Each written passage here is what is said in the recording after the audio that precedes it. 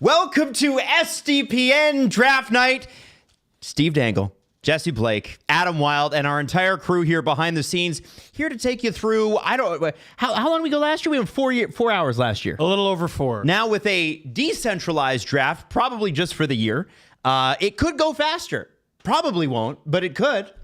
I don't think today's going to go any faster. I don't even think we made it through the whole first round last year, right? No, I think we called it quits. I think by the end of it, you were like, "This is bad content." Yeah, because it was like it was pick 20 or whatever release picked, and it was 4 hours in. You're like, "No, there's nothing left here." Yeah, we're out of gas. Ben Danford went. And we were like, "Okay, bye." That's enough. We're gonna try to make it through the whole first round. I don't know how anybody else does this, but I want to say this. You know, today is a really special day. Not only do we have free agency just a few days away, but the draft is a signifier of a lot of things. It's a signifier of teams' health. It's a signifier of, and I think, a celebration of the future. But I also think, and I was thinking about this on the card, it's also a celebration of like the end of childhood. These guys are becoming men literally like now. This is your job now. Their hockey bar mitzvah, is that what you're saying? I think that's what it is. And what's cool is that some guys will get drafted in the first round tonight and you'll end up buying their jerseys. Other guys will get drafted and you'll never hear from them again. And that is sort of the differentiator between who's a good GM, who's not, whose franchise goes on to have great success, who doesn't. And this is what you're judged by. Who falls victim to just dumb luck? Yes. One way or the other. Yes. You know? Yeah. Like, And that is part of it. That's one of my favorite things about trade trees is the guys who just drop off out of nowhere. And you can't imagine what terrible research it would be to just be like, well, and that guy sucked. So anyway, moving on. Like, no, what happened? Right. What happened? Did they quit the sport for some reason? Did they suffer an injury? What happened? We need something here. There's always a story, and there's always the late bloomers, and there's always it's 32 very unique stories that we're all going to get tonight, and then tomorrow there's 200, 400 million. My favorite thing is that there's no bad draft pick because you don't know. They're all awesome. I remember last year when or a couple of years ago when Cowan was picked and everybody's screaming. Who the hell is that guy? Or Minton was picked and everybody's screaming. Yep. Anytime these guys are picked, everybody's upset, but you really don't know. They're all kind of magic beans and they're all kind of good draft picks because they're good hockey players. However good you think your team's draft pick is tonight, you're absolutely right. Yeah, 100%. You nailed it. 100%. They're a star, not in the making. They're ready. I think your team could select someone 100th overall tomorrow. Insert them right into the lineup next year. Absolutely. Now, I do want to say that tonight, obviously, it is a long stream. We do look forward to your super chats, of course, as always. And I don't know that we can guarantee that we'll get to them all, but I will say that Hawks23 says, it's draft time!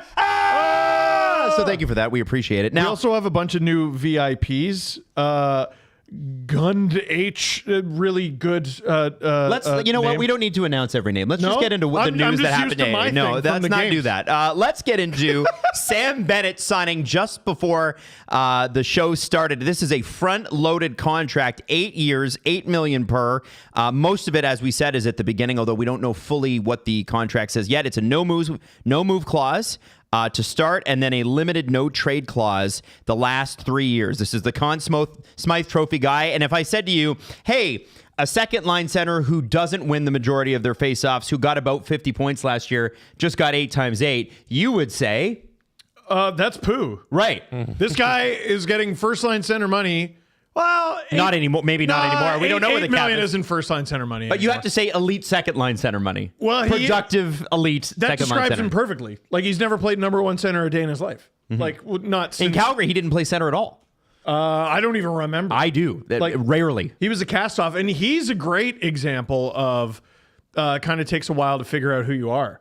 Yes. That guy was drafted 4th overall. There was talk of him going first earlier that year. Goes to Calgary, meh. Then even more meh, followed by he's great immediately the moment he gets to Florida. But the thing is, guys, they're not paying Sam Bennett for what he brings in the regular season, right, Jess? It's playoff Sam Bennett, damn it. Yeah, they're also not paying him to be a number one center because Sasha Barkov exists. Like, Sam Bennett's life is very easy. He's got Lindell behind him. He's got Barkov in front of him. He's got Reinhardt on the wing. He's got Kachuk to defend him. Like, Bennett's going to make $8 million and just have a great time in Florida. I'm curious, guys. we all talk about the tax advantage and the hometown discount, and we'll talk about the John Tavares hometown discount in a second here. But the Bennett thing, given what he brings, I know he's coming off of a Conn Smythe, but you can't look at this contract like he's going to get a Conn Smythe every year. I mean, bless him if he does. First ballot Hall of Famer at that point. But you got to kind of look at this as like, okay, this is what they're paying their second line center. I'm wondering, it doesn't feel like he left that much money on the table. Do you feel like this is completely out of what he would have made in free agency? I mean, I know, because listen, his agent is the same guy that represents Mitch Marner. They're really great at playing the media. Yep. They're really great at feeding, and that Darren Ferris will do that. And what that happened is part to 10? Well, what happened to 10? So, quote unquote, could have gone to 10, and obviously there's not a lot of centers on the market, so maybe he would have. How much money do you really think he left? I don't think he left a single penny on the table, because it's 8 times 8, right? Yeah. He doesn't get that 8th year on the open market, so he gets an extra $8 million. So let's say he was paid $9 million by a team. That's an extra $1 million 7 times. Yes. He's actually, I think, making a little bit more money by staying in Florida. Like, this is exactly what it should be. He's actually... The math is mathing here for Sam Bennett. If you look over the course of his career, he's always better. Always, like, significantly better in the playoffs. He had one kind of down playoff, his second playoff with the Panthers, and other than that, like, even dating back to Calgary, he's such a killer. He had 36 points in his first full season of the league. And that was in 15-16. He didn't beat that until he got 49 points in 21-22 with the Panthers. Well, I'm just trying to, like, within the context, I'm trying to react to the news and also apply it to tonight, right? Like, yeah. I just don't know that... It took him nearly a decade to hit almost 50 points. He didn't even hit it. All right. He hit it for the first time this year, and he got 8. Right. Yeah, and we all know what he is in the playoffs, and that's what you're paying the money for. Right. Like, yes. Who cares what this team knows that the regular season doesn't matter. We saw how they all kind of took off the back half of the regular season to get healthy and get ready. And Paul Maurice complained to the media when he first arrived in Toronto about how difficult their schedule was. And he's like, oh, so many games jam-packed there. And that's why they took off a bunch of games and nobody played. And they know they're paying him for the postseason. He always shows up for the postseason. It's a good contract. I think it's solid value. I don't think it's the discount that people were saying Florida would get. And I think it's right at value. I think it's right at value. Yeah. I think that's exactly what he should get. And by the way, when we talk about the CBA, which was announced but not announced today, like they talked about it, but then they wouldn't give us the details of what was in the CBA. We do have them, by the way. You'll note that Sam Bennett is going to be one of the last players to get an 8-year contract in a year and a half. That contract is out of date, can't do that anymore, so he'll be one of the last. Now, Tavares... So the reason the CBA isn't officially official, it needs to be ratified by a vote by the players' union and the owners, and they haven't conducted the vote yet. So legally, because it's just a legal contract between the two parties, it's not ratified yet. Right, and the thing was at the press conference, I found it hilarious. So they wouldn't talk about the specific details, but then the NHL Network immediately had all the specific details. So we'll get into what the specific details were. But next, Toronto, jubilation as John Tavares, Pajama Boy, New York, Pajama Boy, is staying here. And a friend of the show, Andy Graziano, who actually joined us when Tavares signed, said that is incredible value, $4.83 million AAV over 4 years. Nope. The way that it works, $3.8 million. Yep. The year one is a $1 million base salary, $4.5 million signing bonus. Year two, $1 million base salary, $4 million signing bonus. Year three is $3.7 million in salary, and year four is 1.8 base plus $2 million signing bonus, which is deferred, payable 5 years after the end of the contract. So he'll get a nice little boost. And by the way, that's going away too. It'll be a full no move clause in the first 2 years of the contract, a modified 5-team list in years 3 and 4. So if the Leafs wanted to get out of it, they can. Hilarious. Wow, they shouldn't. I mean, they probably shouldn't. They definitely shouldn't. Yeah, 38 goals last year, guys. 38, which is tied for the second most in his career, which is kind of hard to believe. Yeah. At the age he did it. I mean, it got to the point where the Tavares chatter got annoying because it was going down and down and down and down and down, all the way to like, oh, he might sign for 4. and it's going to be 6 years. And I'm like, what are we doing, guys? What are we doing? And then it started to climb back up. I'm like, here we go. It's going to end up being 6. And knowing our luck, it's going to end up being 6.5. So when I heard it finally came down at a very reasonable 4 years and a very reasonable 4.38, and they deferred money like I've been saying they should for months. Keep deferring. Keep doing it. It doesn't count. If you sign Steven Lorenz to a contract extension, Defer it. You better defer the money. We have a chance to get him down from $900,000 a year to $800,000. Do it. It's all going away. The party's about to stop. Like, if you're not cheating, you're not trying. Stanley Cup always goes to the biggest cheaters. Biggest cheaters.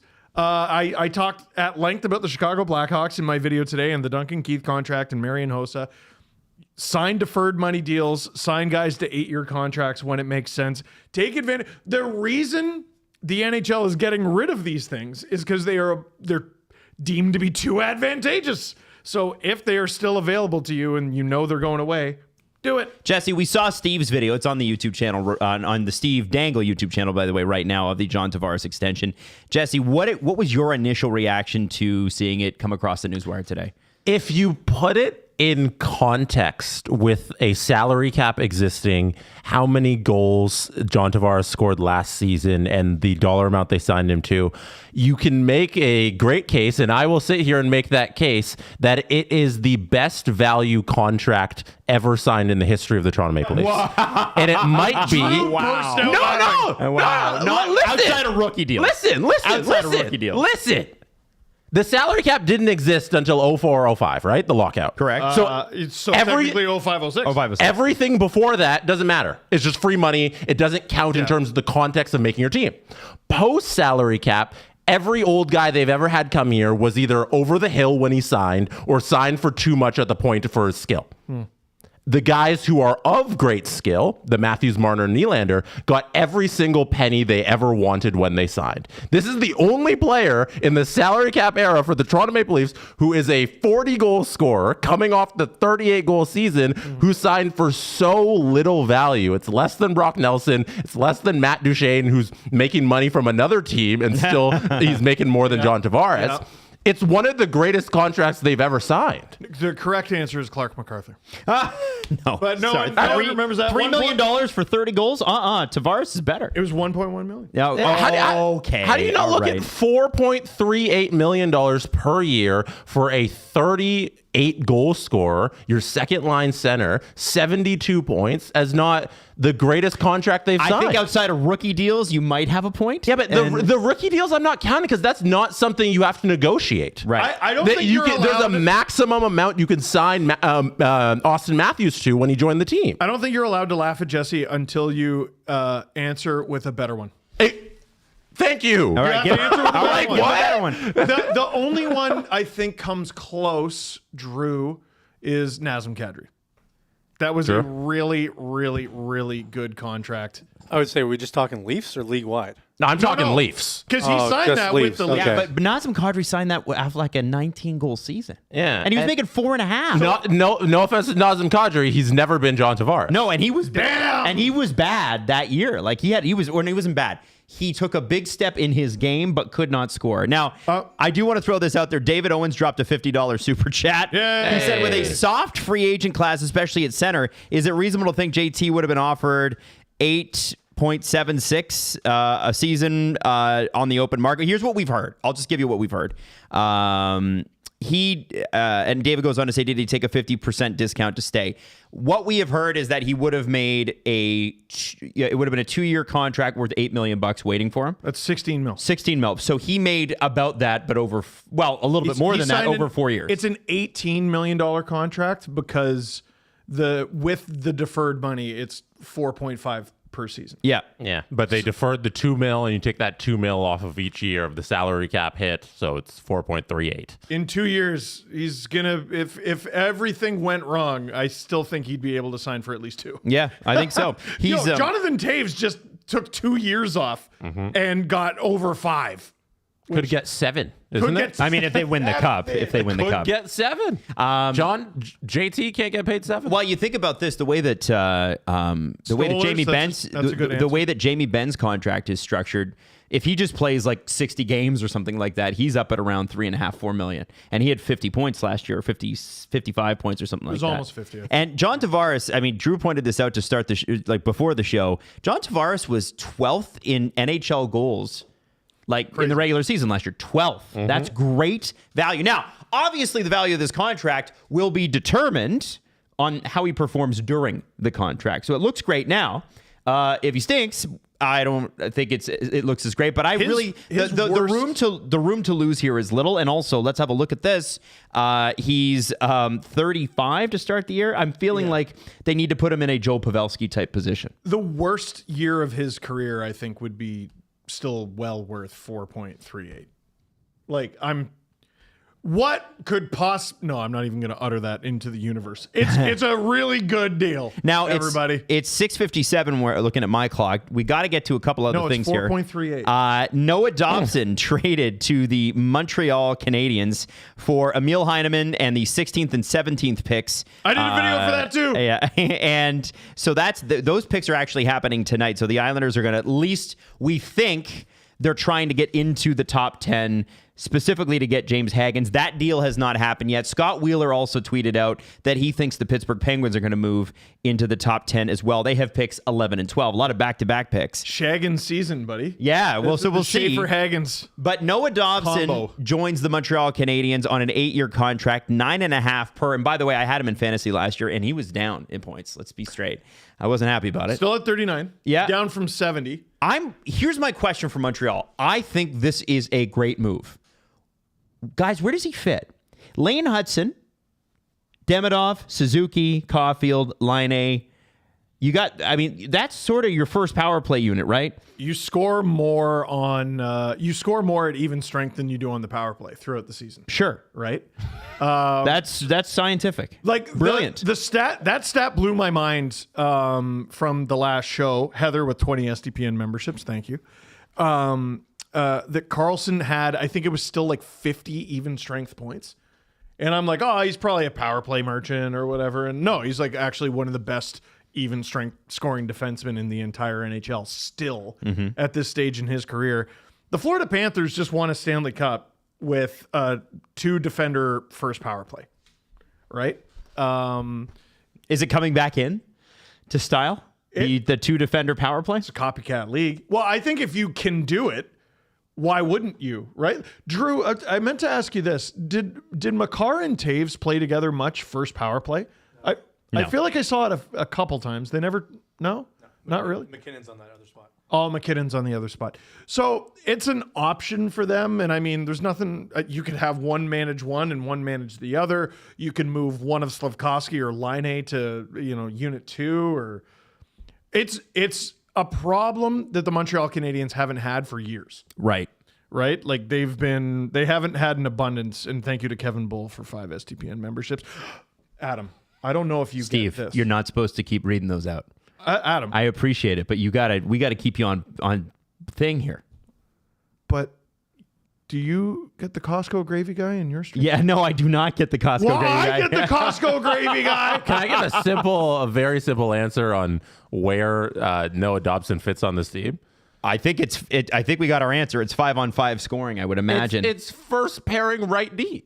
I think it's as simple as that. They need this player in that position because they don't have a young talent like that. And the Montreal Canadiens did what you're supposed to do when you're pushing the end of the rebuild and you're getting good and you're a playoff team is you go get the final pieces. I think it's a fantastic deal for them. First pair or spread it out or what a great problem to have. Oh, yeah. Draft is starting just on TV here, so we will keep an eye on things. But you know how, whenever they say something starts at 7 in the NHL, it doesn't start till 7:15. So we'll continue our Habs talk for a little bit here.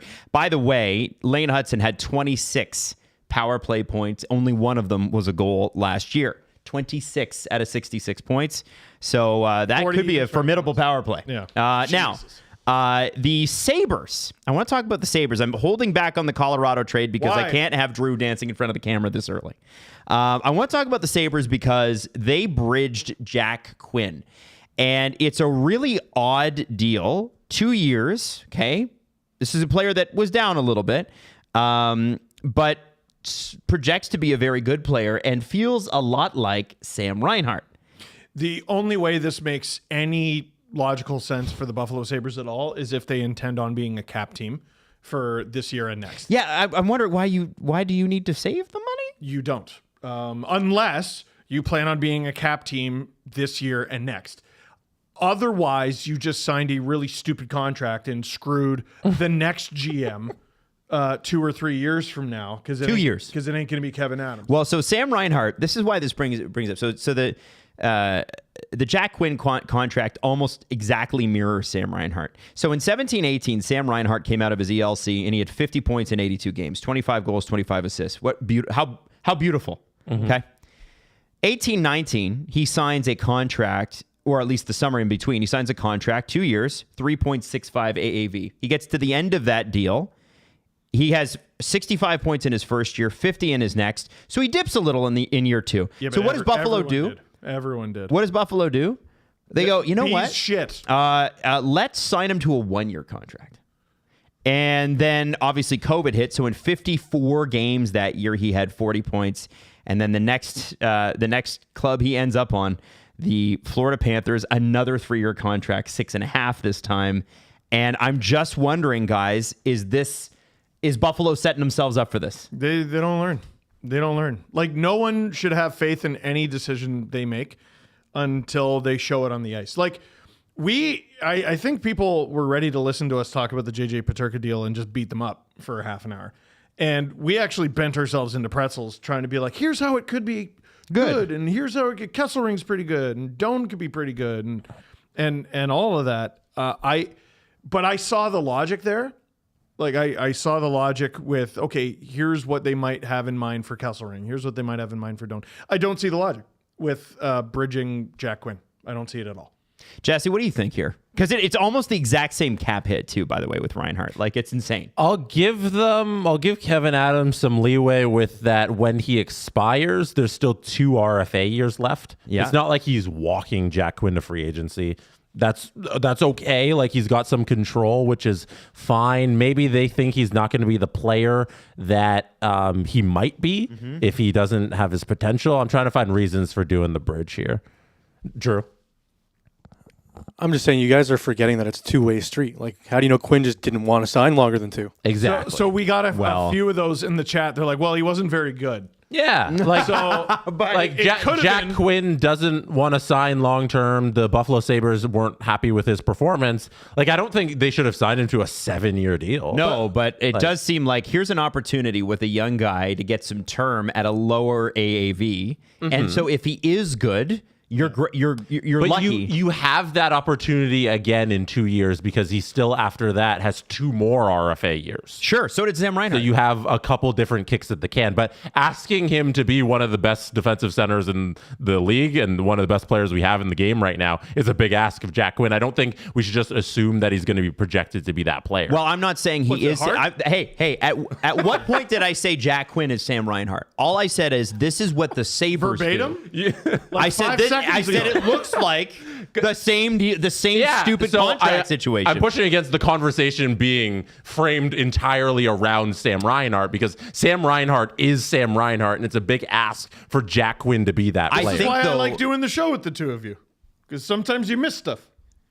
Right? I think the point is, I had a great point. The Sabres, until you brought up others. The Sabres, and then we found space in the middle. The Sabres make questionable decisions, and I'm questioning that one. I think that's a weird one. After I complimented them yesterday, this is what I get. Well, this show lost the plot. I can't believe those guys said. What do you mean those guys said? Since when do all 3 of us agree on everything? Completely, all at once. Edmonton is not happy today.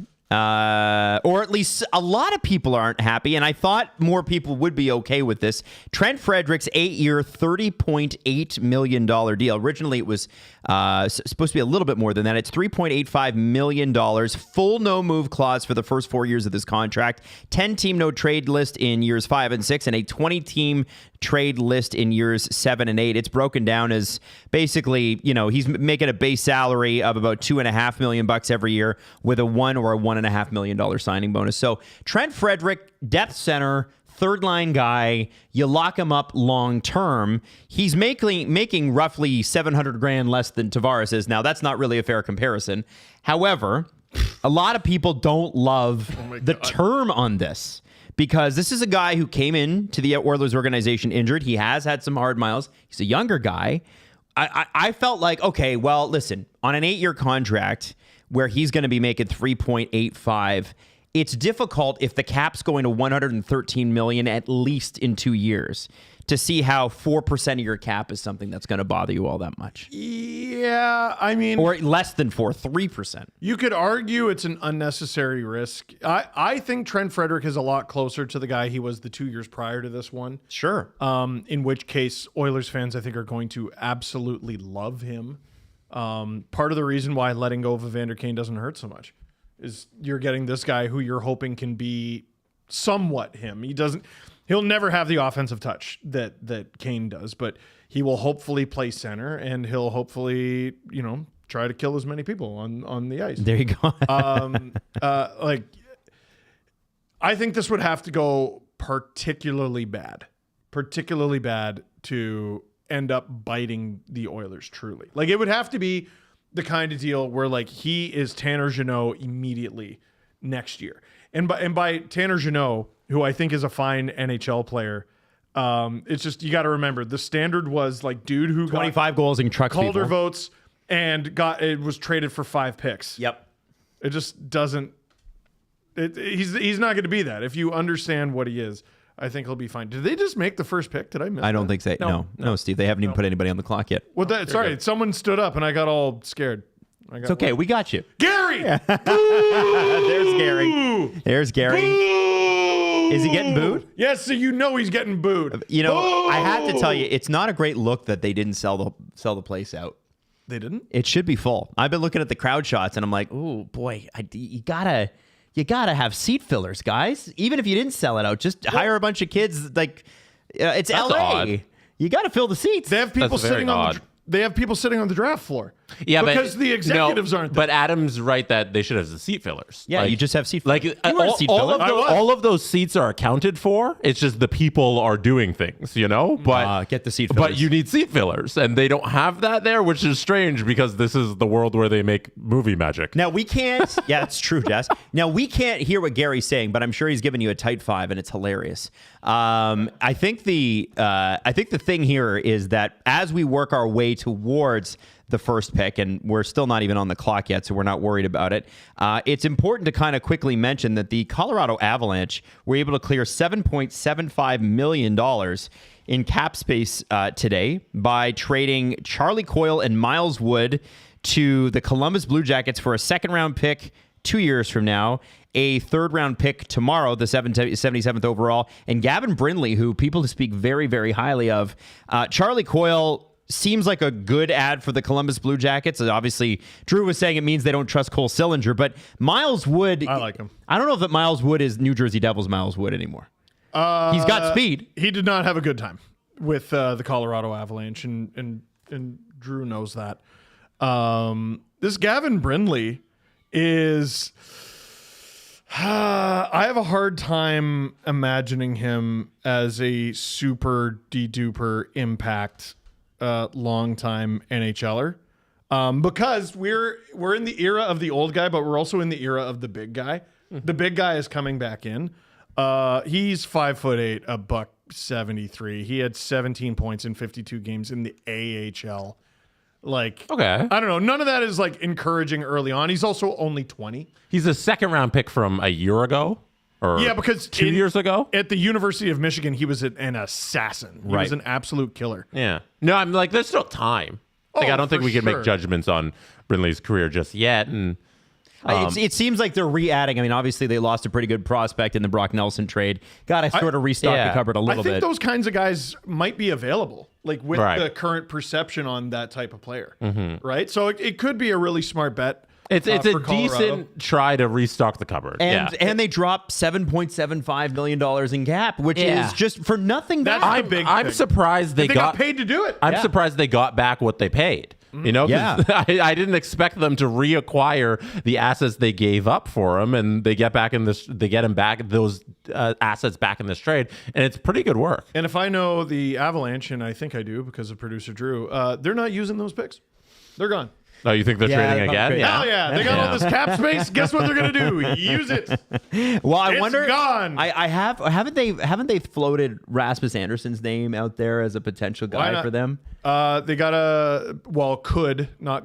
could potentially re-sign Ryan Lindgren. Now, they're going to talk to, this is the war room for the New York Islanders. This is, you know what? In terms of production value, right now, this is the draft we've been asking for in terms of how it looks.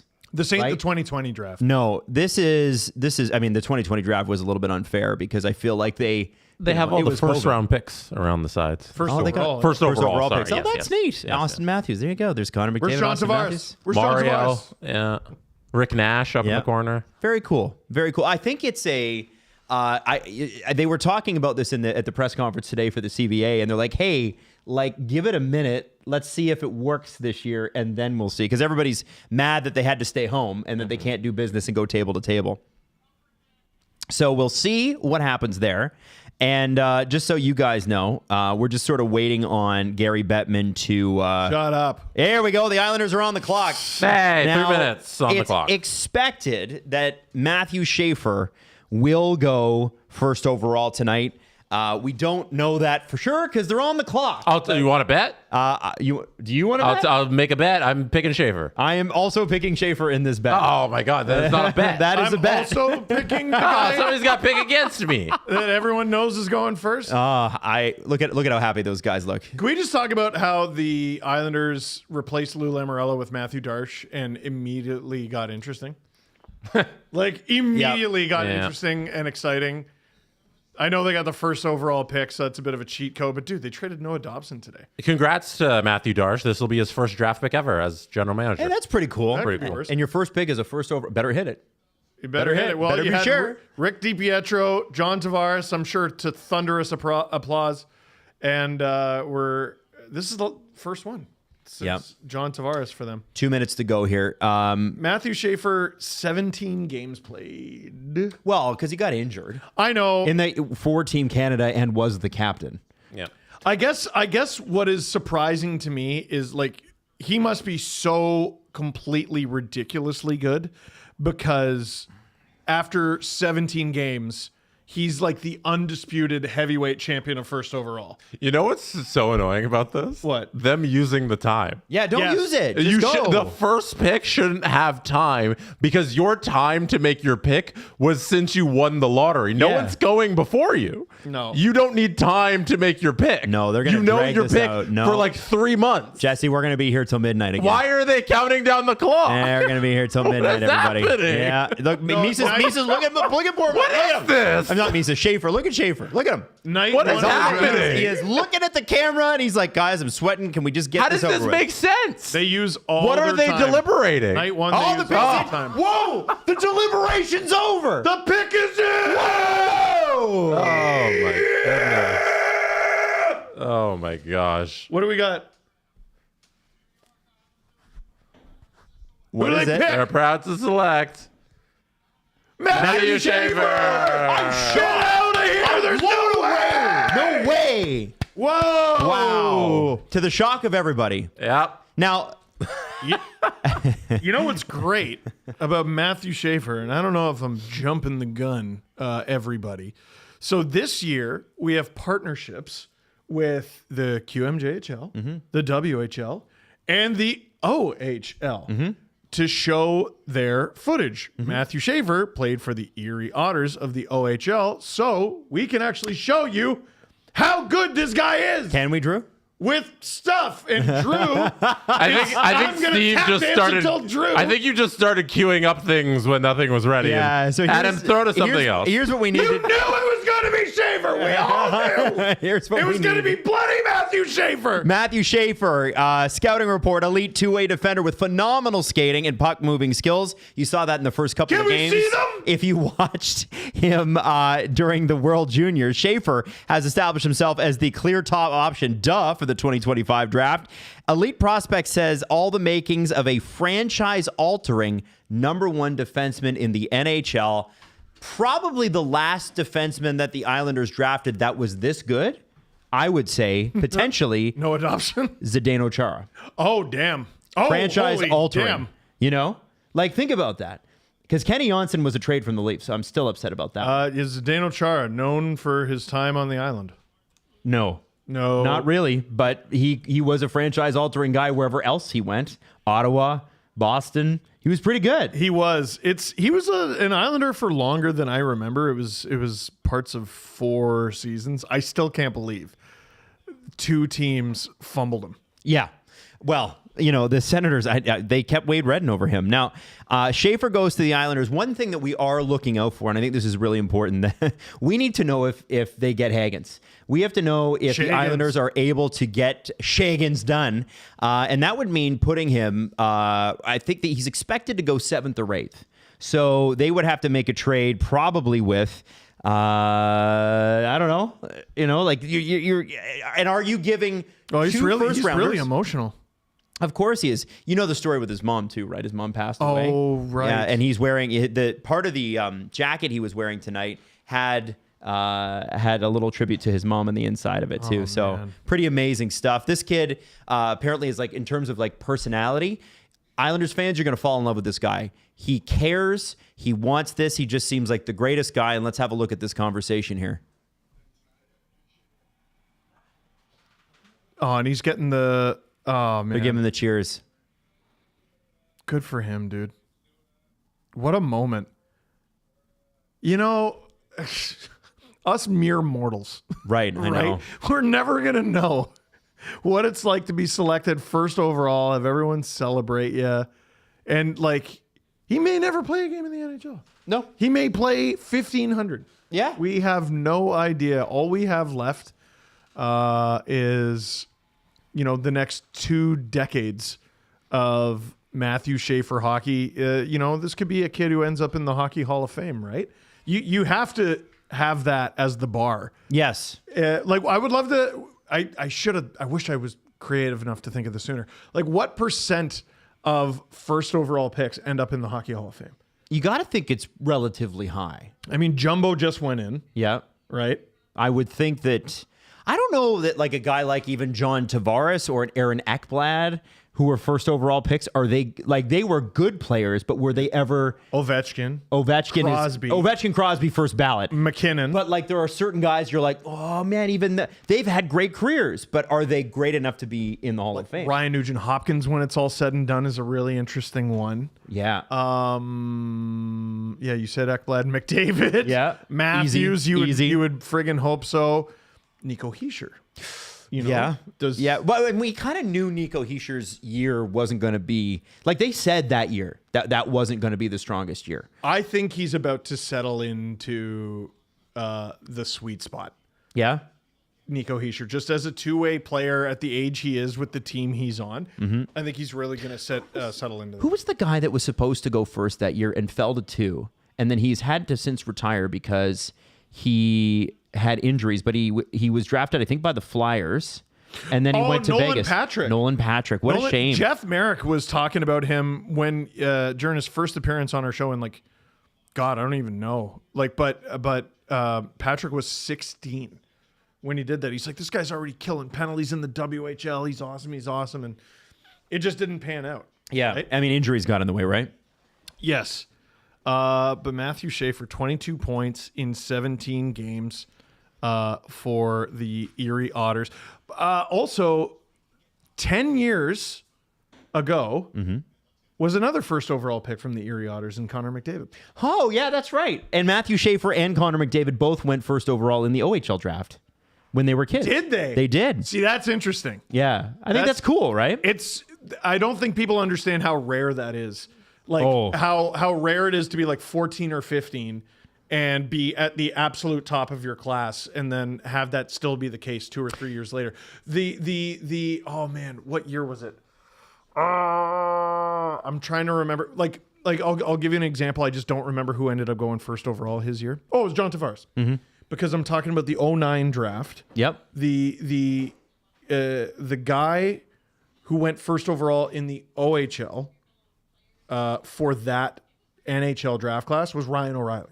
Oh, wow. Who wasn't selected until the second round. Okay. Right? So, I got one for you. Okay. So, I was at a prospects thing. Actually, the Dan Milstein had a Gold Star sort of Russian versus OHL 16-year-olds prospects event a couple weekends ago. So I went and I saw Troy Mann, who was the coach of the Kingston Frontenacs, introduced myself, and I was texting with Frank Corrado a little bit, and Frank texted me and was like, "Hey, did you meet Troy Mann?" I was like, "Yeah." And he's like, "Oh man, that was my coach. He was great," or whatever. We started talking about the OHL draft because whose guy was on the ice is Kuhlman's kid was on the ice, and he just got drafted in the OHL. And I was talking about, I'm like, "So what's that like, and how does it go?" Frank was drafted in the second round. He was supposed to go in the first because he was going to go to school rather than go to the OHL. And he told Sudbury, "No, I'm not. I don't think I'm going to come," or whatever. But they drafted him anyway. And I looked down the draft order, and you see the NHL games. You go on Elite Prospects, you see and in like the 8th round, there's this crazy stat line, and it is Mark Scheifele. And I said, wow. So what's the deal with Mark Scheifele going in like the 8th round of the OHL draft? Yeah, and he was like, yeah, it's funny. Like the first year, we didn't really know who he was or whatever. And then his second year in the O, he exploded. And everybody was like, who the F is this guy? And he obviously has had an incredible career. But some guys, Steve, to back up your point about how rare it is to go first overall in both drafts and how hard it is to be good at 16 and also good at 18 and that good at 18, it's because of guys like Scheifele who come out of nowhere. They get their size, they figure out their skating, their hands. Maybe they've grown too much and they're a little bit gangly, right? Like you have to kind of play that in, and that's I think that's really, really interesting. Now we do have the San Jose Sharks on the clock, and we're not sure who they're going to pick. Anton Friendell's name has come up a lot. Michael Misa has been one of the guys that I think, Steve, you love Michael Misa. So he had 134 points in 65 games. Is that good? Yeah, it's a little bit good. Zane Parekh had 107, but he's a defenseman for that team. The next highest scoring forward on his team had 83 points. So he cleared the next highest scoring forward on his team by 51 points as the, I believe, captain of his junior team in his draft year. I think in a lot of years, this guy would be going first. Mm-hmm. And now we're talking about him potentially not even going second. Yes. In what is perceived as a weak draft year. So I'm fascinated by all that. Now, obviously, I've seen more Misa highlights than Friendell. But by the way, Friendell had 25 points in 29 games for Djurgården in the Swedish 2 league, which is just below the men's league. So pretty good player. We're going to see who the San Jose Sharks pick here. They're off the clock, but a pick hasn't been made yet because in the NFL, all those guys left the room. If you're off the clock, you have to have made the pick, otherwise you slide. In the NHL, it's more, the clock is more just for show. Yeah. So we're waiting on this pick. There were a lot of conversations about whether or not they take a defenseman here. If Schaefer falls, I think you absolutely take him. But when you look at who's available in the top, Jackson Smith seems to be the second highest rated defenseman in this draft. So it makes sense that they're going to take another forward. Or like Radim Murtka. Like there isn't another defender who's supposed to go in the top 10. William Eklund's brother is in this draft. He's going to be a little later probably in the first round. Mm-hmm. So I'm hoping maybe that just for the vibes that the Sharks are able to trade up and get another first round pick and get him. What do you think here? Like Friendell's name could be out there, Steve, because people are trying to chum the water and muddy the water, make sure that you can't see anything. It also makes for a great play on Twitter. Do you go with the safe bet with Misa? He's right here. Or do you go with Friendell, 25 points in 29 games, 6'1", already 205 pounds? I've talked about this before. I remember the conversation with Nathan McKinnon's draft year 2013. It was who should go first, McKinnon, and then Seth Jones' name quickly rose up. And my argument was Nathan McKinnon has been Nathan McKinnon for 2 or 3 years now. Right. We've been talking about him being the first overall pick since he was 16. Whereas Seth Jones had a really incredible draft year. And I'm like, no, you go with the guy who's been him for longer.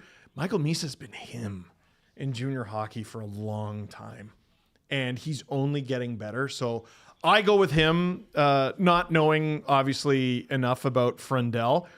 But we talked about the pendulum swinging, right? The market inefficiency was little guys who score, and it's going back to bigger guys. And Frundell is the bigger guy by, kind of a wide margin, at least in terms of weight. Yeah. So it looks like the pick is in, and here comes Gary Bettman. I think you're going to want to hear this. Oh, Bailey from WWE is going to make the pick. I forgot that's about cool. that. That's right. Yeah. Now, also, Nikki Glazer will be making the St. Louis Blues pick. Lanny McDonald to make the Flames pick. And I think the Predators have the three-headed monster of Shea Weber, Jordan Davis, and George Kittle. George Kittle of the San Francisco 49ers. There she is, Bailey. All right, here we go. I'm disappointed she doesn't have teal hair. She's Teal a enough. huge Sharks fan. She goes to a bunch of games. Adam, do you like the speech that she's given? I want, just give me the pick. Give us the pick.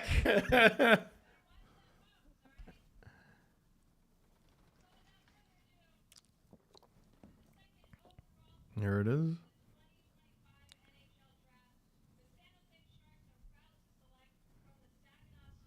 Hey, they didn't overthink it. Michael Misa. Michael Misa. They're not going to regret this pick for a second. No. He's one of Steve's guys. You got a guy? Yeah, we got. I just Steve's guy. I just had a list of guys where I'm like, for whatever reason, I'm fascinated by this guy. And Michael Misa is one of them. His agent actually walked up to me years ago at the Eric Lindros Celebrity Hockey Classic, and he's like, I'm telling you, you got to get a load of this kid.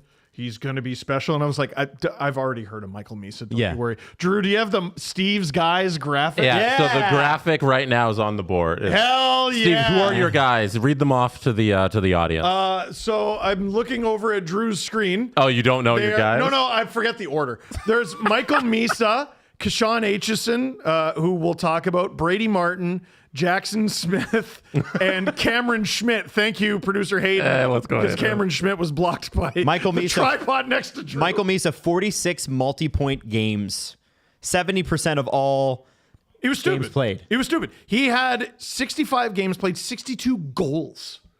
Goals! He was almost a goal a game. Like, I don't know. I think you're just grossly overthinking it if you don't go with this guy. Frundell might end up better. He might have a way better career. And yeah, he played his whole season against men. Okay. Even if you punish Michael Misa and cut his points into a third, to even the playing field, he clears everybody. I think in a lot of years he could have gone first. He's been so highly touted for so long. And now, think about this. Celebrini, Misa. Crazy. It's completely and Smith and ridiculous. Eklund and you could play him center. You could play him wing, like complete luxury wing, like sort of Nylander when he was first coming into the NHL with Matthews, and like Hyman could have been a center too, like in another life. Like they should have picked one of them. Well, one of them they should have trained. Oh, and we got a Michael Misa highlight back. There we go. Not just an eye-popping point producer, Misa has high-end skill across the board on both sides of the puck. So this guy actually plays defense, which is surprising. Elite Prospects calls him one of the most well-rounded forwards to come out of the OHL in years. I mean, look at that. Yeah. Outstanding. Shout out to producer Hayden, who has been absolutely busting his ass on these. Look at that shot. On these packs over How long have you been working on these, Hayden? At least 6 weeks, right? Since February. Yeah. Oh my goodness. Can you believe that we've been planning a show since February? No, I can't. That is a thing that happened. We're like it's maturity as a network, I think. God. Yeah, it's this guy is pretty spectacular. And by the way, this is why you watch Oh Well or Big Dubs. I mean, what are you going to name the Q one? Because we're going to come back with the QMJHL one. We're still figuring that out. Okay. Quite awesome. Q-tips. Q-tips. Q-tips. I love You're it. so stupid. Should we, while we're waiting for the third pick, should we show Matthew Schaefer? Yeah, let's since we didn't. Yeah, but like you're saying it like it's gonna be ready as soon as you say it. Well, I don't know. You keep queuing things up that's gonna take like 2 minutes to do. Is it good? Are we ready? No. No, we can't. We're not ready. Can't play it that fast. We can't do it that Well, fast. we'll show it eventually. One day, It's okay. You'll You'll know know what Matthew. Oh my Don't goodness, worry about it. Steve.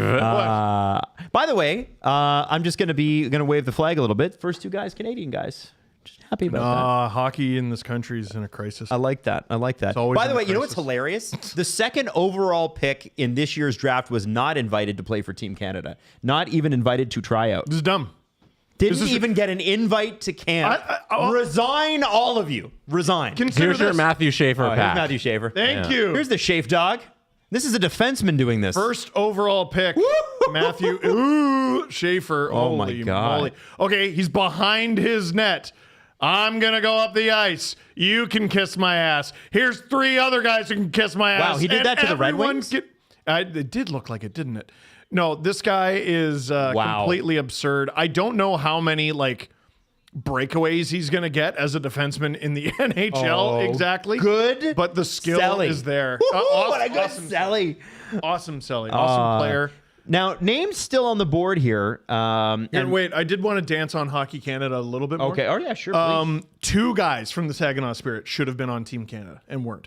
Michael Misa and Zane Parekh. Yep. Both of them ended up with over 100 points. They ended up with 241 points combined. Yep. And Not on Team Canada. I think the quote at the time was somebody from Inside Hockey, and it was tweeted out, I wouldn't have trusted Dave Cameron to run a drive-through. Well, he and ran the team. Drive-thrus are difficult to run. They are. They are. Oh my! That's not giving drive-through Walter people White enough couldn't do credit. it. I think Jesse, Yeah. there's less risk in the drive-through I'm scenario. offended on behalf of every drive-through worker out there. Porter Martone, who is going to go high in this draft, probably going to go top 10. He was on Team Canada. I don't know if you noticed, he wasn't picked second overall. He had 30 multi-point games. Misa had friggin' 46. I don't understand some of the decision making from Team Canada at this past World Juniors, but we don't have to try to justify it. They got killed. We didn't get your predictions. Is there going to be a trade this year during the draft? Yes. Because Oh, last year. Yes, because, and we know this, Montreal's trade has not been officially announced. No, not that. That doesn't count. Because they're but here's the fun story. They haven't announced it because they want to announce it tonight. Okay, so that's not what I'm talking about. Is there going to be another trade that we don't already know about that happens during the draft? Yeah, because I'll last tell you year what I there think. were 0. I'll tell you what I think. I Okay. think Bowen Byram goes to the Vancouver Canucks for a package including pick 15. Oh, that's Really? spicy. Is that what you think? Is that what Is that what you There you think? go. Thank you. I think Pittsburgh's going to trade up too. I believe Wheeler when he says that. They're at 11 and 12. So if you're Dubas and you normally trade, imagine they don't and they trade both picks but trade back. Well, how about this? Wouldn't that be hilarious? That would be very funny. Like, you know what? If Hagens is still around at 11, if I'm Kyle Dubas, I'm like, give me 16 and 17 and I'll give you 11. oh, what? Hagens And then he isn't gets making it to 11. I know, but wouldn't it be cool? there's some thought that he could drop that low. I don't think he could go right now. No, Yeah. the Islanders, I Chicago. think, would scoop in there and get him if he falls a little too far. That's what I'm saying, though. Okay. You know? Yeah. So I don't think he'd get to Pittsburgh. Okay, so here come the Chicago Blackhawks. Well, Gary's short, I but think he's at not that least one short. of these teams straight up just trades their pick. So do they not have a celebrity guest? No, they're gonna bring it up. Gary's Oh, they're announcing introducing the player. Okay. I thought he was all right. We have a trade, and I'm like, oh. that would be good timing. I don't know that Gary needs to here. Okay, if I'm producing this show, Gary doesn't need to bring everybody out. Just have an intro ready for them and go, hey, blah, blah, blah. Also, why is he Ronan. the host? Like, Well, Adam Silver does the pick announcements, I guess, think, yeah. Roenick makes sense because he was a King as well. Yeah. Oh, yeah. Bring the LA Chicago guy. I guess we know the Blackhawks are not trading this back. They're not going to boo him. Right? Like, Fair. Yeah, at this point, you're just bringing up people who you don't want, who hopefully don't get booed. There's not a lot of Blackhawks you could bring up on stage that wouldn't get booed in LA. You know? That's a good point. Yeah. Yeah. JR. He was in the sun a little bit. All right, here we go. He was in the sun all day. Look at him. It was like, what was it, Gene Principe during the Stanley Cup Finals? Somebody tweeted, did he stand next to a nuclear bomb? Oh, my God. I thought it was a funny tweet. I think Gene would find that funny. Like, he was fried, man. Yes. Yeah. He would. And not that kind of fried. No, like actually, he had a good time in the sun. Good for him. He might have been baked. I don't know. Here we go. Hope not. There he is. Anton Frindell. Man, people love this kid. Frindell. He's big. He's already 205 pounds. And that's muscle, kids. That's not like me, 205 pounds at that age. Steve, cue up the Frindell highlights. Hey, can we? Can we? Clap at all the producers to get their stuff together to do it. Your job! Can we? Do we have them? Let's go. No, here they are. Here they go. No, play them. Yeah, there you go. No, that's Ben Danford. All right. Good job. All right. Good. That's hilarious because we obviously can't do that. Yeah. If you're just joining us, we only have the CHL. We don't have BCHL. We don't have NCAA. We don't have Russian highlights. No. Oh, that's awesome. No, we don't. Oh. God bless you. That's great. That's excellent. Djurgården, just keeps churning out extremely good players. I believe Elias Pettersson came through that program. Mika Zibanejad came through that program. And now, not only is he an NHL player, but he owns a burger franchise. Matt Sundin came through that program. Djurgården, baby. They're a really prestigious program, and I'm going to be laughing at that Ben Danford pack for the rest of the night. Frindell plays a physical two-way game. While not an offensive powerhouse, Frindell has good puck skills, one of the more dangerous shots in his draft class. EP calls him an overpowering two-way forward, high-end release, and off-puck instincts around the slot. So maybe the scoring touch is something you can grow into, you know? Oh, yeah. Well, and I'm just looking at the players he played with on his All-Svenskan team. There's actually a ton of former NHL players in the lineup, and he isn't he's only 9th on the team in scoring, but it's because he only played 29 games. If you look, he was actually like right up there with the team leaders in scoring. There's Patrick Thorson, who's just such a blast from the past, a former Oiler, amongst other things. Marcus Kruger. This can't be the same Marcus Kruger. It is. It's Marcus Kruger from the Blackhawks. Man, what? Jesse, it can't be the same That's Marcus cool. Kruger. It can't be the same Marcus Kruger playing in the Allsvenskan. I love a good elite prospects or hockey DB or whatever, like 7 Degrees of Kevin Bacon. So I wonder, I'm going to galaxy brain this enough. I'm pretentious enough to do this. Did the Blackhawks rely on information provided by Marcus Kruger to help them make this pick? Maybe they did. I'm not even kidding. Like, you have an alumni and you're like, hey, you know what it takes to play here. What do you think of the kid? You'd be stupid not to ask him. Yeah. No, I agree. Good for him. There's Kyle Davidson. Here's the thing. A lot of people thought maybe the Blackhawks moved this pick for actual players. But the thing I think that has come out, or at least emerged, is that a lot of teams were willing to move first-round picks this year. And I almost wonder if the value proposition wasn't there for them in the same way, and therefore, you know, the NHL GMs will give us another non-trade first round. Do you know what I'm saying? Like, sometimes it's like, well, I guess I could get this guy, or I could just pick. Right? I don't know. What I would say is, you know, there's a perception that this is a weak draft. All 32 teams don't think that. Right? The guys who think, actually, I think everyone's asleep at the wheel. You're really stupid. There's lots of good players. They're going to be super active in trying to move up. I wonder who those guys are. I mean, the Islanders clearly think the world of Schaefer and potentially Hagens as well, so we'll see. One thing that's cool about Frindell is that a lot of the scouting guys say he's got the best shot in the draft. And like, I don't know if the Blackhawks are short on offense, but I think they're getting a guy here who, like, in the very near future is going to be putting up a lot of goals. Well, I sure hope so, because somebody has to. Everyone's down on them, and for good reason. But I think they're going to be one of those teams. I don't think it'll be a slow burn. I think 1 year they're going to say, "What's up? We're back." Well, I think too. Like, you look at the teams they're being compared to, right? So you've got the Sharks, you got the Ducks. The Blackhawks are in there with them. And I would say that of the rebuilds that are long and ongoing, the Blackhawks one, I think, is looked upon as the one that's furthest behind because Connor Bedard has struggled so much. But Jesse, you made an interesting point a couple months ago when we were talking about this, and you said, hey, they got Connor Bedard a little too early. It's further behind because it started later. The Taves and Kane era came to an end in 23. Isn't that crazy? The 23 season. That's not very far ago, but they were still under contract with the Blackhawks. They were going to make the playoffs with that team. And they were a disaster. And then shortly after, in the 24 draft, they pick up the 23 draft, they pick up Connor Bedard, and everyone's like, the rebuild's over. But in actuality, the rebuild had just started. So, like, we got to give the Blackhawks a little room here to grow. And with Rondell, just back to his scoring.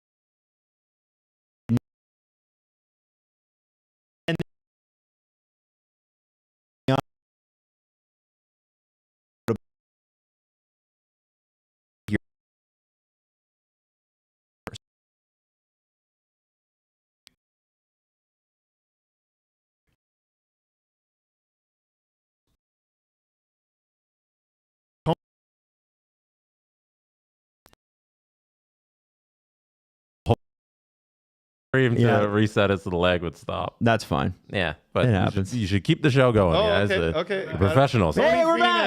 Hey, we're Steve back. was just cursing up a storm and you missed it. Tony Finau. He's like, hey, who's Tony Finau?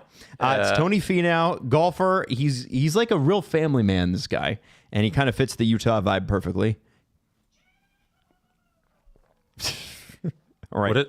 Someone said give that connection a good Viking funeral, guys. Yeah, I know. Yo, somebody said in the comments, like, Ed Rogers found you guys. Oh, legit. Can I announce before they make their pick? I'm switching to Bell. Screw it. Eat it, Ed. All right. Who made... okay.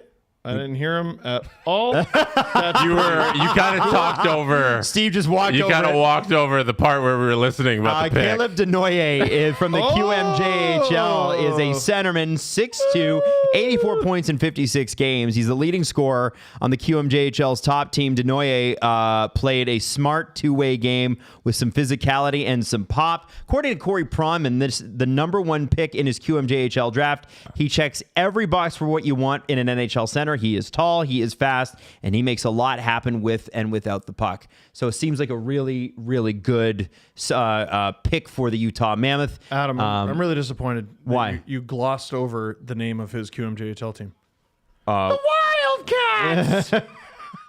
It's the Moncton Wildcats. I always think of that Simpsons episode. Who are we? The Wildcats. And who are we going to beat? The Wildcats. I love their jerseys. Their colors are loud and coming right at you, and they're kind of strange. But no, always had a soft spot for the Moncton Wildcats dating back to when I covered junior. Now, if you were to pull all the scouting reports together, all the major ones, Denoye landed at about 6. So him going at 4. This pack looks great. Oh, there's Ben Danford. Why are we playing Ben Danford again? Why don't we have this kid? We don't have him. Why do we have him? What are we doing? We don't. I don't know. We don't have the Q footage. We don't have the Q footage. We don't have Q footage. What are you talking about? We don't have Q packs. Yes, we do. We don't have the Q packs though. We have Ben Danford highlights. All right, whatever. It's fine. We have Ben Danford highlights, Steve. Man. Do you want to watch Ben Danford or you want to see some dingers? Danford. So how does this guy like compare to Ben Danford? Well, it's a good question. They're both first round picks. That's it. They both play for teams who wear blue. Yeah, that's true. There you go. Here's the thing with the Mammoth. They've got some pretty good centers as it stands, right? And so this guy's going to have the opportunity to develop. There's no rush. Cooley, Hayton, and Jack McBain. It's not bad. No, they God, they're a really difficult team to read. They're one of those teams where if enough things go right, you could easily see them making the playoffs. You could also see them missing very easily as well. Yep. Like just about nothing would surprise me with these guys. I'm hoping with Peterka, they got a little more zip. Hopefully a little healthier season on D. And also, we've talked about teams who could probably use an improvement in net. These guys, they've been very, very up and down. Yep. I wonder if Caleb can throw on some pads. Yeah. Yeah, that'd be nice. Well, listen, if you're Edmonton media, you don't just get a goalie to get a goalie. You got to get an improved No, guy. the thing I like Caleb because I feel like it's underrated, but just like winning at different levels means something. Yes. And he's won gold 3 times. He won at the World Under 17 Hockey Challenge. He won the Hlinka Gretzky Cup, and then the gold at the Under 18 World Championships. That's a kid who in the 2023 seasons when he won the World Under 17s, in the last 2 seasons he has 3 championships. I feel like that means something because those are the highest pressure points of when you're playing the sport, right? He's at this championship level and his teams are continually coming through. It's kind of cool. The Guy Lafleur Trophy. Do you know what that is? I'm covering. A playoff MVP. I've looked into Caleb. He's good. Playoff MVP. What I wonder. No, you want that mentality. You want that mentality of like that cutthroat. I'm gonna do. It's the same thing we cheer Sam Bennett for. Yeah. You know, like Caleb, he's performing at these high level opportunities. Playoff MVP. He wins championships. I think the Utah Mammoth got somebody really good. Oh yeah. The QMJHL in these drafts has kind of fallen off a bit. Like after Denoye, I saw some mock drafts that had 2 Q guys in the first round, the entire first round out of 32. That's crazy. And I'd like to know how many guys go straight from the Q to the NHL anymore. And I struggle with this draft because the way people talk about it, like the 4th overall pick, you would expect to have a very good chance of playing in the NHL next season. And I don't know if that's going to be the case. Not this year. Yeah. But personality of the year, in the queue as well. Like, there's a lot of things to like about this guy. Jesse, you talk about him winning at every level. They're showing him winning as a tiny child. So yeah, they're just showing a highlight pack of him holding up championships, different trophies. The kid's a winner, and I love that about prospects. Is By the way, have they displayed that ability? Have we seen anybody in a Mammoth jersey before? No. That looks pretty good. Yeah. I've been saying. I know it looks a little like clip art. Some clip art's nice. Sorry, I didn't mean to interrupt. No. It just hit me. I was like, wait a second. No, it's a great point. Good looking It's a jersey, very good yes, point. yes. Porter Martone, James Haggins, Victor Eklund, brother of William Eklund of the San Jose Sharks, Jake O'Brien, and Roger McQueen are the guys that we expect to go in the top 10 that are still on the board. Somebody keep in mind, Brady Martin is a Sault Ste. Marie player, which means if Dubas gets into the top 10, you know who he's picking. He's also the guy that the TSN draft show suggested is the most like Brad Marchand in this draft.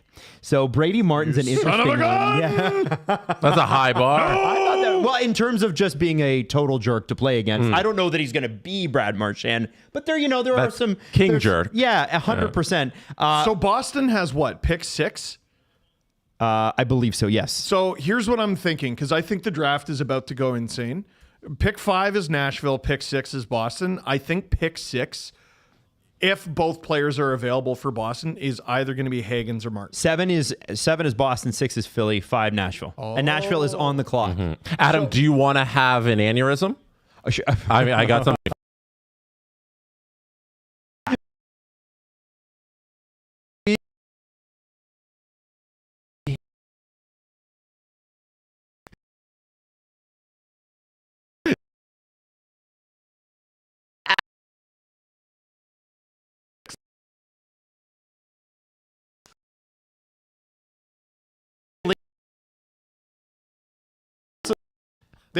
They know what the draft is, man. Pick is in. Pick is in. And here comes Gary. Here's some kid you've never. Here's Gary to introduce somebody who's going to introduce somebody. It's going to be a goalie. Watch. By the way, Shea Weber is going to be one of the guys that brings it up. George Kittle, Shea Weber, and who was the other guy? You know how we could save so much time? Not having that? Bettman introducing the people who are introducing. Yeah, I did say that. Adam suggested that like an hour ago. Yeah, but I said it better. True. I like when I said it. Where is Shea Weber right now? What farm Shea field Weber's is this? like, hey, yo, I'm not coming to LA. I'm in God's country. So, does anyone have a BlackBerry Bold I can shoot a video on real quick? Where is he? Dude, what is he streaming from our place? Come on. Hey, that's It looks like Hall of a Famer Shea soccer Weber. field, kind of. Oh, no, that's a farm. That's like you're riding horses. I thought that might have been a soccer net. I don't know.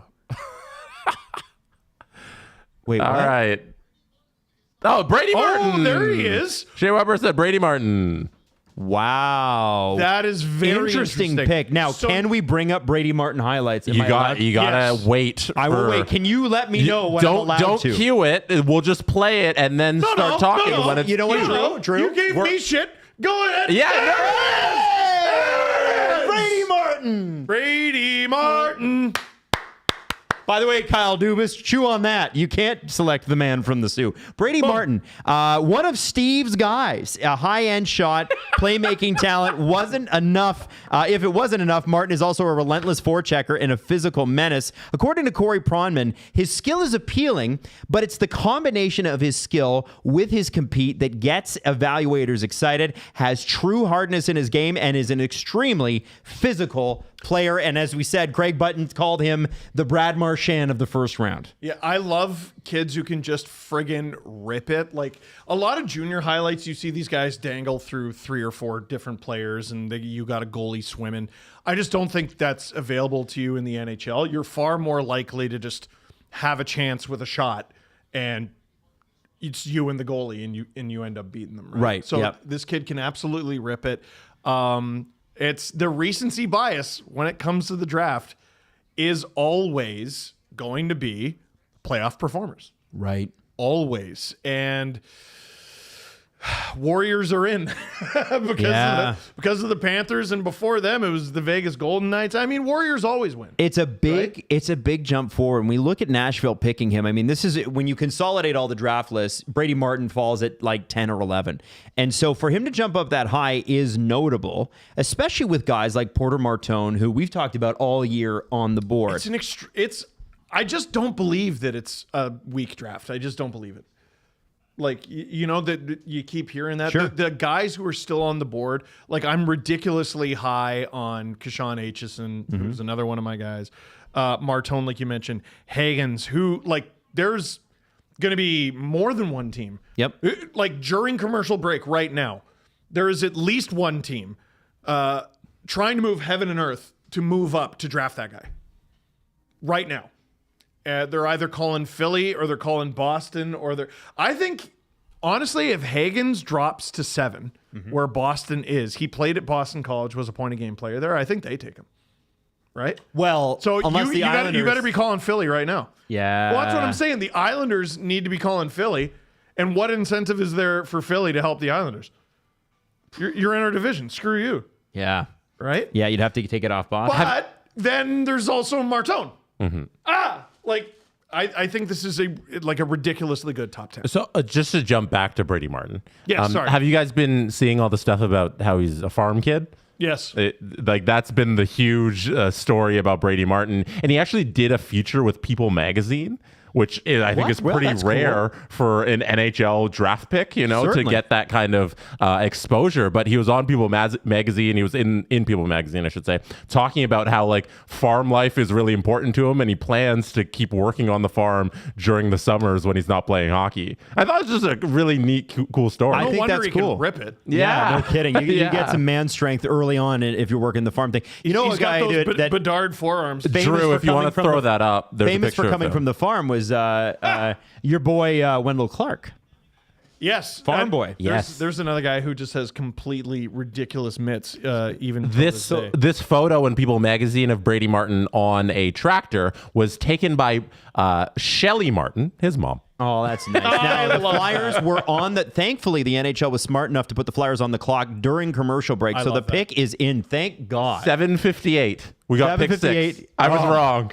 No, I think Steve Meyer from the NHL is like, get going, boys. Let's go. There's still time. Bettman has to introduce the celebrity who has to introduce. Just go right to the celebrity. We are not there yet. Yeah. We could reach an hour and 6 picks. I'm telling you. Charles Barkley! All right, Charles Barkley. That's a big dub. That's huge. That's Hell huge. Yeah. Maybe they go with the WHL pick. I love that. Charles Barkley, let's go. That's cool. I'm going to lose my mind when it goes to 7:59. It's too bad he can't be there. Charles Barkley is going to be long-winded. Oh, no, he's not going to go back and forth with Gary. Hey, Gary's trying. Come on. And over Zoom, you know? Like, that's always great. No, listen. Come on now. Gary should ask him about San Antonio. Or that dirty water in Texas. Galveston with that dirty water. Women down in San Antonio. It's 7:59. No, they're not. We might not do it. Come on, Jesse. Oh, They're not gonna do it. What do they got in Phoenix? Oh, dirty seats. Holy. Here we go. Can he pronounce the name? Oh man. 7:59 still. Oh! Hey, Porter Martone. They just made it. All right. They just made it. Yeah. Right before 8 o'clock, it's Porter Martone. Okay. Pick 6. This is a crazy player. We got hey, look at that. We got the highlight pack. High-end puck moving skills in a power forward's body. Martone might not dazzle you with speed, but the rest of the package is tantalizing. And by the way, you can learn skating. Elite Prospect says passing vision and tactical genius could put him up among the NHL's elite playmakers. And you think about some of the greatest playmakers of all time in the NHL. Look at this. Holy moly. And Adam, of the Mississauga Steelheads, no. Brampton Steelheads. That's right. Stand up, Drew. Several blocks Stand away. up. Several blocks away. Literally several I do want to say blocks away. Porter Martone, like, you think about some of the best playmakers in NHL history, they weren't the fastest guys. You look at Jaromir Jagr, not the most fleet of foot. You look at Joe Thornton, incredible vision. It's actually not the good most that fleet of he's foot. slow. In fact, I would say, you know what? Yes. Slow guy summer. That's what it is. Hell yeah. It's actually to his advantage that he's slow. Well, come the playoffs, unless you're Connor McDavid, the game kind of does slow down. I also had trouble finding him on our cheat sheet. I kept scrolling down. I'm like, where the hell's Porter Martone? Oh, he's all the way up here at 3. Yes. Yeah. Yeah, man. This is like I know it seemed like I took a swipe at him earlier, but it was just to big up how good I think Michael Misa is. But like even a small thing that isn't small at all, like being a captain at his age is never a given in the OHL, and it's usually reserved for dudes who are going like first. Yep. Right. The Philadelphia Flyers are getting a real stud here. Again, I do not buy that this draft is weak. Big old Philly guy, the kind of guy who I think John Tortorella would have loved. I do want to say the Toronto Maple Leafs. Who the hell put his nameplate on? Oh, yeah, that didn't work. Oh, my God. You know what? no. They didn't go to Sport Check. Yeah. Hey! Had they? It would have been. Fun fact about the nameplates, they are made as soon as the pick is given in. So like they're made on the spot there. They don't prepare them ahead of time. So sometimes you get situations like this where you get a little peely on the all right. nameplate. It's okay. The guys are working hard behind the scenes. No. Yeah. No, we should make fun of them. By the way, the Toronto Maple Leafs just tweeted, well, while we wait, here's 30 minutes of John Tavares highlights. So they posted a 30-minute Twitter video of just John Tavares. That's good. I love that. Are the Leafs allowed to be fun again? Yes. The admin for the Leafs, just socially online, it's never been allowed to be fun. Oh, I Adam, feel like we might get a personality with this new change in direction without Shanny there. Is it appealing to you? We got something to compete with that. The guy's nails! He's nails! Wham! Danford! You've been Danforded. Oh, wham! We got Ben Danford highlights, everybody. While we wait, here's Danford trucking guys. And it's not the goals or assist package. Just breaking the law. Just wrecking dudes. We could just show the Martone one again, but we're not. No. No. Ben Danford, everybody. No, that's right. Adam, are you warming up to watching so many hockey highlights in the summer? I am, sure. Good. Yeah. 30 minutes of John Tavares highlights. Yeah, I'm into it. By the way, sad man. With the exception of Anton Frindell, every draft pick in the first round thus far has been a Canadian. Nice. Wow. I think that's that's great news for It's too bad they couldn't take advantage of that in the World Juniors last year. I know.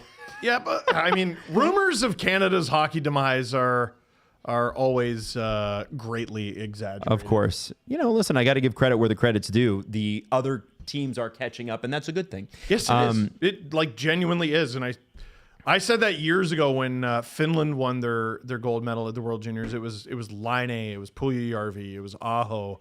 This insane team. Mm-hmm. And oh man, what's happening to Canada? No, Finland had like a once in a generation team. Like the way we revere the 05 Canadian team, that was theirs. Right. Look, that's what he practiced on, by the way. They just showed the net he practiced on as a kid, and it's just destroyed. The fake goalie. Yeah, I love amazing. stuff like that. The Sidney Crosby washing machine.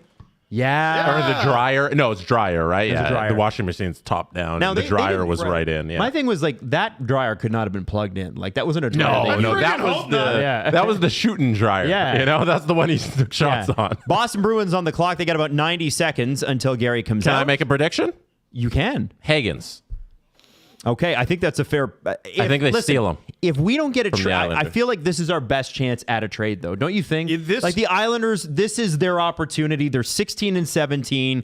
Call the Bruins. Make Shaggins a reality. I'll be a little disappointed if we don't see Shaggins. And by the way, James Haggins, for those of you that might not know, the reason we want Haggins on the Islanders and the reason Islanders fans want Haggins on the Islanders and Haggins probably wants to be on the Islanders is because he grew up an Islanders fan. His family actually had season's tickets to the Islanders. And so him ending up in Boston, although he played for Boston College, as Jesse mentioned, it would be sort of a letdown just because I think the vibes, he would be their literal John Tavares had Islanders pajamas.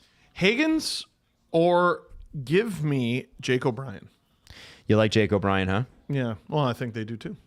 Yeah. It's interesting. Of the big boys are having a comeback here. There's only one guy two guys, I guess, that are marginally 6 feet, Hagens and Victor Eklund, that are projected top 10 picks this year. All the rest of these guys are 6'1" and above.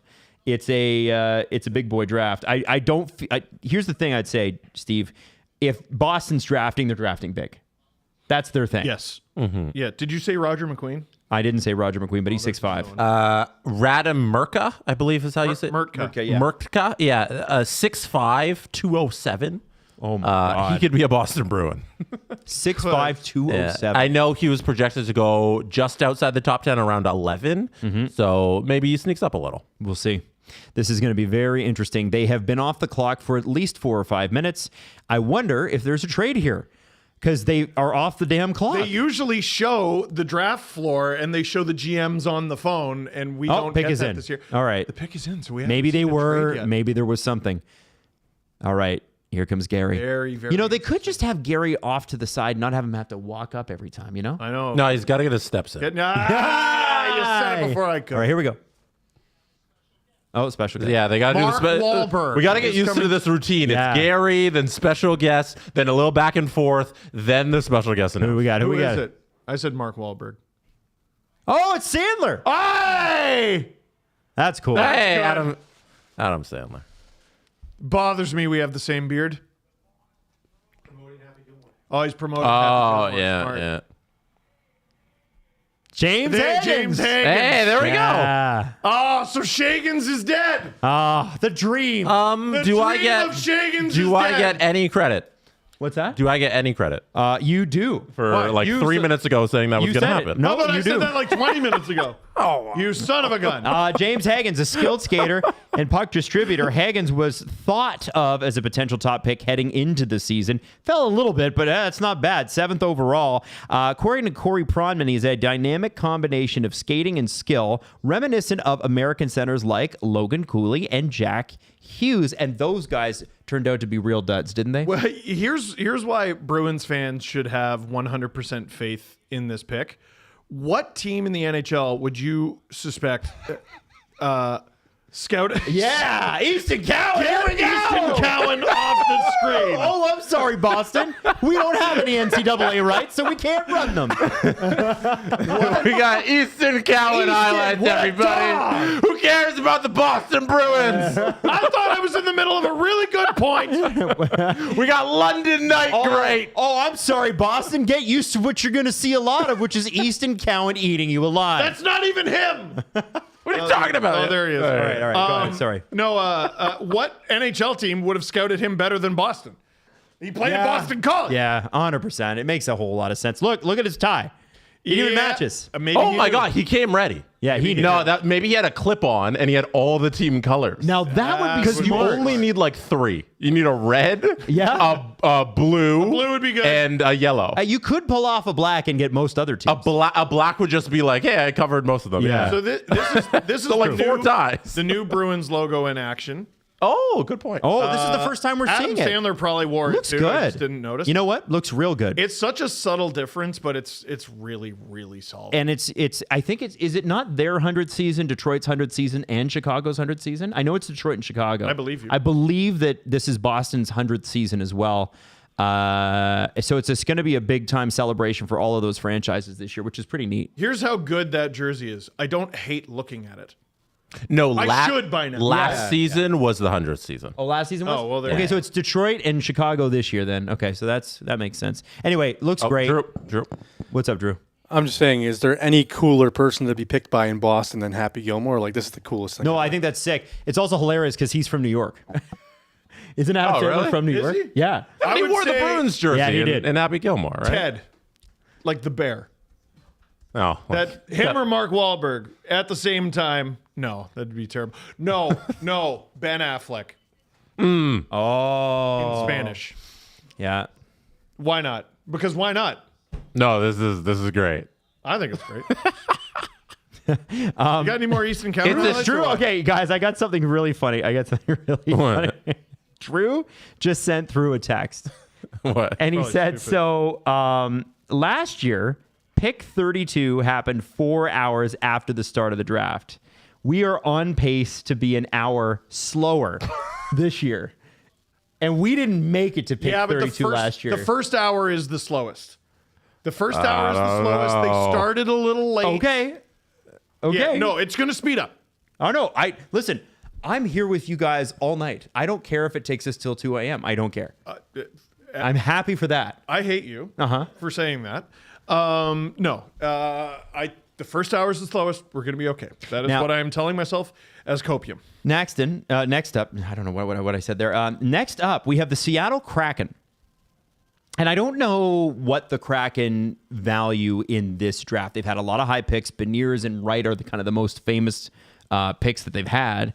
Obviously, what we're looking at right now, unless they're going Jackson Smith or Radamurka, who are roughly in the 11 and 12 range. So unless there's a surprise move up, they're probably going to select a forward. And your options are Victor Eklund, brother of William, who is currently, in terms of harmonized scouting reports, the highest ranked prospect still available, Jake O'Brien and Roger Lightning McQueen. And I think those are all really interesting options for them.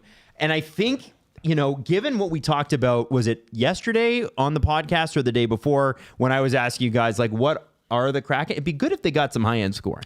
Yes, and that's why I'm immediately looking for, and they're also analytically inclined and everything, and generally speaking, and in junior hockey, the guys who score the most have really good numbers. So again, I'm looking at Jake O'Brien.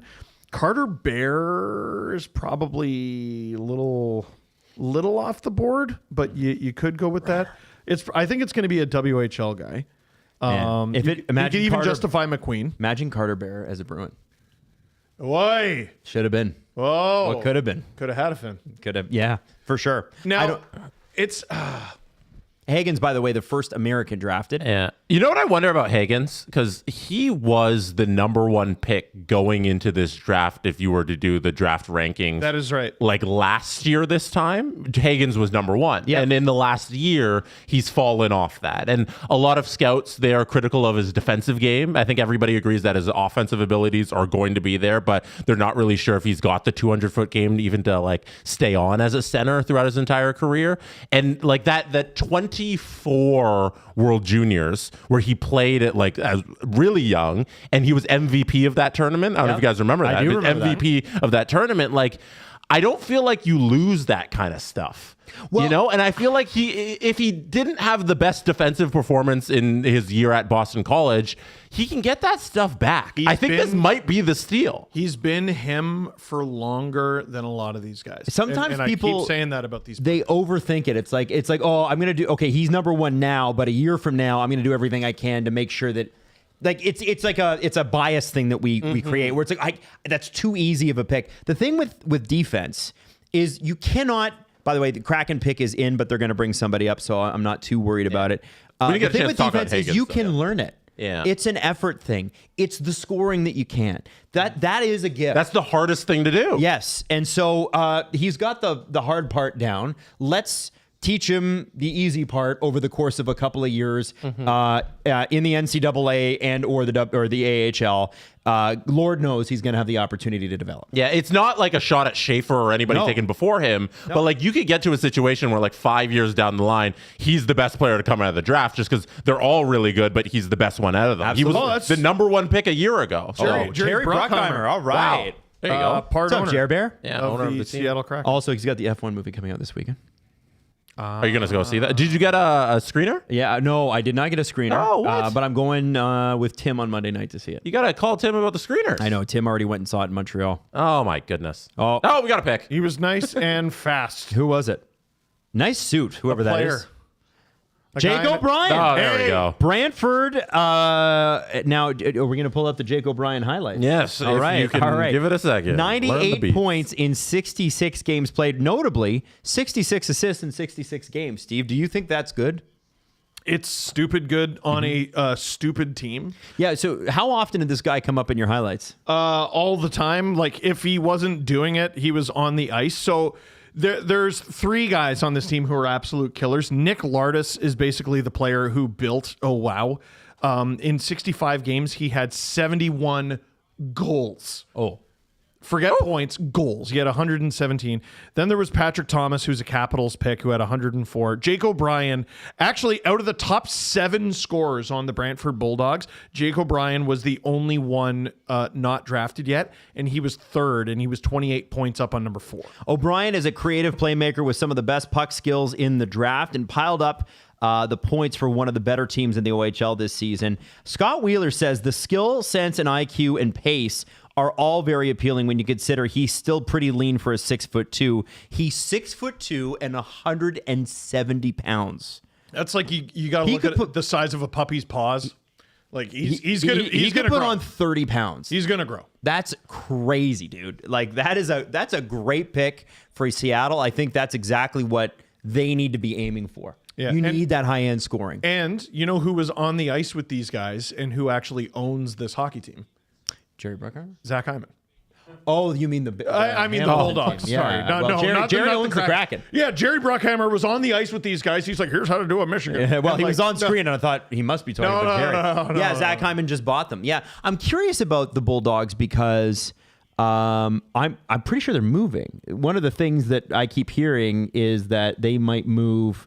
Brantford? Yeah, that they might move. Well, they just got bought. So yeah, I'm not sure. You might be thinking of Hamilton because they came from Hamilton and Hamilton's always moving. Yeah. It's difficult to keep track because there's quite a bit of movement. Somebody's got to go into that newly renovated Cops Coliseum too, right? Because OVG, Oakview Group's been in there, fully renovated the place. I think there's 15,000. Basically, it's the size of the arena that the Jets play in. Maybe it'll be the Steelheads, Drew. And there was a rumor out there that the Toronto Marlies were going to move to Hamilton. Yep. And I checked in with the guys at AHL head office, and they said, not that we've heard. They said, how did you get this number? I have an email that I can reach out to, and they were like, "No, we're planning the schedule right now," and they're sticking to where they are. Top scoring defenseman on the Brantford Bulldogs, by the way, noted Alan Walsh client and Sens prospect Thomas Hamara, who was also in. Dude, the Brantford Bulldogs were featured so much in Oh Wow this year just because of guys like Jake O'Brien, Lardis, Hamara. It was just a ridiculously. They're a very top heavy team. Yeah, but super exciting. Like. Their 6th leading scorer had 42 points, and then you go all the way up to friggin' 107. Now, my favorite thing about Jake O'Brien, his mom is Amy Turek, who used to play in the NWHL. Oh! Yeah, he's actually a hockey Nepo baby. She played for the Toronto Arrows for 5 seasons. One season, she had 35 goals in 39 games, 69 points. That's CWHL, isn't it? NWHL. Oh, Arrows was NWHL? Yes, she played in the. I'm just reading Hockey DB. 1998 through 2003. Oh, the original. Yeah, this is she's his mom. She played a while ago. Well, that's why when you said NWHL, I was like, oh, who would that even have? Yeah, okay, she played a while ago, 5 seasons in there. But like hockey runs in his family. She runs a hockey camp now for kids. So like he's grown up around the game. He has a pro hockey player in his family, and you love seeing that out of guys you're drafting because you know they're going to be ready for pro environments. Absolutely. Like if there's a reason why you run down the list of NHLers and they're like dads or former NHLers. That's why guys like the Kachucks and the Nylanders of the world, they succeed in this thing. He's coming from a hockey family. I think he's gonna be good. I feel uniquely qualified to comment on this. Best eyebrows in the draft. Oh wow, those are thick. Now Buffalo Best is on the clock in the draft. roughly 80 seconds before they're going to have to make their pick. There had been some questions about whether or not Buffalo would trade this pick, because the thing with Buffalo is we believe we're coming to the end of the Kevin Adams grace period, which has been more than half a decade. Oh, and so, how long before Pagula goes, you know what? It is you.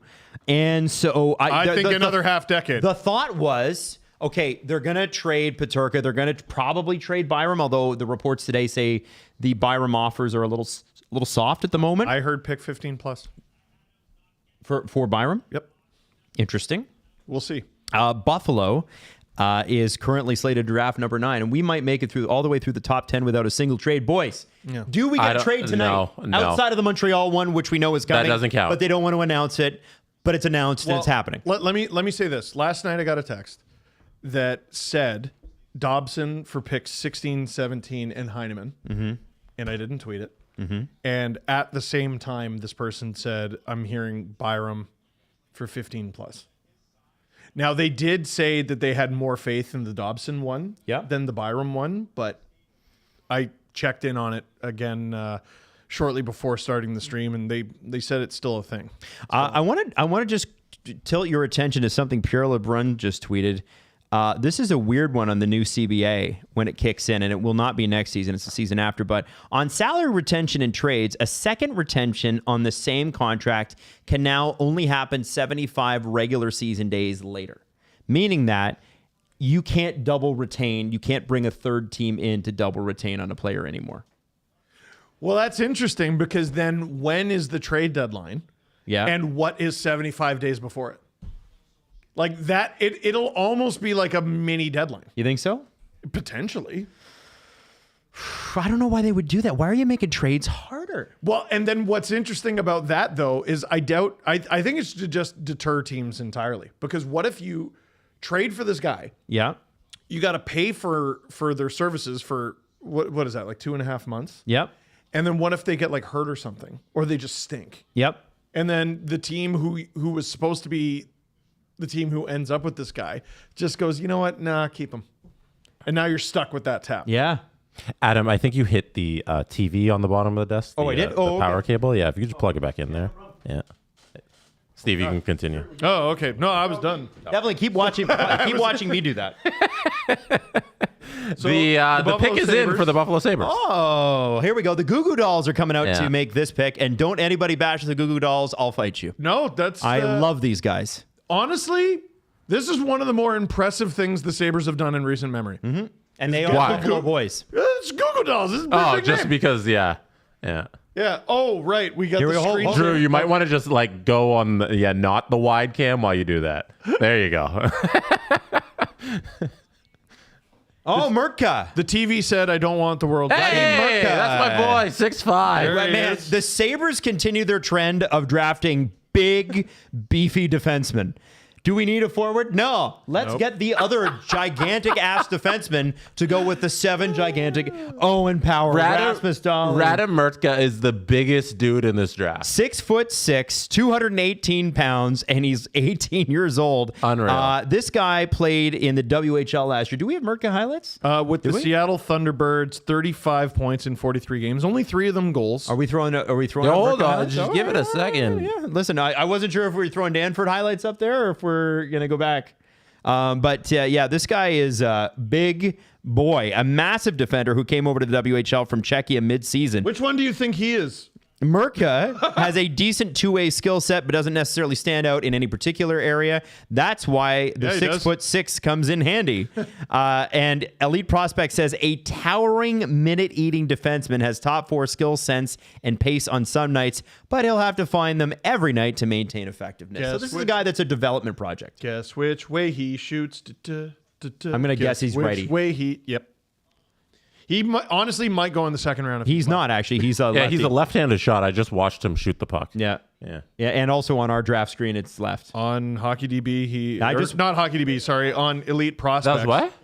He made the pass. Oh, I was like, I just saw him shoot the puck. Hold on. Did Justin Fisher screw this up? I just told you he had 3 goals this season. Were you watching that? Like, damn. I was watching the highlight and ignoring your friends. Look at how big he is. So he's a right-handed shot, to confirm. He is a right-handed shot. Okay.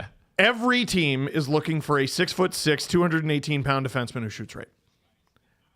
Yeah. They'll be like, how many goals does he have? You know what? Never mind. I don't care. No. Yeah, no, I don't care. And I mean, I think the fact that he shoots right is relevant because it is an area of weakness for the Sabres. Like we think of them as having all these defensemen. Well, they're all in one area, and they've decided already. Okay, that's actually too much. We're going to get rid of them. Mm-hmm.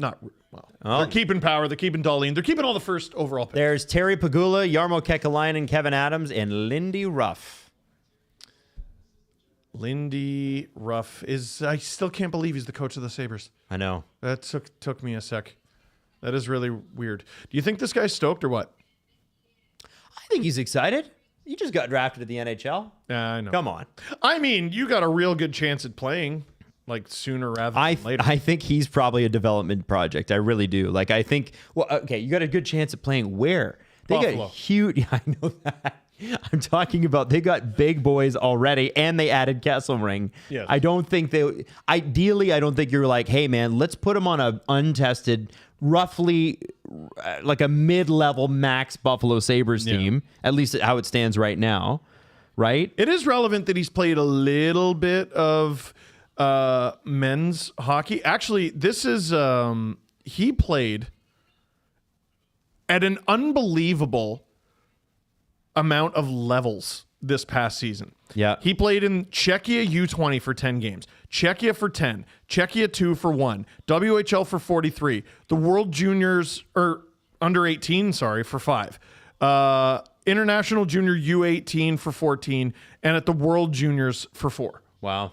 I have to say, by the way, George Larocque tweeted earlier, and a lot of people in our chat are asking about it, about Sidney Crosby playing somewhere else next year.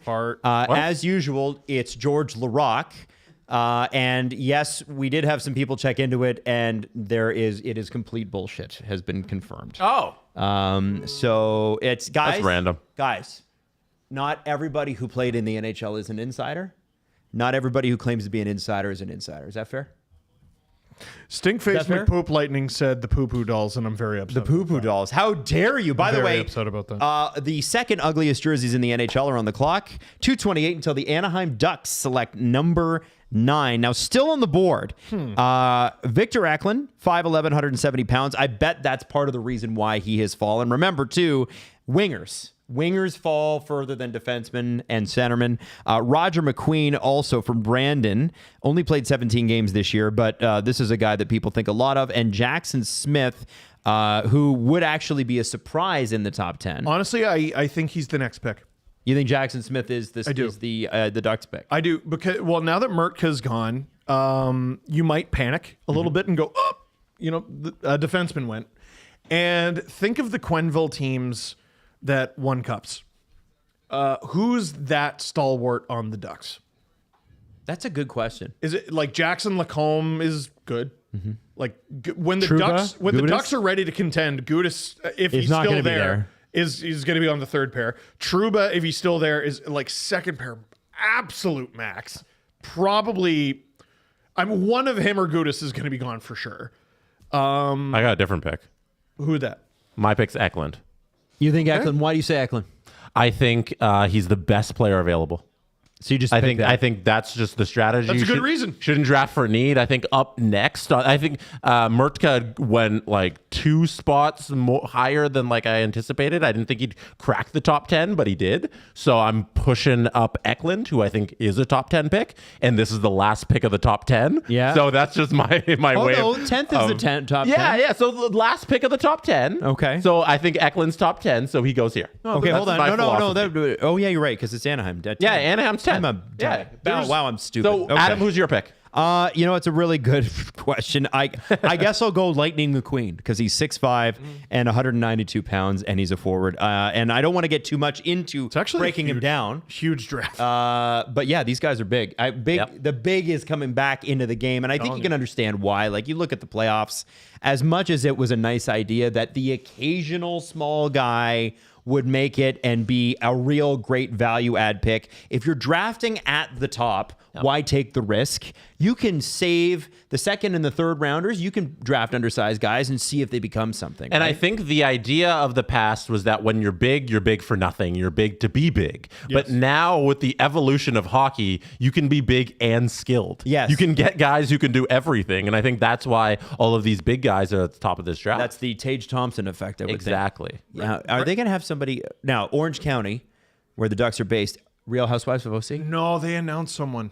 Oh, the Mighty Ducks cast, remember? Oh, yeah. Remember the trio from the duo from the Mighty Ducks Bombay? cast? Or not Bombay. Conway. Sorry. Conway. Oh, Bombay. Drew was going to walk across. Drew got mad. Drew, give thoughts? you a smack. I understand. Steve should get like a 5-minute major penalty off the show for that. You should be allowed to slap him. Hey, by the way, it's 8:30, and we are at pick 10. I think we're catching up. You think we're catching up? I don't think we're catching up. Are we going to get halfway through by 9 o'clock? Ooh, I don't. That would That's be 5 more picks. That would be pick 16. I gotta think because that this is we're 32, right? Shout out to all the Ducks fans who took the 4-hour drive from Anaheim to LA. Oh, that's a good point. Do you think we get to 9 p.m. halfway through? Yes, but I know we are due for a commercial break here at least. Drew, I think we get. Drew's hating his life. We get to at least 16. I don't Okay. know. I don't Okay. know. I try. This is hilarious. I love this bet though. Yeah. I do too. By the way, I had Are they running I had bits? such a crush on her. Oh. I had such a crush on her. Oh, Drew. Yeah. Are the celebs going to stay on stage when it's the same team back to back? Like, hey, we picked this guy. And I this hope guy. so. Oh, like the Islanders? And the Penguins coming up. Good question. Yeah. All right, here we go.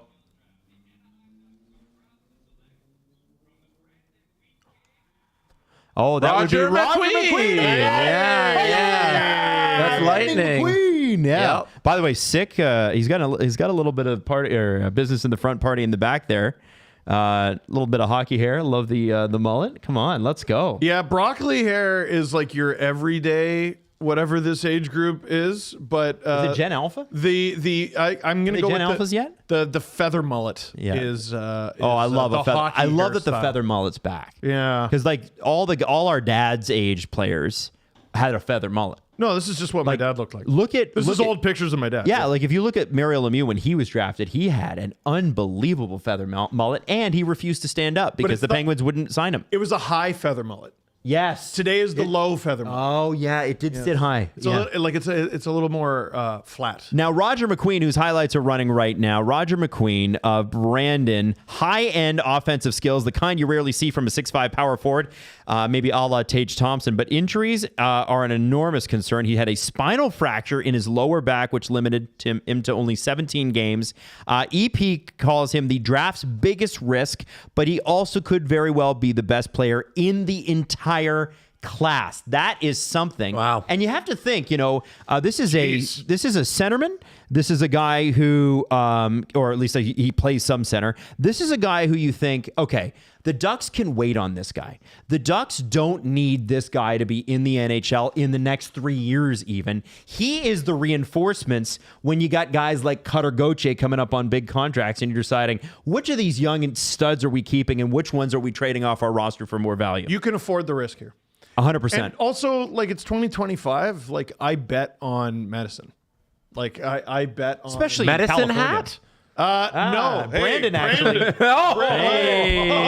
Canada. No, I bet on... Conway's kind of tall. Yeah, he Anyway, is. I bet on the medical advancements. I've told all these anecdotal stories, but what they're able to do today is miraculous. So I'm betting on him making a full recovery and being everything that we thought he could be before the injury. Right. There's some angry Pittsburgh fans in the chat who definitely wanted him to fall. Oh, yeah. I don't care that good things are that. happening to you. They should be happening to me, is essentially the sentiment. That's my favorite TikTok freeze frame ever. Oh, yeah. It's the best one. I understand the sentiment. There's Pat Verbeek. No Joel Quenneville on this. That's kind of surprising. No, it's not. The NHL, I think, would like you to forget he exists until game 1 of the season, and then it's too late. Okay. Yeah, I get it. The Blackhawks are literally going back to trial. Like, that was Yeah. announced today. That's, yeah. Okay. It's relevant. No, it's fair. Like, it's relevant information. So that means Victor Eklund, who, again, when you take all the scouting reports and throw them together, he was ranked on average about 7th. Victor Eklund will fall out of the top 10, and the Pittsburgh Penguins have the next 2 picks. They should make them select both at the same time. I wholeheartedly agree. Don't you think? Or at least one after another. They don't need another 3 minutes. You don't need 3 minutes to make the second call. You ever see those subway interviews in New York? Like, what's your take? And what do you want to tell Joe Byron? No, not that one. No, that's side talk. That's Coney Island. This is a different one. That's No, different. I 100% agree. Both picks at the same time. Make them both come up at the same time. But I don't want to rob one guy of his moment. Share it with your new teammate. What's wrong with that? Okay, I guess. Now, Pittsburgh obviously has the 11th overall pick this year, but also New York had an opportunity to pick 12th this year and thought, you know what? Let's not do that. We don't know what we're going to be next year. We want to be better. We think we're going to be better, but we're trying to overhaul the entire roster at the moment. Or maybe they just don't believe in the draft. Oh, that's also possible too. But I would say New York made the right choice here. Give it to Pittsburgh. It's a 12th pick. I would have thought Kyle Dubas would have traded up. I know that they tried. However, he's done that so. Is there a chance here, gentlemen, where Kyle Dubas trades down with one of these two picks? 100%. Like, are we going to have a trade to announce here? What's your, like, if you were on BetMGM right now, would you put, Jesse, would you put $2 on Kyle Dubas trading one of these picks down? No, they're picking both. You're picking both? Yeah. I think the big problem would be finding a taker. Yeah. Like, I think we're doing the same thing as last year. We're sitting here for all 32 picks, and they're picking each one. I don't think we get a trade. Well, it's funny because people were like, well, the draft's going to be crazy. No. And then the conversation was, so many teams want to move these picks. It's almost like nobody wants to buy. Steve said the right thing yesterday when he said everybody's going to get their business done before the draft because they don't want to have to deal with these Zoom calls and calling other GMs to make these trades. And I think that's why today was so chaotic. Yeah. Everybody was like, let's just get to the draft. We'll make our picks and then worry about that. Right. And like the teams who are not in it, they're not like scrambling to get into the draft. They're fine with waiting till day 2, like the Leafs. Right. Yeah. Yesterday was busier than the day before the draft last year. Mm-hmm. Today, I believe, was busier than the morning, whatever, before the draft last year. Right now, we're on pace to have a more boring actual first round. Which is the same thing we had last year. Yeah. Yeah. Drew, do you remember the number of day 2 trades last year? Because I counted it was a crazy number. I want to say it was like 22. It was more than that. It was a lot. Hey, guys, something we should be aware of. Chris McFarland will speak to the media in 25 minutes, and that was tweeted about 18 minutes ago by Megan Angley, who is a Avs journalist for Guerrilla Sports. And she's a I've not met Megan, but she's the PHWA member. So she is a well-followed. That is interesting that he'll speak to the media during the first round. I think it's probably just about the trade, right? Could it be about Crosby? Why would you speak during the first round? I know they don't have a pick, but that seems odd. I think it's because they don't have a pick. Okay. And like people are covering the Avs, you talk maybe about that. If George LaRocque is LaRight. Can you imagine? Here we go. Pittsburgh's Can you imagine on the board. It'd be the first time in his entire career that he nailed something. It's crazy. By the way, I wonder if they select Crosby. Dubas, who has definitely unlocked both of his Blackberries, is ready to go here in 5, 4, 3, 2, 1. Mm-hmm. Are you going to boo him if he comes on screen? No. I don't hate Kyle Dubas. I just don't like that we were sold a bunch of crap on certain things. Okay, is that fair? Oh, there's the Pittsburgh War Room. Look at the size of that room. All right, everybody screenshot this so you can zoom in on the laptop. There's Dubas. He's got a. What website are they on? What website are they on? SDPN. They're on the SDPN YouTube channel. They're watching our I think they're watching breakdowns. Drew and Stu. That would actually be so insane. This is their 4th first-round selection in 10 years. You guys see that? So right now, they are watching Sportsnet with the graphic that said they've missed the playoffs for several consecutive years. That just happened. 3 consecutive. The pick is in. Who will do the announcing? It would be great if it was just Mario Lemieux. And then he goes, Pat McAfee. Also, I bought the team back. Pat McAfee. That's my guess. Sense. That's yeah. Oh, no, it's Mario. He's won 3 Stanley Cups with Pittsburgh. It's Mario. It might just be Crosby. It's Mario. Mario hasn't won 3 announced Stanley it. Cups. They announced it before. But Mario only won 2. As a player. And he's won more as an executive. Yeah. Who do we got? One of them Mario. Is a child. Oh, it's definitely not. Is that Letang? Maybe he's doing the next one? Oh, it is Letang. That's Letang. Oh, Chris Letang. Nice. Okay, that's cool. That makes sense. Man, Letang's handsome, eh? Hey, Chris Letang. Yeah. Holy cow, is that his kid? Yeah, it's a clone. All right. No, we got to listen. Drew, that's the tiny child that came by our table with Chris Letang in Montreal 3 years ago. Holy cow. Hey.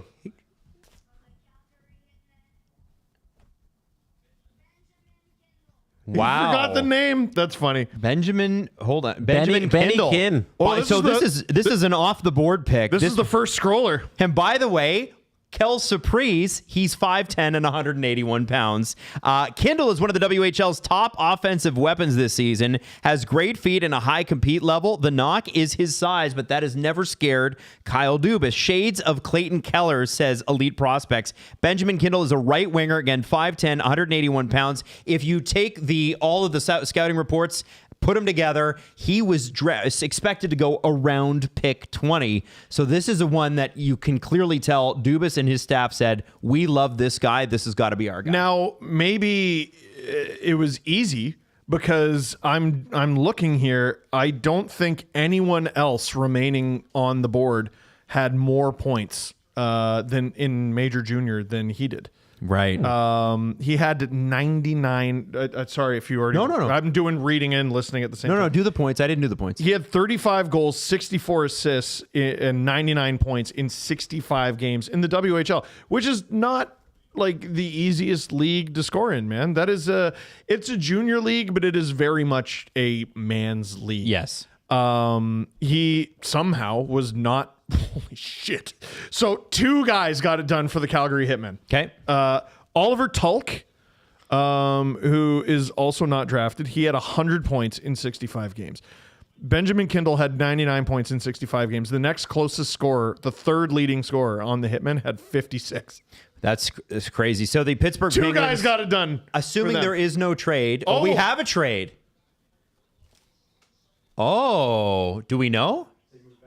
So Pittsburgh moved back? No way! Pittsburgh traded down. No way! No way. I love Hilarious. it. Hilarious. They have not announced it yet. Kyle Dubas has Freach done tweeting Pittsburgh is Kyle moving down Dubas. from 12, but we don't have the exact. It looks like it might be the Islanders. Kevin Weeks tweeting out the Islanders logo 3 minutes ago. So Eklund is still on the board. Jackson Smith is still on the board. I mean, Eklund's the big surprise. Yeah. So Dubas, maybe they're moving up to take So him. if the Islanders, so did you think Dubas got 16 and 17 for this? He must have. What did the Islanders need at 12? I don't know. No. I don't know who they might want, but that would be insane. That would be really good. that would be a fleecing. I highly, highly doubt it. Kyle Dubas, I knew he'd make a trade. I know this man. Now, So the Islanders have to have offered pick 16. They have to have. So upcoming is pick 12. Yes. No, there's no way they got an additional first round pick to move up. No. That doesn't make sense. It's happened in the past. It's rarely been a good idea. I mean, that to me would be extremely good work by Kyle Dubas, depending on how this works out. I mean, he obviously got his guy. I don't think we're making a big deal enough about how much of an off the board pick Ben Kindle is. No, I'm wondering why. I think we should. Like Bob McKenzie's ranking had him at 22. Like this isn't a player who should have been in the top 15. I don't think this is a big reach. Kyle does have a very specific thing. Like when he likes you, he loves you. Yeah. Because Kyle Dubas loves his guys. And now he they're always on the clock but we right have now. no. But you after the clock, then you announce the trade. That's how it works. So Friedman. Oh, really? Yeah. Okay, so Weeks got it wrong. Philadelphia looks like they'll move into Pittsburgh's spot, so they will trade with Philly and Pittsburgh. 22 and 31. So the Penguins will select 3 times in the first round. 22 and 31. So who do you think the Philadelphia Flyers will target with this pick? Is it a Victor Eklund, a Jackson Smith, or a Carter Bear? Eklund is supposed to... You know what? If Eklund keeps falling, it's everybody's afraid of his size. Like he's the one guy out of this whole group who's like 5'10", 5'11". But these are the Broad Street bullies. They're trying to bring that right. back. So Are you it's trying probably to go... not for Eklund, right? Oh, they had the kid. They had Chris Letang's kid push a button that said trade alert. Yeah, That is awesome. Is the two of them together? Like, come on, how is this not a dream? The two of them. They're swaying back and forth in unison like a flag. We did get a trade. Thank God for Kyle. Yeah, I was wrong. I bet on no trade. You guys are right. Okay. Well you know done. what? And it's our buddy Kyle who always does this. God bless him. Thank you, Kyle.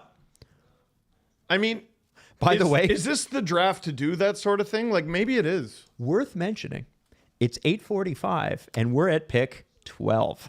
I told you 9 p.m. we're not going to be at 16. We might not be at 15 by 9 p.m. 16 halfway. Remember, 32 teams. Yeah. You're right. Yeah. 2:40. Right. Now the Flyers are on the clock. And this will be really, really interesting. I don't know what the Flyers sort of value here. Now, Jesse, Steve, I got to ask you this. If Victor Eklund's thing is his size, right? Oh, we're worried about the size. The knock on him. And by the way, they're going to commercial break, it looks like. Or they're doing a little recap. Yeah, but Philly's still on the clock. Is that where you find the value? Like, the Flyers must have been like, okay, Kyle, who are you picking? I'll give you, just don't pick Eklund and we got a deal, right? Or just don't pick Jackson Smith and we got a deal. But there are so many guys that Carter Bear, Carbonneau, Hensler, like Atchison, like there's so many guys that they could go with. Have we lost the plot here? He's 5'11", $170. Like, all right, it's small. It's not. I think that I don't know why teams would be afraid of Eklund, but when I look at the skills the other players have, the consistent thing, unless you're James Higgins, is I want you to be over 6 foot. Well, and if you go down the list of the guys who are supposed to be drafted in the first 15, Eklund's the one who sticks out. You know who's 5'10" and 172 pounds? Mitch Marner? Matvei Michkov. Oh, there you go. So they're not afraid to go that way. Yeah. But Michkov is an all-world talent. I'm not saying that Eklund is. I'm just, Let me tell you about a player who's small. Okay. He might go in the first round. We have him ranked 32, but he's probably going to go, I would say, third at the absolute latest. Might go first, probably second. Cameron Schmidt of the Vancouver Giants. He is 5'7", 157 pounds. Tiny. That's small. That's objectively very small. Yeah. He's about your height. Hey, man. Hey. No, Victor Eklund, 5'11", is my height, and 170 pounds my weight. Oh, yeah. So we all believe that. My weight in the 6th grade, I would say. So you were making a point about Cameron Schmidt, though. Well, no. Like, it's not about Cameron Schmidt. It's about Eklund. Yeah. Schmidt is actually small. Right. Eklund is small-ish. Like, I don't think he's so small that you're like he's gonna plummet. He's not gonna fall. I'm not saying he's falling out of the top 20, but he's fallen a little here, and he might fall out of the top 15. 24 seconds on the board for the Philadelphia Flyers. By the way, Kevin Weeks tweeting out the Islanders logo. There could be a Colorado-New York Islanders trade coming. Okay. Colorado does not have a first-round pick this year, obviously. I think it belongs to the New York Islanders probably. But I am curious about, do the Colorado Avalanche try to trade in to the round? Here, one more thing about Eklund. He's probably extremely well scouted, not just because of how high he's projected to go. His teammate is Anton Frundell. There you go. So, I mean... Hang on. Here we go. If you were going to spend money on scouting, send him to Djurgården games. Oh, they got to do the celebrity. It's not the pick. Brandon Graham, Philadelphia Eagles, right? Yeah. What position does he play, Drew? Defenseman. Is this live? Yep. Yeah. It's from his backyard. Yeah. They should have got Jalen Hurts. Yeah. No offense to Brandon Graham. Would have liked to see the star QB do it.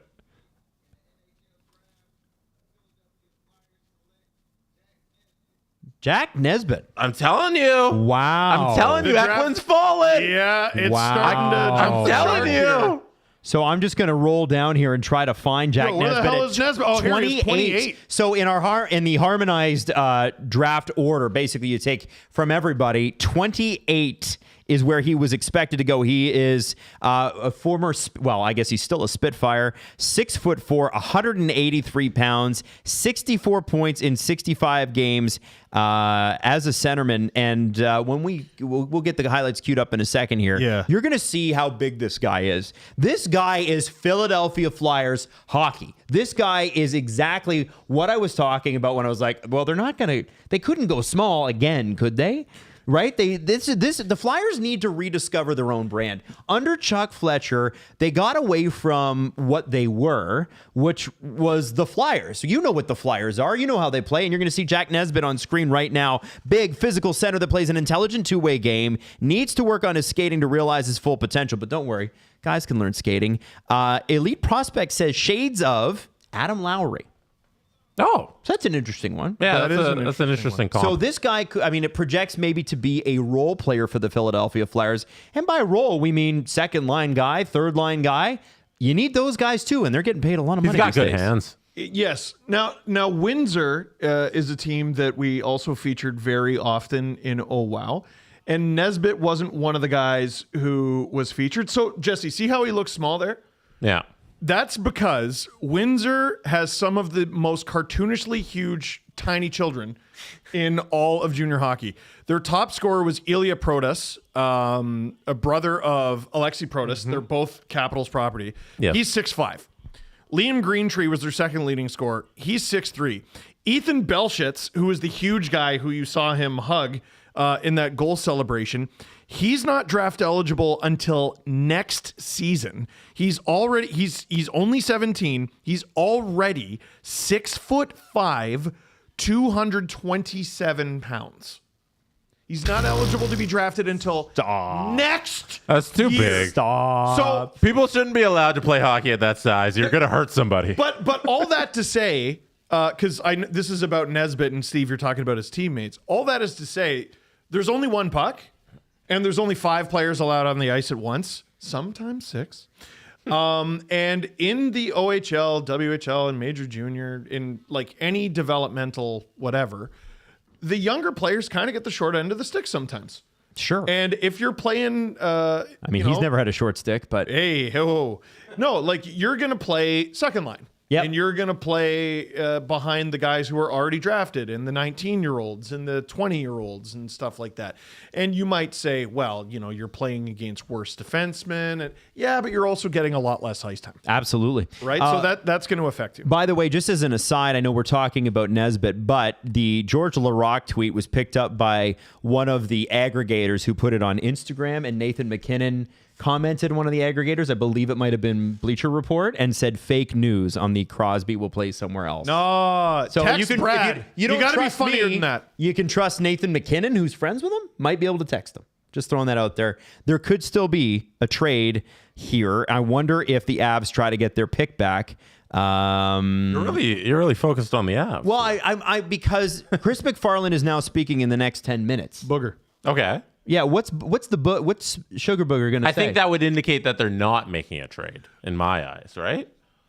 If he's speaking, like if or is there an extension to announce? Is there anybody that needs an extension? Are you ready for, while you figure that out, are you ready for anecdotal evidence? Give it to me. From Timothy Hole in the chat. Yzerman was at Windsor Spitfires games a lot this season, at least 5 games that I saw him at. I think the Wings were going to take him at 13. Oh, interesting. Are the Wings cross right now because Jack Nesbitt is off the board? Do the Wings, because they didn't get their guy, allegedly, trade down? Victor Eklund, interesting. a winger, still available. Or do the Red Wings do the most Red Wingiest thing, and that's draft the Swede? Jack Smith, defenseman. Those are the top 2 guys according to all the scouting reports together. Carter Bear from Everett in the WHL. Braden Coots from Seattle, the Thunderbirds, who had a great roster this year. Let's be honest. They have 2 guys going the first round. That's pretty crazy. Justin Carbonneau. There are so many players that could go this way. I don't know. The thing with Detroit is they're an impossibility. I don't know what they're thinking in trades. No, I don't know what they're thinking in the draft. Really hard to read. I don't know what they think in free agency. I don't even know what they're thinking going into the season. Last year they had 7 goalies under NHL contract. I don't know. Let me ask you this. How many more picks have to go by before we say Jackson Smith is falling too? Because I thought he'd be long gone. It's a good question, man. I don't know. Well, I mean, we're all focused on Eklund. Yeah, and we're really, Eklund's getting only close. fallen. Like I could see Jackson Smith going like, what are we at? 12? Like I could 13, see him 13. I could see him going like 14, 15. I don't think that's too much of a difference. What do we call a significant fall? Because really, Eklund is between 7 and 9 or something. The guy that's only at pick 13. That's a bit of a fall if you're a top 10 pick and you don't go in the top 10. At this stage in the draft, it's amplified. Like Cam, Yes. no, not Cam Barker. Who was the guy? He was on the Ducks. He got traded to the Blues this season. Cam Fowler. Cam Fowler. Thank you. He was supposed to go 3rd in I can't remember what year. He went 12th. And that's not a huge drop, but the camera for 4th, 5th, 6th, 7th, 8th, it went to him for every pick, and it was agony by the end of it. Now, he's gone on to have a very good career, but it's amplified this high in the draft. Yeah, Shane Wright was the same way. Like, somebody who's supposed to go 1. And he dropped 3. And then you're That's dropping it. 3 spots. But those 3, when you're supposed to go 1, feel like an eternity. Yep. Steve, somebody's very upset that during the Nesbitt pick, you did not yell beef. No. Okay. I'm not going to. All right. Wait. Nesbitt? Because he's big. Who's Nesbitt? He's the Philadelphia Flyers pick, who's 6'5". Oh, you mean Nesbeef? There you go. Thank you very much. Appreciate that. Here comes Gary. Don't shake your head, Drew. Who will be the Detroit? They have plenty of guys. I watch it be Kid Rock. Oh, my God. No. Please, no. Dave Coulier. That's right. They announced him from Full House. Oh, look at you. Alanis Morissette wrote one of her biggest hits about him. What? Yeah, did you know that? Alanis and him. I'm here to remind you of the mess you left. That's about him? That's about Dave It's about Coulier. this man. That's about Dave Coulier. You guys don't know that story? No. No. Yeah. Is that? No. Should I? Yeah, so Is I it guess all right that I they don't know that? dated, Like- and he cheated on her, and she wrote that song, and it Oh, was this man cheated on Alanis Morissette? yeah. Wow. Red Wings typical. I'm rooting against this draft pick now. I hope it's a fail. You ought to know is the name of the song. I don't know why I couldn't think of it at the time. I can't believe you guys didn't know that. That's That's the one with all I the did not deodorant. know that this man cheated on Alanis Morissette. I'm glad my useless knowledge is good for something. That's crazy. I'm rooting against the pick. I cheated on your mom. Dave, make the pick. That's weird. That is the oldest joke on our show, I think. I know. It's I hilarious. can't believe this guy. The cheated on your mom. the day ones know. Oh, he's still yapping. He's a yap artist. Alanis was right. Boo. You cheated on a Canadian, you piece of crap. Who we got?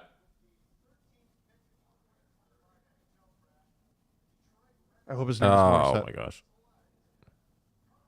Carter Bear. This is exactly where Carter Bear was due to go. He played for Everett of the WHL, 6 foot tall, shoots right, and is a center / left winger. I'm hoping Detroit develops him as a center, right? You just want to develop the guy at, my thing is develop the guy at center. Yeah. And then if he wants to move to the wing, let him move. Nah, that's not really how it works. Like, you're good enough or you aren't. Bear is one of the draft's most competitive and physical players. Add in some high-end playmaking skill, and you've got a well-rounded prospect package. Scott Wheeler says Martin's got only one mode, and it is all out. He runs hot. Martin? He imposes his will on shifts, and he never gives up on a puck. You ought to know, Steve and Jesse. What did you say? You said Martin. Carter Bear. Okay. Yeah. Martin. Okay. I don't know why it says Martin there. That is I don't know who that is. That was me Ron Burgundying it. There was a mistake there. Oh, and you But read it the is error. Carter. It's just corrected to Martin. That is me literally reading the script word for word. Hi, I'm Adam. You're an idiot. So Carter only has one game mode, and it's all out. He runs hot, imposes his will on shifts, and never gives up on a puck. Steve, you like guys like that because they got motors, and that's sort of how the Florida Panthers kind of run you over in the playoffs. 100%. And like his edge work and movement that you saw in that pack. Edgelord work? Hey. So he's a shit poster? Edgelord. He's on Reddit all the time. Oh, that's cool. He'd be so much better at hockey if he wasn't. No, but you see how his upper body moves independently from his lower body, like as impressively as anyone I've seen in this draft. I like looking at, like, listen, in junior hockey, there's powerhouse teams. Yep. He's not on one of them. Yep. He's on. I mean, they went to the playoffs. I think they won a round maybe, but he was their leading scorer, and that is just not typical of a draft year player, and it's even less typical of a draft year player who doesn't go in like the top 5 or 10. Right. He had 82 points in 56 games, 40 goals on a team that only had 3 30-goal scorers. Actually, 3 20-goal scorers. Okay. Their only 20 goal scorers scored 30. Their top 4 scorers were undrafted, and 5 of their top 6. Like, a lot of things about this team are rarities. for the Everett They got an interesting name too, Silvertips. Has it got something to do with a bear? I'm pretty sure. I don't know. Yeah. Well, anytime there's a name that doesn't make sense, just trust it was probably a different version of a bear. Yeah. Diamondback. I do respect the fact that they're out there trying to make a new name. Like, here's a creative name. Silvertips. All right, I'm into it. It's been that for a while. Yeah. Now, there are Sharks fans in the chat wanting the Sharks to trade up and get Eklund. I wonder what it would cost at this point to trade up. Obviously, at 12, you had to trade 2 first-rounders. Yes. That's pretty significant. It's 9 o'clock, by the way. And we are not halfway through. That is halfway through the draft. We're right at halfway through, right? Are we? This was pick 16. When? No, this is pick 13. 14. It's coming up. Oh, my gosh. No, we're on pick 14. This is next. Oh, this wow. was 13, Jesse. Yeah, that's not we're close. gonna be here. I'm telling you, midnight, man. Yeah. That's my. I'm looking for the We're Sharks. gonna do a little midnight mass on the Sharks, SDP. The Sharks' Taking a while. next pick is 30. So it would be quite the move up. So you'd probably have to give a first and a second. At least. Like, I mean, look what Dubas moved back 10 spots, I think, from 12 to 22. And he also gave up pick 31. Yeah, but you know what you could say if you're the Sharks? I'm not giving you that. So Well, then I'm not giving you that. and interestingly, I would easy. think, you know what, maybe, I mean, if the Sharks had more roster guys to give, Columbus is looking for that, right? Columbus is the next team on the clock. If you're looking to trade with a Columbus or a Vancouver, they're looking for guys. I mean, Vancouver probably looking to draft a little bit more, but Columbus specifically, look at the trade they made with the Avs. They're like, please give us some warm bodies. The Sharks have pick 31. They have pick 30. They also have pick 33. Okay. Could you move up using those two? That's Carter Bear on the screen with Elliot Friedman, I believe. Oh, that's cool. From when he was a kid, he ran into Friedman, and they have a picture. One thing so about cool. Carter Bear that we haven't mentioned in the scouting report, he tore his Achilles before the playoffs this year. Wow. Yeah, and so he's still like recovering from that. Obviously, it's like a month or so ago that happened. So But he was needs able to walk up to the stage. Yeah, he's there and everything, but like he needs to get back to playing hockey and everything 100%. He says he's going to be 100% by training camp. That's his hope. But like a torn Achilles is a difficult injury. But at that young age, it shouldn't be something to worry about in the long-term future of this kid. They feel like the Terminator. Yeah. He'll be fine. They're also so much smarter about how to deal with that injury. It's happening since so a guy often. like Erik Karlsson, it was like, well, he's gone for the year, but he got back early. Oh yeah, and he's never played well ever again. No, he's been terrible. Yeah, he wasn't. That was like a decade ago. I know. It was maybe more. So you look at that and you go, okay, and you look at the medical advances, and even I know you guys didn't watch this, the Aaron Rodgers documentary. I watched it. I had to watch it. I had to see it. You know, they go into how they rehabbed his Achilles and how interesting that was. And obviously, it's a 6-month season in football. You're not coming back. Him even claiming that he could was a joke. But the improvements in how they deal with that. You know, the thing they used to do when Erik Karlsson severed his Achilles was they put you on bed rest for months and months and months. Like, do not move it. Now they tell you as soon as possible, get it moving.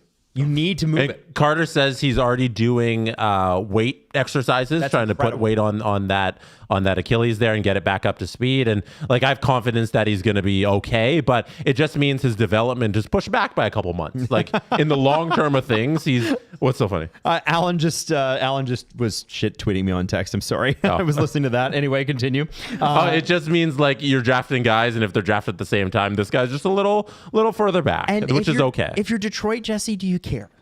No. If you think he's a good player, then no, it's okay. So Columbus, do you guys think they make this pick? They have had this pick out there. I think they want to get better now. The problem, Pick is in. Well, pick is in. I guess they're making it. I think it's difficult to find takers, man. I think it's difficult to find takers. I think at this stage of the draft, like trades are going to be rare. Oh, Meredith Gaudreau is going to make the pick. Oh, that's really cool. Oh, that's awesome. I'm so glad.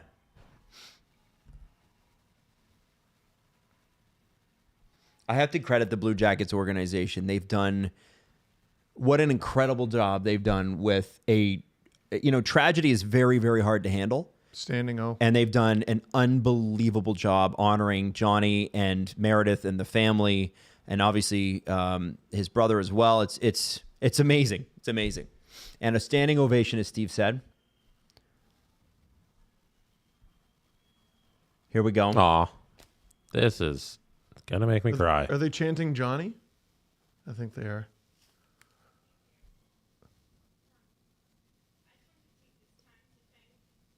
Oh no! Hold it! Oh.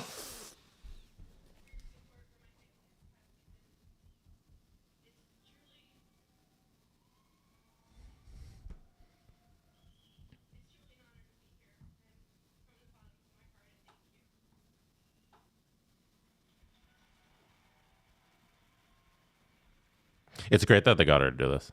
Yeah. She's doing a really good job. And you know what? It's great that she said yes. That's not easy. Yeah. The amount of time she's had to come out and remember him. That's a great point. I think the NHL is often wrong and bad at things, but I think they did a good job celebrating Goudreau this year. The Goudreaus. Yep. Jackson Smith. Jackson There he Smith. finally goes. Okay, so defenseman from the Tri-City Americans. Hey, Jesse, guess what this guy is?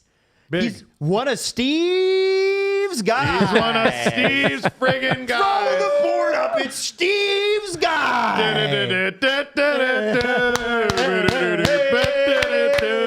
Yo, next year for this, can we get some sound? Like, can we get some music? Some like Steve's guy music?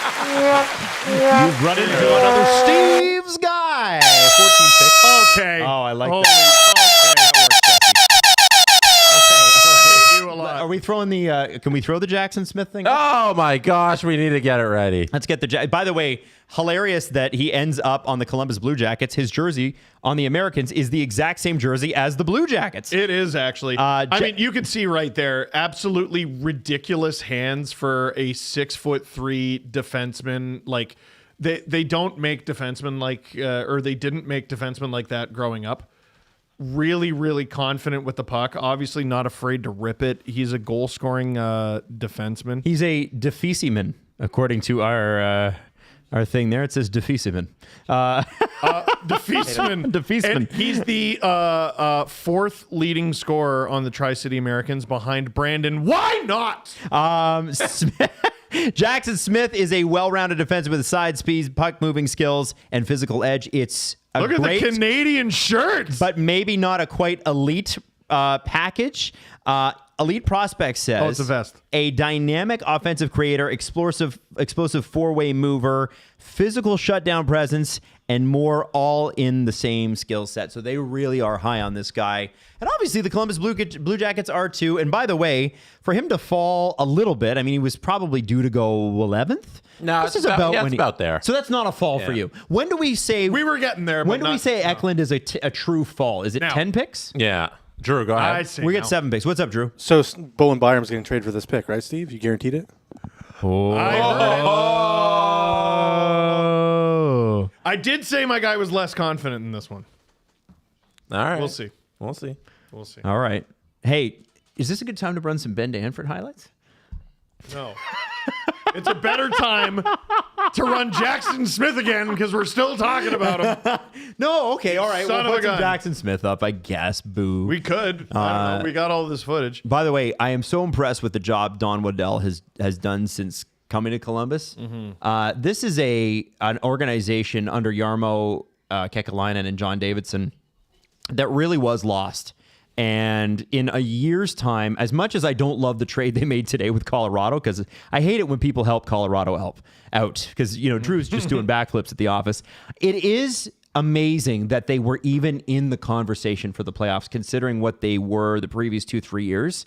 And I think, you know, you're starting to see some positivity even in the wake of tragedy there. It's just they did have one of those heart and soul seasons. I have to give them a huge amount of credit. Don Waddell, wherever he goes, builds a program. He's not the guy that, you know, he gets your Eric Tulskis, he gets your Rod Brindamores, he gets the guys that are smarter than him to do these jobs, and he's able to mentor guys. And I think, I don't know, I've always been a big Don Waddell fan, and I think he's going to do it again in Columbus. Like, here's the thing. We saw Boston and New York fall off, which allowed Montreal and Ottawa to sneak into the playoffs.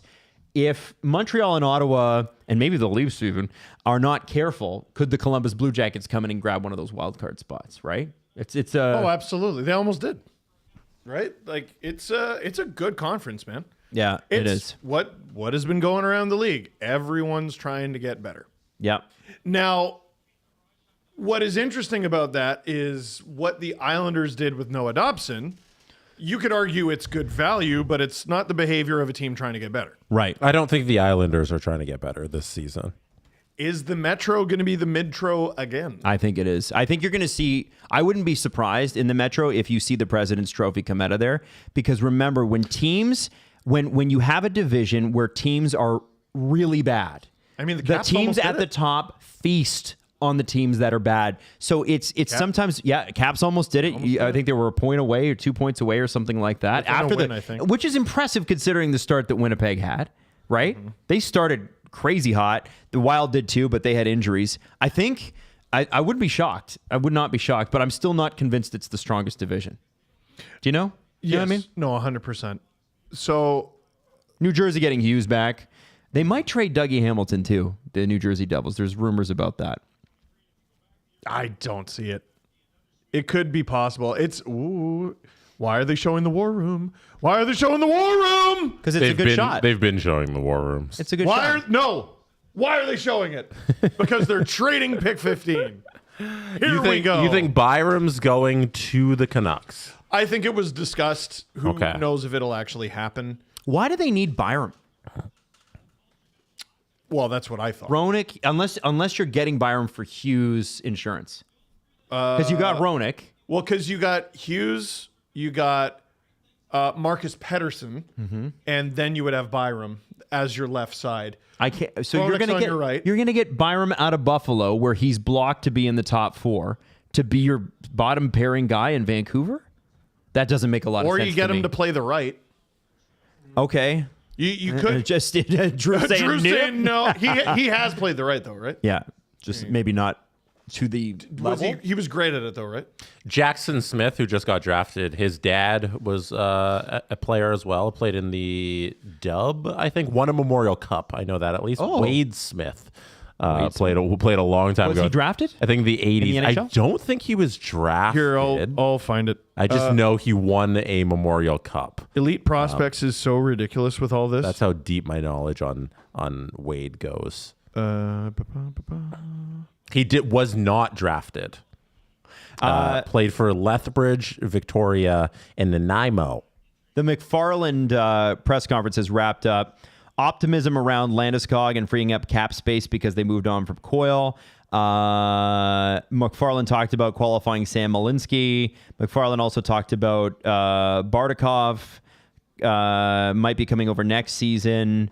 So no trades to announce. He says he's going to meet with the media again at length tomorrow. So we all freaked out for nothing. No. Who's we? Me. Yo, why is okay? The McFarland speaking in the middle of the first round. Meeting with the media means they're done. Like that's what when you meet with the media, that means like your night is over. So you're talking to the media and you're wrapping things up. So that's why you shouldn't be freaked out when the guys are talking. Right. Yeah, so who's coming to make this pick for the Vancouver? Eric Engels said, "Don't be surprised if the Canadians trade 15 and 16 to Emil Heineman for the Islanders." Michael Samuelsson. So they're making the pick. Oh, there you go. Oh, he's thanking people. No!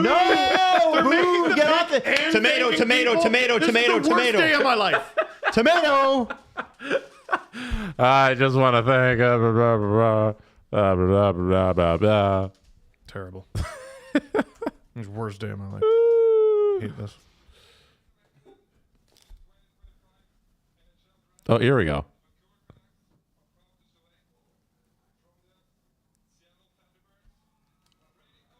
Braden Coots from the Seattle Thunderbirds, another Seattle pick. As we mentioned, they were having a really, really good draft. Here's Braden Coots, a well-rounded prospect with excellent hustle and a translatable toolkit. The question with Coots is whether he's a second or a third liner at the next level. EP says this one-man forechecking machine already looks like an NHLer with flashes of dynamic play driving. There's top 6 potential here, too. And remember, this is supposed to be a thinner draft. at least, you're just going to have to take a few more lottery choices. Ultimately, we don't know if it's a thin draft until 10 years later. But, this is where people start to take chances. And this is a guy where, listen, I think it's attractive for any team. Does he have a crazy motor, and does he forecheck a bunch and he can score? He's got a wicked shot. Yeah. I feel like we can work with that. Yeah. There's pieces there for this kid. It's going to take a little bit. Like he's not getting right to the NHL or anything like that, but he's got a bunch of tools that can develop into a decent forward. He played at the Hlinka Gretzky Cup this year. You want to hear his stat line? Yeah. Sure. 3 games played, 0 goals, 1 assist, 1 point, 27 penalty minutes. What the hell happened? Wow. That's Brawl? 9 penalty minutes a game. What the hell happened? What did I miss? Holy crap. And if you look at his stats overall, he had 18 penalty minutes all season with Seattle. What the hell happened at the Hlinka? He had more penalty minutes at the Hlinka than he had all season in 60 games with Seattle. What happened at that tournament? It's crazy. I don't know. You stick someone in the nuts with the... Anyway, that's crazy. Victor Eklund, who was a teammate of Anton Frindell, is still on the board. I wonder if people look at Victor Eklund as a guy who benefited from playing with Anton Frindell. I have a better theory, Adam, and it is that Montreal has the next 2 picks, and nothing good is ever going to happen to our hockey team, and they're going to get this guy. Well, they're not, because they're trading those 2 picks for Noah Dobson. Yeah, so they can't get him. Yes. Yeah. Oh, well, then never Eric, I just said it to you. You missed it. But Eric Engels said, he tweeted out, don't be surprised if the Canadians trade 16 and 17 and Emil Heineman for Noah Dobson. Which is a little bit of a jokey joke there. Yeah, he's a funny guy. I think my theory is along the right lines, where everybody looked at the players in the top 15. They said they're all big. Eklund's the one that sticks out. He's going to fall a little bit. And falling for a player who's supposed to go 9th or 10th isn't a crazy fall when we're reaching 15 and 16, but it's still like you're not that caliber according to these scouts' eyes. Here's why I made that mistake, by the way. On NHL.com, it still lists both picks as Montreal's. So these picks... Even though we know yeah, of they're course. definitely not. Because again, as I mentioned... They have not officially made the announcement because they're saving it for the draft to at least guarantee one trade. And by the way, the Montreal pick was from Calgary for the Sean Monahan trade. Brad Treliving made that pick, which is hilarious. And that was to get rid of Sean Monahan's contract. Now, these will both go to the Islanders. My question to you guys is, does the Noah Dobson trade look a little rougher in retrospect? Because acquiring these picks ostensibly would be to get a guy like James Haggins, get into that top 10 without the Shaggins thing happening. Do you feel like the Islanders, do you feel like that changes the way you look at this trade? I feel like the Islanders definitely feel like they were between a rock and a hard place here, because he was a free agent, restricted, but they definitely thought they couldn't get this done.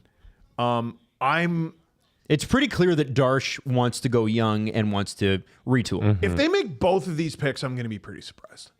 I think because this draft isn't like the big highlight draft, when you're drafting 16 and 17, it's not too dissimilar than having a top 10 pick. If they're looking at this draft and they're saying the players are pretty much even in this first round, as many of those lottery tickets you can get in the first round is going to set your franchise up for success. I think they're doing the right thing by these middle picks could come out to, when you look at everything, play out like the top 10 picks, and just having a bunch of them here is going to benefit the Islanders. You have to take Eklund here. With one of them. I don't know. If the Islanders could come out of this, here's what I'd do. Victor Eklund with one of them and Kashan Aitchison with the other. I like that. That would... Well, I think this is a good spot for Eklund to go. And by the way, charge your rebuild. Kashan Aitchison is one of Steve's guys. He's one of Steve's guys. That's why Steve... There's Steve's guys! When you see the highlight pack when he's picked, you'll understand why. He's the most violent hitter available in this draft. Braden Coates, by the way, who just got drafted. The things I love out of prospects, he was the captain on the under-18s. having that guy, into your system when he had to lead his peers, I think is a good sign. And he also led the team in points as the captain. Yes. Good stuff. Yep. That's what you want out of Wait a prospect second. drafting. But I thought that they made a trade. Oh, they're going to press the button. Oh, wait a second. Who is that? I think I know who it is, but I'm afraid of being wrong. Why, Steve? Because I like his jacket. Jesse.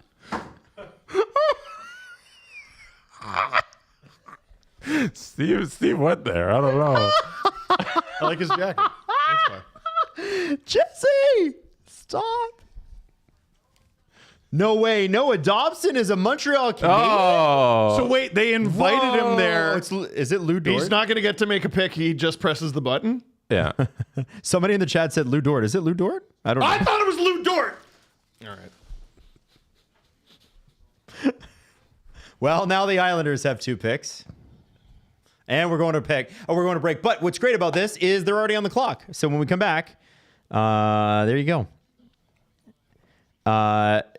Hawk 451 makes a point. So we're going to be close to 2.5 hours by the time they actually get to the second half of the first round. Insane that they tried to call this faster. Guys, so the longest stream we've ever done in history is last year's draft stream. How much sushi we got left in the kitchen? This year we could be looking at a 5-hour stream here, guys.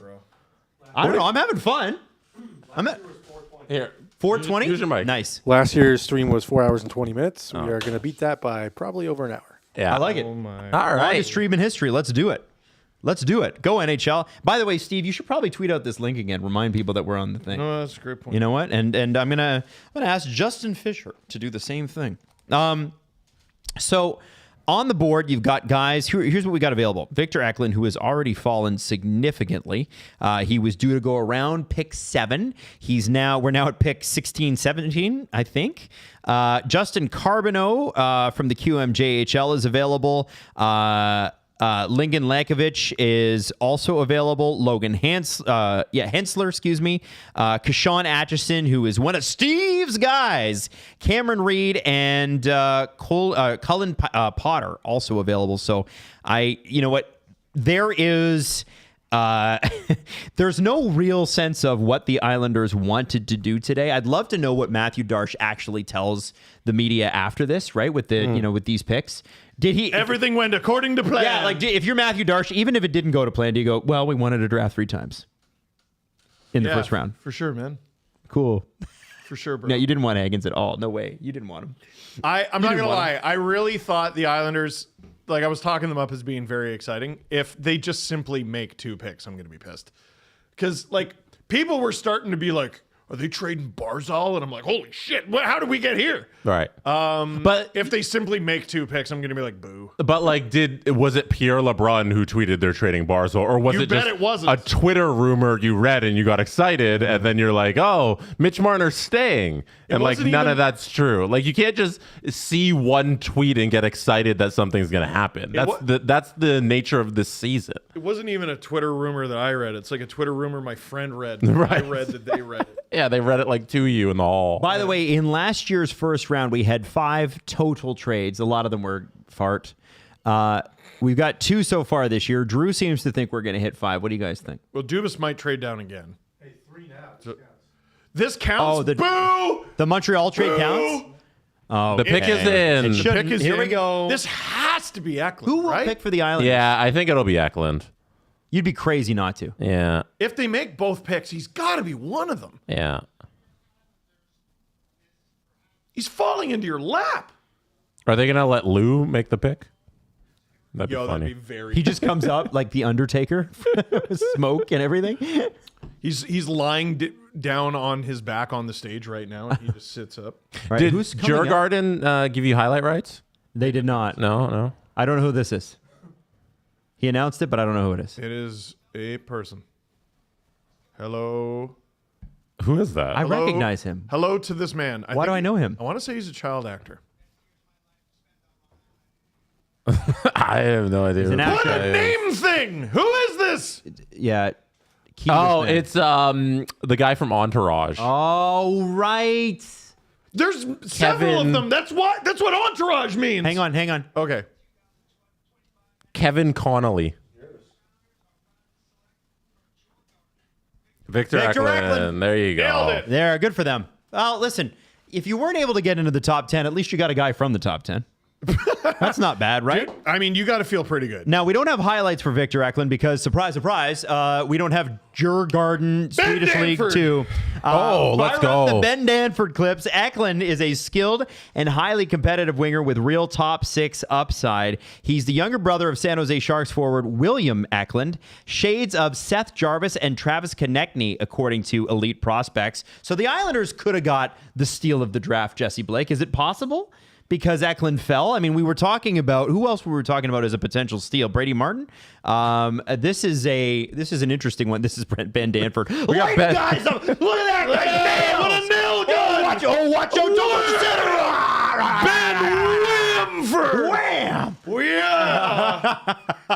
By the way, Drew thinks I was saying Kevin Connolly is a child actor now. That is not what I meant. I meant he used to be a child actor and no longer is. That would have been a weird not thing. a child. That would have been a weird thing to say, way. Steve. Come on. Why would you say something like that?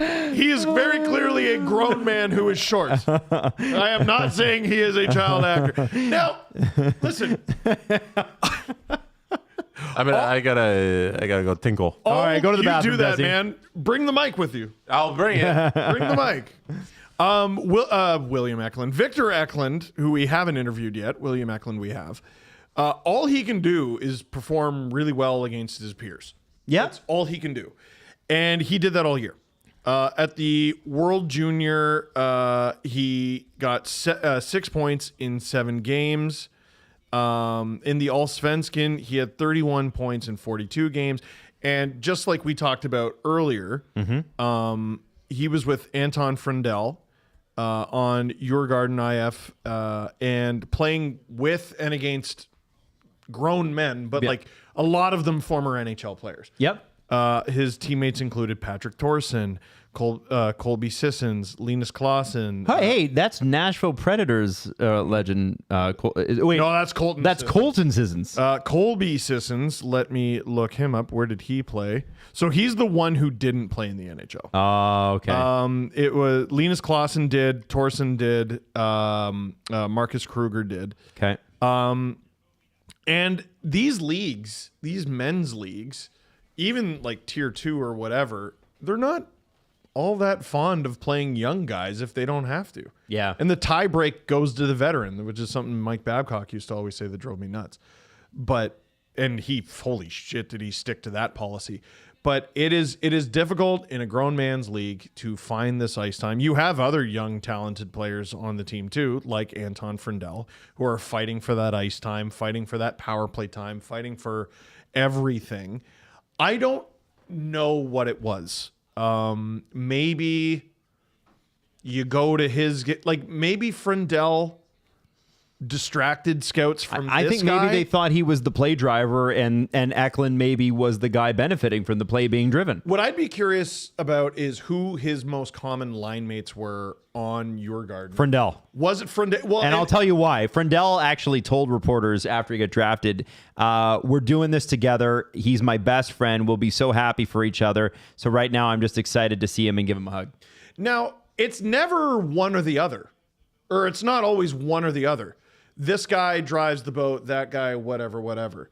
You think of dynamic duos. We saw back-to-back years in the draft where 2 line mates went first and third. In 2012, it was Nail Yakupov with Alex Galchenyuk. Neither guy really panned out. Galchenyuk had the better pro career here. He had a very good pro career that obviously fizzled hard. and there was alcohol abuse in that. I think that's pretty fair. But he had a poor career for a 3rd overall pick. Yep. Yakupov, I mean, obviously, he's still playing, so that's nice. It's awesome. Every once in a while, you guys used to DM. I know that. That is true. I got to interview him and Galch actually when they were both in junior with the Sarnius thing. The next year it was Nathan McKinnon and Jonathan Drouin. Drouin His career has had its ups and downs. It's still going. Yep. And McKinnon is obviously McKinnon. Sometimes neither guy really makes it. Sometimes both guys make it. Sometimes one guy makes it and the other doesn't. It doesn't need to. It would be a shame if Eklund fell because people are so hard and fast with this guy is the straw that stirs the drink. Well, and honestly, Steve, does it matter beyond tonight? I mean, the Islanders could have just got, as I said, the steal of the draft, and we were talking about. My guess is they won't even be teammates. What do you mean? Oh, no, probably not. Like but what I mean is, one or both of them graduates to the SHL, or maybe one of them comes over to North America. Maybe Anton Frundell is in the NHL next season. Yeah, you don't know. But I guess my point is that I think beyond tonight, somebody falling in the draft really doesn't matter. It just doesn't. And the Islanders who did get these picks, you're hoping, and here we go with their pick. Here comes Gary. Oh, We're so not they're sure. making both. Are you upset? Am I upset? No, Steve. Steve's like, I'm going to be upset if they pick both these picks. Oh, here comes Who's this child actor? Here comes child Kevin Connolly. Hey, it's Entourage, man. I'll be happy if I nailed both picks, which was Eklund and Aitchison.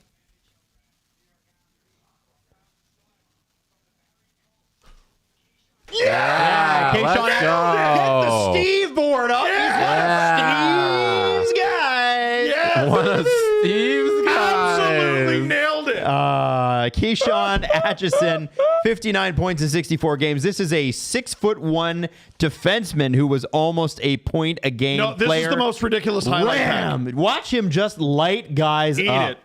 One of the Clean. OHL's top defensive defensemen, but also scores. Atchison plays hard, hits harder, and he'll pot one for good measure. According to Scott Wheeler, he's going to have a long career at the NHL as a two-way competitor with some real bite. Really good playoff. Wham! Oh my Oh, God. that guy. Oh, no.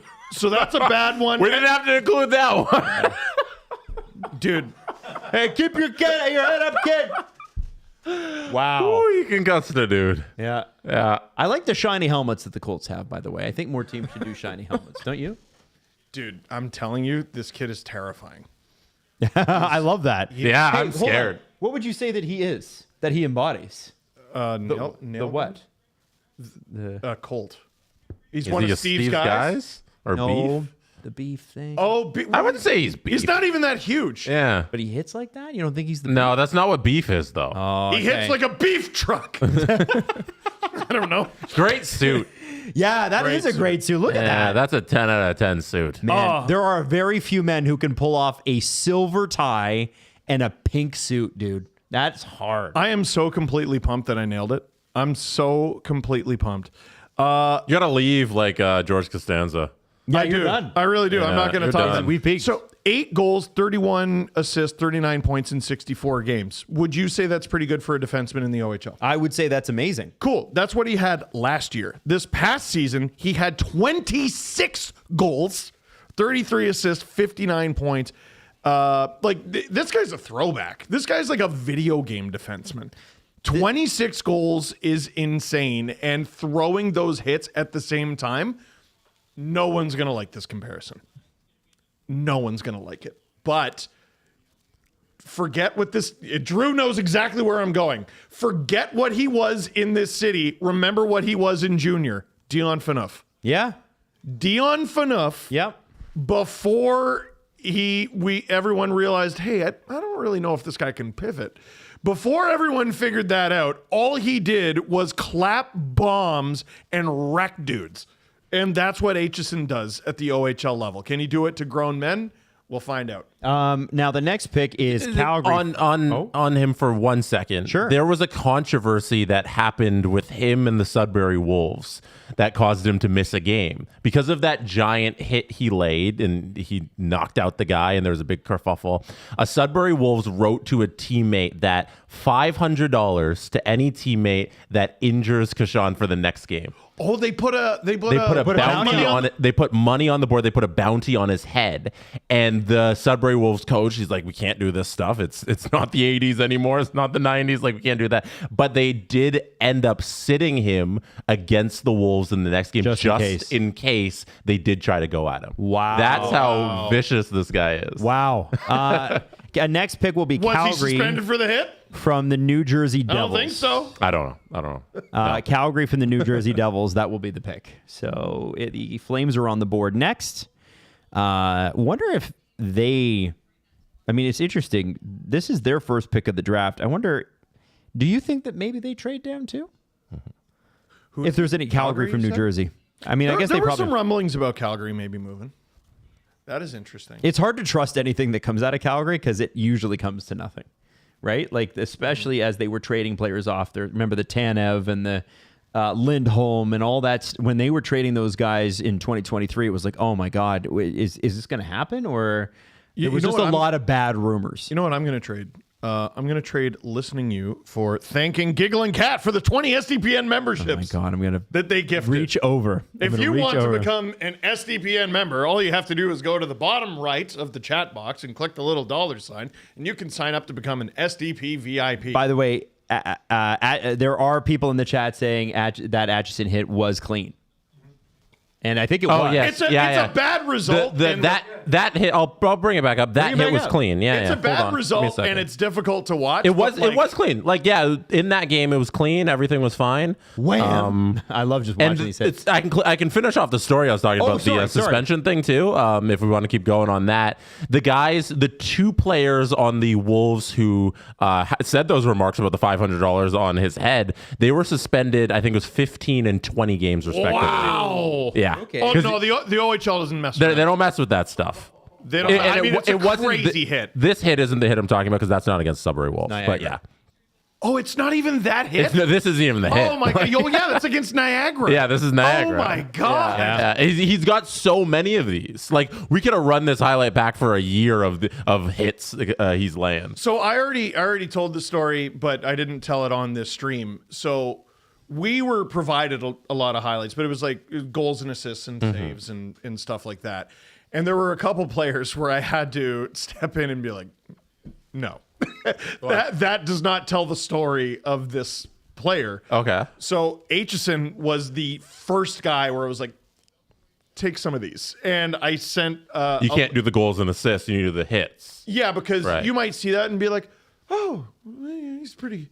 He's got a similar skill set to other guys we've seen drafted.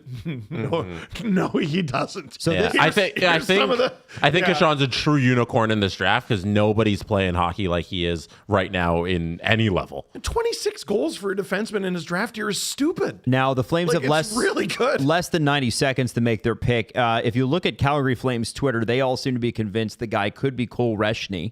Who is around, expect to go between like 20 and 23, played with Victoria. So we'll see if they're right.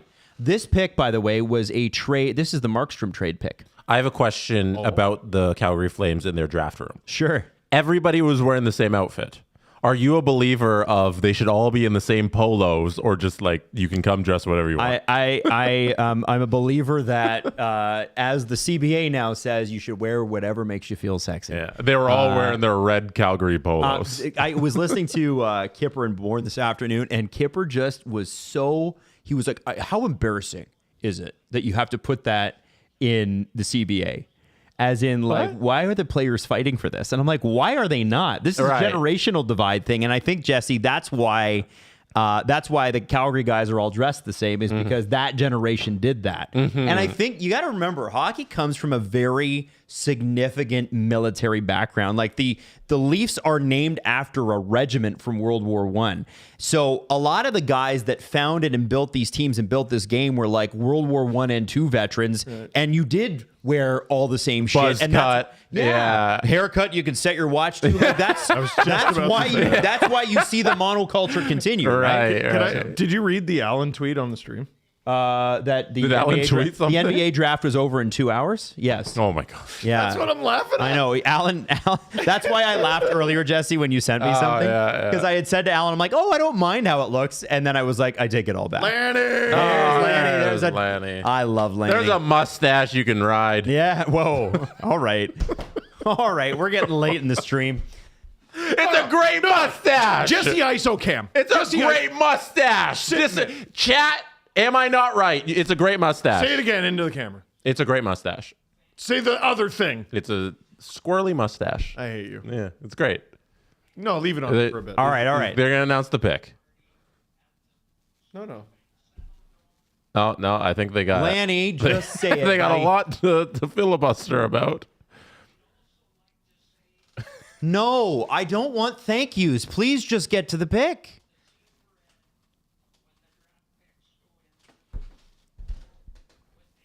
I love you, Lanny. He's still chit-chatting. Don't put it on me. There you go. Oh.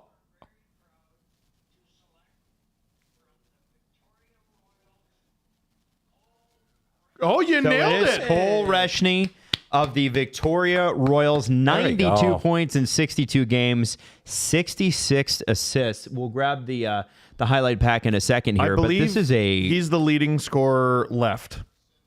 Okay, well, so it's an easy one, I think. You just pick the best guy. Try to pick the best guy. Yeah, it was. Remember, I said that for who was Here the he other is. player? Reshny. It was Benjamin Kindle. And now it's Cole Reshny. Reshny is an intelligent point producer and a hard worker. For a player of his size, though, you might hope for more dynamic skating, according to some of these prospect look-aheads. Pronman says he'd played center in junior, showing a diligent two-way game. There's a chance, due to his size, that he'll be moved to the wing as a pro, and we've seen that happen plenty of times. Nylander and Marner were both guys that were centermen at this level who moved to the wing, much to the Leafs' chagrin. Cole Reshny, though, really, really interesting guy for the Flames. And it kind of, the one thing with the Flames is they have made some outstanding picks in the last couple of years. Zane Parek's a crazy pick. And you know, obviously Dustin Wolf and then his development. Yeah. Like once some of these guys, I think Coronado. Coronado has been. It's so funny. Connor Coronado Zary? was the guy that Sutter was like, yeah. What was his number? I don't remember. That was it. That was That was Jakob Peltier. Oh, okay. All right. Who also would have been a good pick, except he got sidelined due to injuries. As a smaller guy, you can see in the highlight pack what they mean by the sort of lack of dynamic skating. Like, Can we throw it up again? Is that cool? He's not doing like all these Mitch Marner crazy mohawks and Kucherovs and whatever. He's Seems to be vision and great puck control there, right? yeah, good hands and everything. I understand what they mean in the NHL. Someone probably sends you to the hospital doing that. But, you could see why he could potentially excel on the wing. Yep. Once he turns pro. Those are great hands. I'm not trying to pick apart the guy's game. I'm just saying I understand the criticism. There are goals in the CHL and then there are goals in the NHL, and they're not the same. Who was that poor kid who took a crazy high stick at the end of that highlight? Did you see that? Uh-oh. No, it's okay. You don't have to send it. Now, if I'm not mistaken, I could be wrong. He played with the Victoria Royals of the WHL. I think he's one of the major junior players who is committed to play college next season. Oh, okay. If I'm not mistaken. Okay. I could be mistaken. Yeah, well, that's good. Elite Prospects usually shows it. Another guy with a very feathered mullet-like hairstyle, which I respect. That's dub hair. I do want to say this. I'm gonna move away from the draft for just a second. CJ just tweeted this out. Another item from the NHL CBA extension that will be popular with the players. Jesse and Steve, are you ready for this? Was not expecting this. I'm ready. Fitness testing will no longer be permitted during training camp or the regular season. What? You cannot. But okay, fitness so when test. do you do it? You don't. Oh. And What? training camps will be reduced from 21 to 13 days starting in 26-27. Thank God for that. The fitness testing is strange. Well, I think it's probably an because athlete. Yeah, but I think it's probably the fitness testing is who can ride a bike the best, not who can play the hardest. But So- some of those things matter. well, the NHL owners were like, "Fine, we'll get rid of it." Like taking your VO2 max. Like, is that sort of fitness testing? I feel like your health department can take things from that, with your players you have on your roster. Well- are those sorts of things now banned? Is the NHL just absolutely fleecing them on actually significant stuff? Yes, they are. There are things that are fleecing them. That's so strange. The bonus structure, the reduction in contract size. Yes, they are getting fleeced on certain things. My question is like competition testing is not allowed? Like the strength and conditioning coach has to be able to test his players. Right. That's what I'm asking. You know what? I think they would probably just look at that and go, what? I think a lot of the fitness testing that they would do, this is what they would argue, is stuff that is not applicable to the... It's like when they test these kids and they're like, how many chin-ups can you do? Who fucking cares? Right? And so I think probably the players don't want to be fitness tested because they probably dread it and hate it. Secondly, I'm just not sure how much it actually, that type of fitness testing matters. I think it's old world thinking. Right. And I think these guys, listen, most of these guys, with the exception of a notable player from Vancouver who showed up out of shape, most of these guys are fit all year. Most of them are not smoking cigarettes at intermission, right? Yeah. So it's sort of like, what are we doing here? Either I have wind on the ice or I don't. Yeah, and the argument I will buy is that these guys have enough technology on them, like while they're playing hockey, that you can probably deduce everything that you would need in a fitness test. But you can't do things like strength tests. Yeah. You can't measure a guy's strength test on when he's playing hockey because you're not doing weight training, So there are things you're missing there, but there is enough tech on these guys while they're playing hockey that you can get a lot of those health attributes while they're just playing hockey. Well, so that's very fascinating. Yeah, interesting. Now, I wonder how that affects medical clearances. Like, how do you decide whether someone's injured or not? Like, part of the fitness testing would be that, I would think, but I don't know. But like I referenced something like the VO2 max. Like that is a great like off ice test you can do to test the guy's cardiovascular strength. And not being able to do that, I wonder if they've claimed taken that out of the CBA. That's very strange to me. St. Louis, by the way, is on the clock. 22 seconds to go. Sorry, go ahead. This is what I was gonna say is like sometimes these guys have like heart defects and does that come through in the fitness training? But then I remembered a story I had heard with friend of the show, Dennis Marouk. He was playing in the Lindros tournament in 2017. All same outfit. By the way, they are all wearing the same damn outfit. That's what I was trying to tell you. Anyway, sorry. He was playing in the 2017 Lindros tournament, having had open heart surgery the year before. But what was crazy about that is he went in for some medical stuff or whatever. And he did the bike as part of his evaluation. And they're like, man, for your age, you're strong as an ox. And then they did some sort of other test, and they're like, oh, you have like a 90% block. Yeah. Oh, my God. So it doesn't necessarily come out on the bike. Now, here's Nikki Glazer, who did such a great job at the Tom Brady roast. She was amazing. She's been in a few roasts. One of my favorite shows, I think that's very underrated on television, is called F-Boy Island. Oh, I've never heard of it. It's so funny. It's a dating reality show, and Nikki Glazer's the host of it. Oh, that's hilarious. And she does a fantastic job on it. They've only done 2 seasons. It's an HBO Max show, so it's on Crave. Oh, what? Hilarious. F-Boy, okay. F-Boy Island. I think she's one of the best comedians out there. She's hysterical. Yeah. All right. And she still lives in St. Louis, by the way. Even not like St. Louis. How old is that joke? Oh, not like St. Louis. Wedding. That's almost 10 years. Not like St. Louis is 11 years old. Wow. Anybody in the chat, if we just say not like St. Louis, do you get that? Yeah. I don't know how many people just understand that joke. Can I answer that for you, Jesse? No. All right. No, they do not.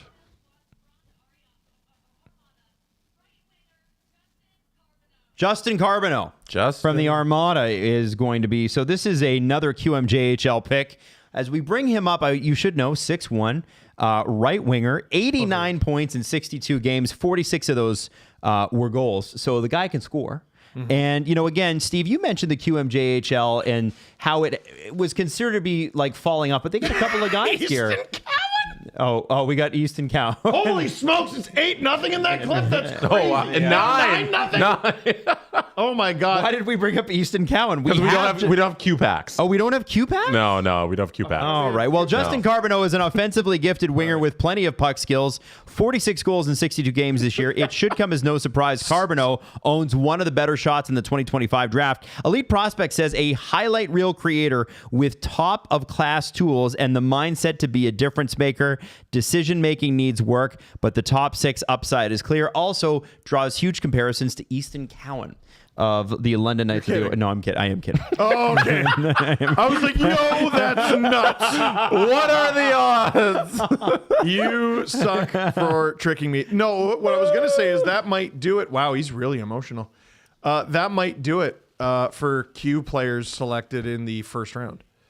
Or at least that's how it's projected to be. The next highest, oh my gosh, I'm scrolling quite a bit here, ranked QMJHL player. It is impossible that I am still friggin' scrolling. Dude, no way.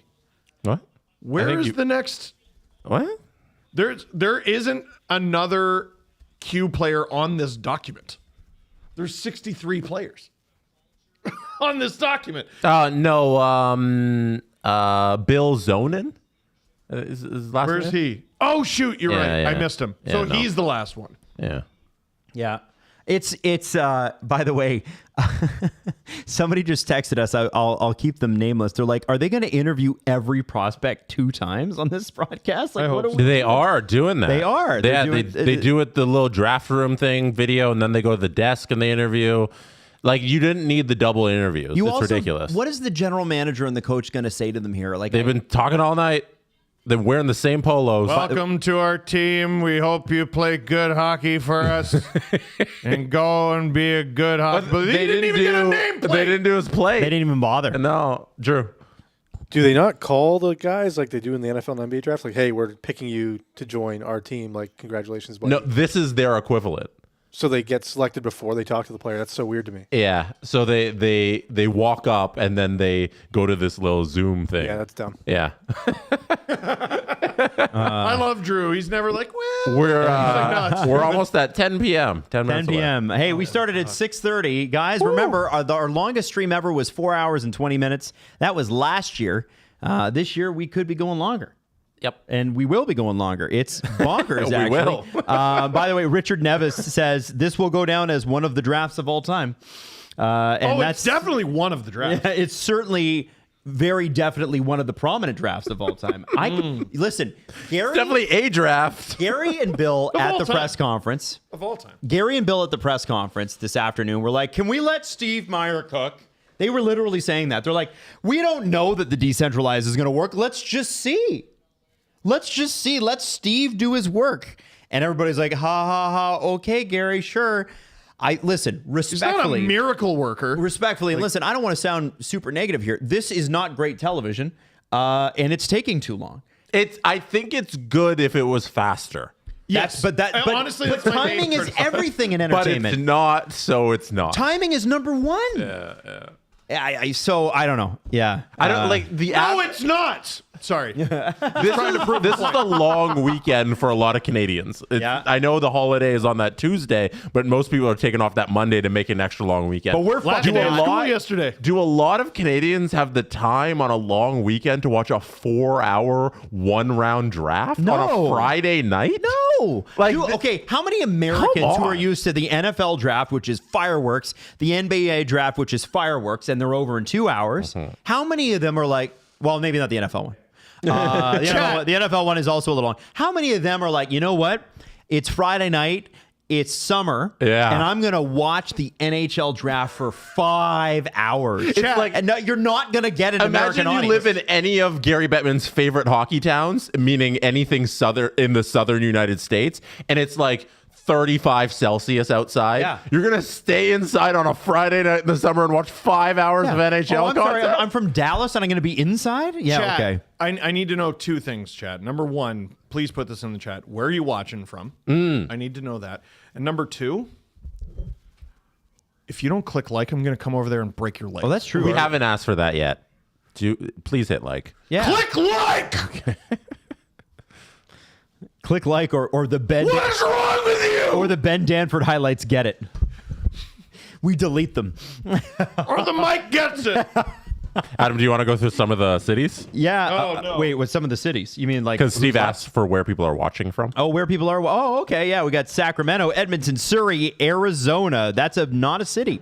Somebody from Denmark. We got another one from Rio de Janeiro, Brazil. Grand Rapids, Michigan, Alexandria, Finland. It's 5 a.m. Egypt? Alexandria in the States. Aruba. Drew's had it on the wide cam the whole time, so they've been watching you struggle. with your laptop. Virginia Beach, Quebec City, Manchester, USA, Windsor, Ontario, Dunnville. Yeah, Dunnville. Where's that? Dunnville is in Ontario. South Australia. I don't know Dunnville. Oxbridge. There's a lot of small towns in Ontario that are. Ontario's so big. Ontario's huge. So it takes 24 hours to drive from like Toronto to Manitoba. You ever look at where Timmins is? Yeah. I think Timmins is far away. Timmins is far away. Yeah. Objectively, you're right. Yo, if you were to drive to Manitoba, it's like 24 hours, right? Like it's straight up a 24-hour drive. In Europe, you'd be in you go from like France to the Balkans. Like it's crazy. You'd be in Japan. Yeah, 100%. It's crazy. You got on a ferry. Montreal. We got some people from the Czech Lick Misak. He got fooled! He got fooled! These nuts in Adam's mouth! Idiots! I've been on the air for 3 hours. Lick me sack! I will never. Adam got lick me sacked! What a loser! Loser! That's incredible. Oh my God, I was had. Lick my sack,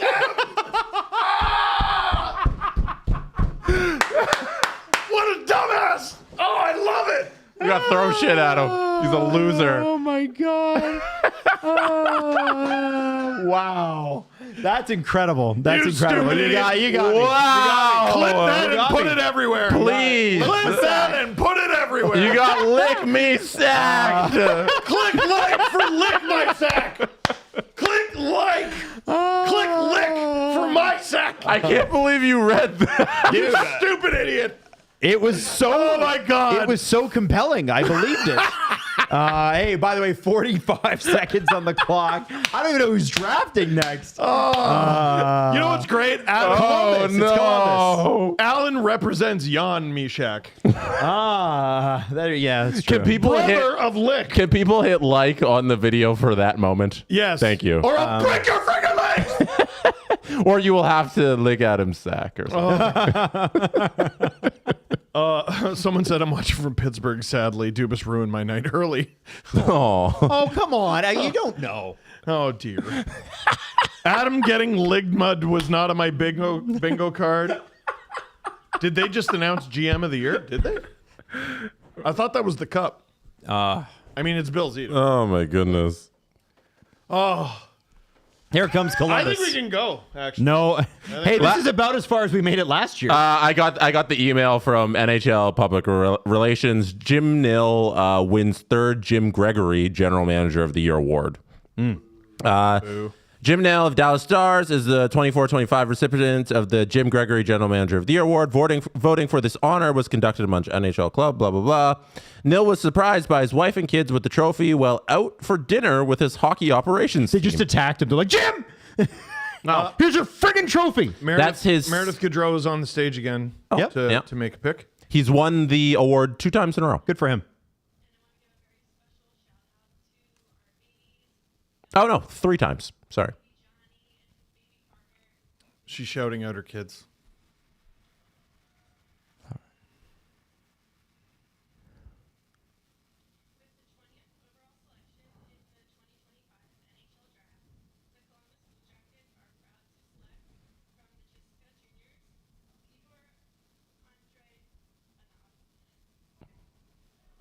Peter, what? Peter Andreanov. I'm looking on our... Piotr, he's not there today. Oh. Yeah. Oh my gosh. He is not listed not in the on our top 60. document. He is off the board. Here, I'll look it up. Now, Bob this is- McKenzie had him at 58. This is not the first time the Goaltender. Oh. That's why he's so off the board. He is a goaltender. So this is not the first time the Blue Jackets have gone off the board with a Russian, and they did pretty well when they did it. 2020, a lot of you are not going to remember this, but 2020, they picked Yegor Chinnikov, 21st overall. I think the highest he was ranked on like any board was 90th. Like he was incredibly off the board. Some places had him in the hundreds, and now he's already played 175 NHL games. You want me to do a 71 points. I got one too. Oh, you got one? Yeah, Go ahead. or whatever you got. Go ahead. Go ahead. Okay, well, so I guess the thing about him is that this guy, they're looking for him to improve his technical game and his rebound control. He's got great athleticism, game processing, consistency, and he is a goalie that will have to develop his puck handling a little bit as well. But they're saying that some of his strengths include like his positional play and his aggressiveness. Obviously, very athletic as anybody is, but even in his draft class, extremely good. His anticipation and consistency and being in a game early, hit a .930 save percentage, which is incredible. Jesse, what does yours say? He has established himself as one of the most statistically dominant goaltenders in the MHL this season, posting a stellar .942 save percentage, a 1.77 GAA, and 3 shutouts across 37 starts for Krasnaya Armia. Krasnaya Armia. Thanks. Moskva. Now, MHL, by the way, is junior, basically. So it's MHL is junior, VHL is like the minors, and KHL is obviously VHL would be the AHL equivalent? Kind of, yeah. He ranks among the league leaders in every major goaltending metric while facing a heavy workload as CSKA's primary starter. While he does not match the current NHL height trend for goaltenders, trending towards 6'3", he's only 6'1", 207. Andreev's exceptional lateral quickness, elite puck tracking, and aggressive crease control make him a compelling NHL draft candidate. Thank you to Neutral Zone, in-depth amateur scouting, for that little report there. Interestingly, he's actually kind of screwing up the development of a Leafs pick from last year. Timofey Obvintsev ended up being the backup goalie for this team, playing just 11 games because Andrianov played 37. Wow. Obvintsev had a .908 save percentage, a record of 6-4-1. And Andrianov, I don't know if you read this part because I was scrambling to find info too. 23-6-6 with a .942. You know, how did you lose a game? So one of the things, how did you manage to lose 6 of those? One of the things I think that's going to be very interesting, you know, while the Russia-Ukraine war is going on, is, you know, we talked, I think I said this earlier in the stream. I was at the Gold Star Dan Milstein Prospects Showcase, and they went on a tour, right? They did one in Ontario, and they did a couple in the East Coast, and they came in and kicked ass. They didn't lose a game against any of the players that they played. But these kids, 16 years old, the reason that they're bringing them over is because, and I talked to Dan Milstein directly about this, is because they're not getting international play. They're not playing at the World Juniors. You're not seeing them at the U18s and the U20s and all that sort of thing. So he's got to bring them over and warm scouts up to them. And you know how small players 10 years ago could be the market inefficiency? Russians could be a market inefficiency here. There has not been a single Russian drafted yet. And there this are not is truly many, off the board. 100%. Well, and what a massive pain in the ass it is to scout them. Oh, like if you're flying there, like you would probably get a local. Well, right? you got to go through Istanbul or Dubai to do it. Exactly. Right. And you got to get a visa, and it's the international situation's tenuous, and I'm doing all that to scout an MHL game. Tell you what, send me the video. Yeah. Which I think is what a lot of teams probably did. This isn't the first time in history we've seen something like this before. We may have a trade. I think Ottawa and Nashville are trading. Ottawa should be picking here at 21, but it looks like they've swapped with Nashville at 23. Hey, there you go. But it has yet to be announced on the broadcast yet. What do we got, Drew? Is it Ottawa, Nashville? What's the return for Ottawa? Who tweeted this?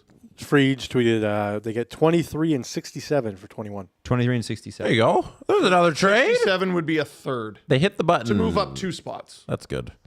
If anybody's wondering, Andreev was the 1 or 2 goaltender in the draft in most rankings. Oh, okay. So he was either the first goaltender on the board or the second. So clearly Columbus wanted a goaltender and took who they thought was the number 1 goaltender in the draft very early. Interesting. I mean, it makes sense. Merzlikins is obviously not going to be there forever. They just traded Tarasov to the Panthers, and he wasn't working out there anyway.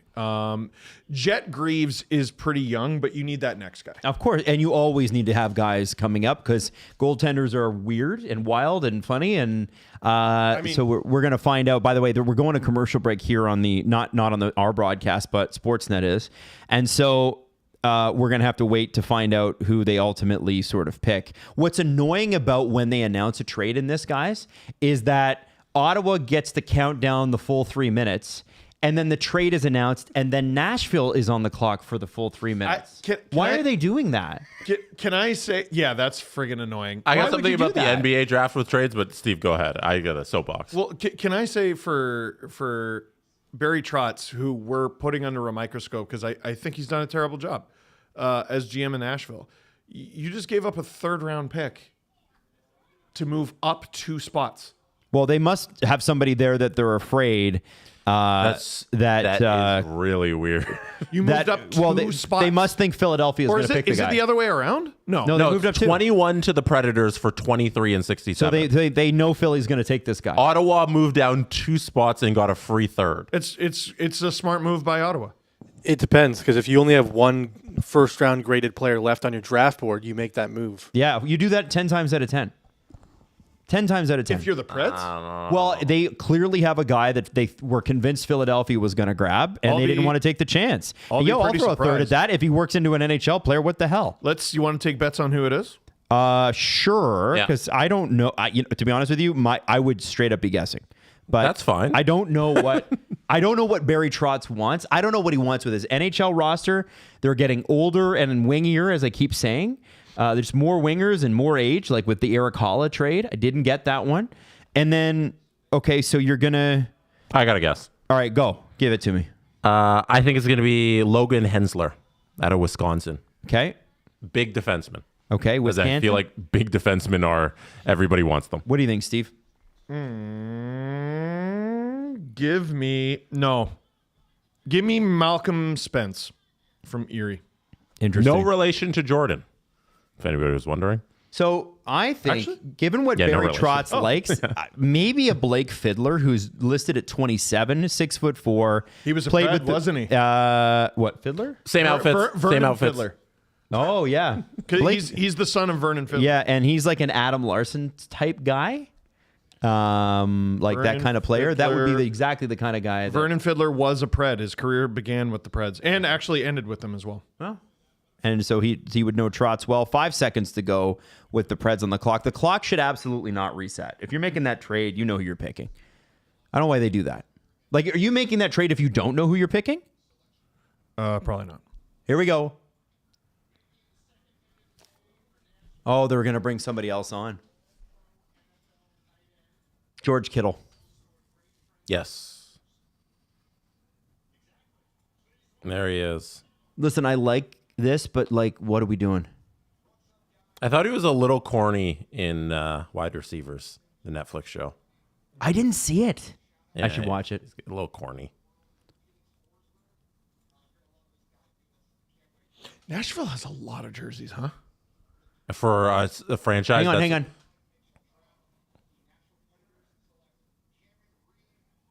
Cameron Reed. Oh, we were wrong. Okay, Cameron Reed. 6 foot defenseman from Kitchener, 54 points in 67 games. 67 is always just hanging out. Now, yeah. By the way, one thing I love about these comparables is when they list 2 players and they are just nothing alike. Right. So for Cameron Reed, Elite Prospects has shades of Devon Taves and Cam York. I'm sorry, this is not the same guy. Reed is a fleet-footed blue liner, has a strong transition game, and can distribute the puck well, has a 2-way middle pairing upside. So, Barry Trotz selecting a defenseman should not surprise anybody. At all. No.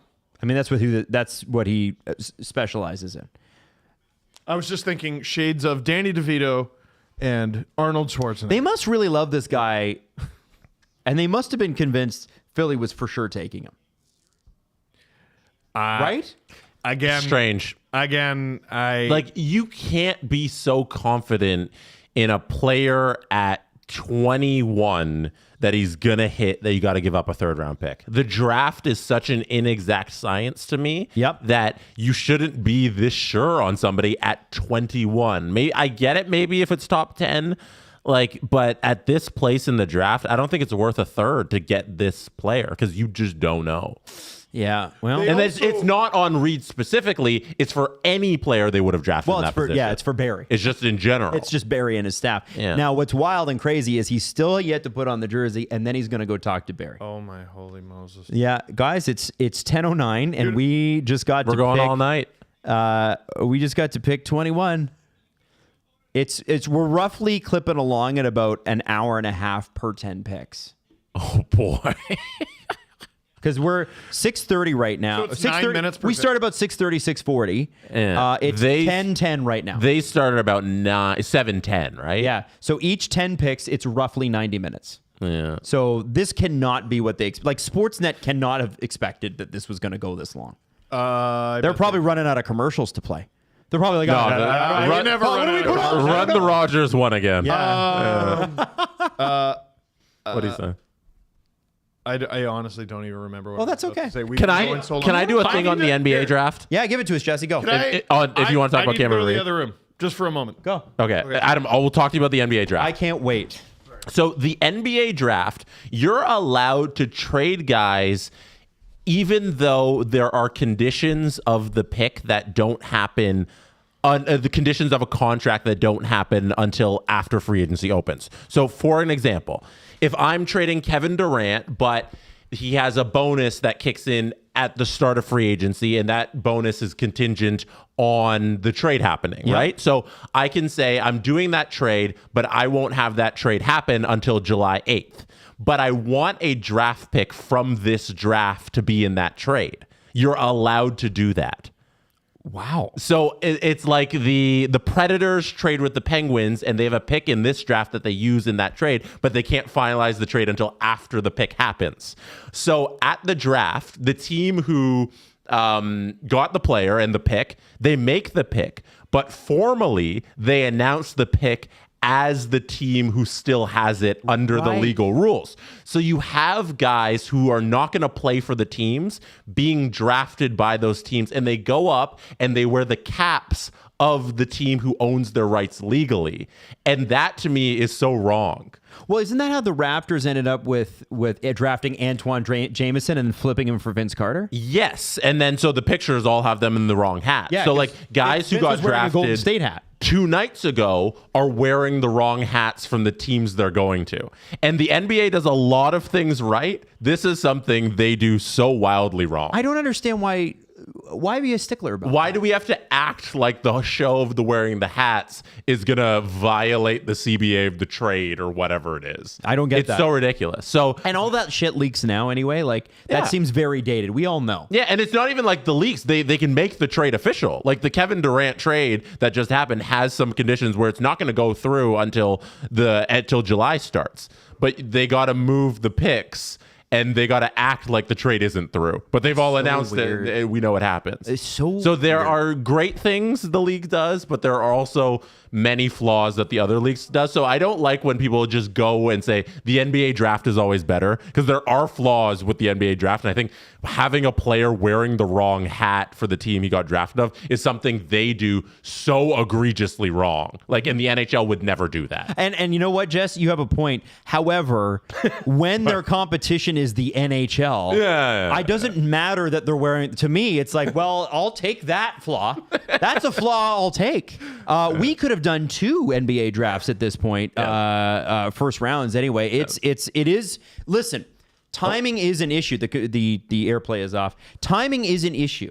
I think because it's been running for so long and I haven't activated Steve, anything. Can you get your sushi out of the way? All right. Timing's an issue here. Like the NHL really, people are going to claim that the reason it was so slow this year is it was decentralized. Bullshit. This is a league that cannot get its act together on this broadcast. And I'm waiting for somebody to just step in and go, here's how we make this time efficient. It's simple.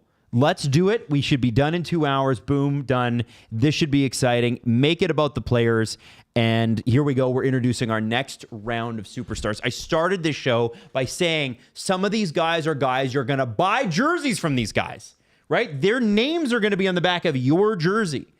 And what we have instead is like, well, it's just a long procession of handing it off to, we're going to hand it off to Gary, who's going to hand it off to the person that introduces, who's going to hand it off to this person and that person. And it becomes just painful. Absolutely painful. By the way, still don't know what the draft pick was because I haven't. Bill Zanin. Bill Zanin. There you go. Sorry, Bill Zanin. If you guys can do that for me, that'll be excellent. Bill Zanin from the QMJHL Noranda. 64 games played, 83 points. Zanin is a strong combination of physicality, two-way intelligence, and passing skill. All that together makes him a likely NHLer and potential middle sixer. EP, they keep doing the shades of thing. But shades of Ryan O'Reilly. Oh, hey, you could do Ryan O'Reilly. You could go. You'd be worse than that. That's pretty good. Nice pick. pick. Do a lot worse than that. Nice little pick there. What is it? No, all good. All good. So anyway, long story short, yay, fun. Also, here's the other thing. Somebody in the chat said there's a lot of handshakes going on. Yeah, I think you're right. There are a lot of handshakes going on. it's a Q player. Yeah. I don't know how relevant this is, but maybe a name to look out for. So, you know how elite prospects will list, like, here's their father, here's their uncle, here's their brother, here's their rare sister page for, is it Bill? Bill Zanin. Bill Zanin, yeah. He's got a sister, Keisha Zanin, who is currently playing in the JWHL for the Stansted Spartans. So Adam's going to look out for her. Adam's loving this. Adam, we got to fill 5. Holy shitting. He is not on the stage yet. Adam, he is not on the stage yet. We lost our feed in here for at least 3 minutes. And it wasn't 3 minutes. And he's not on it was stage. 30 seconds.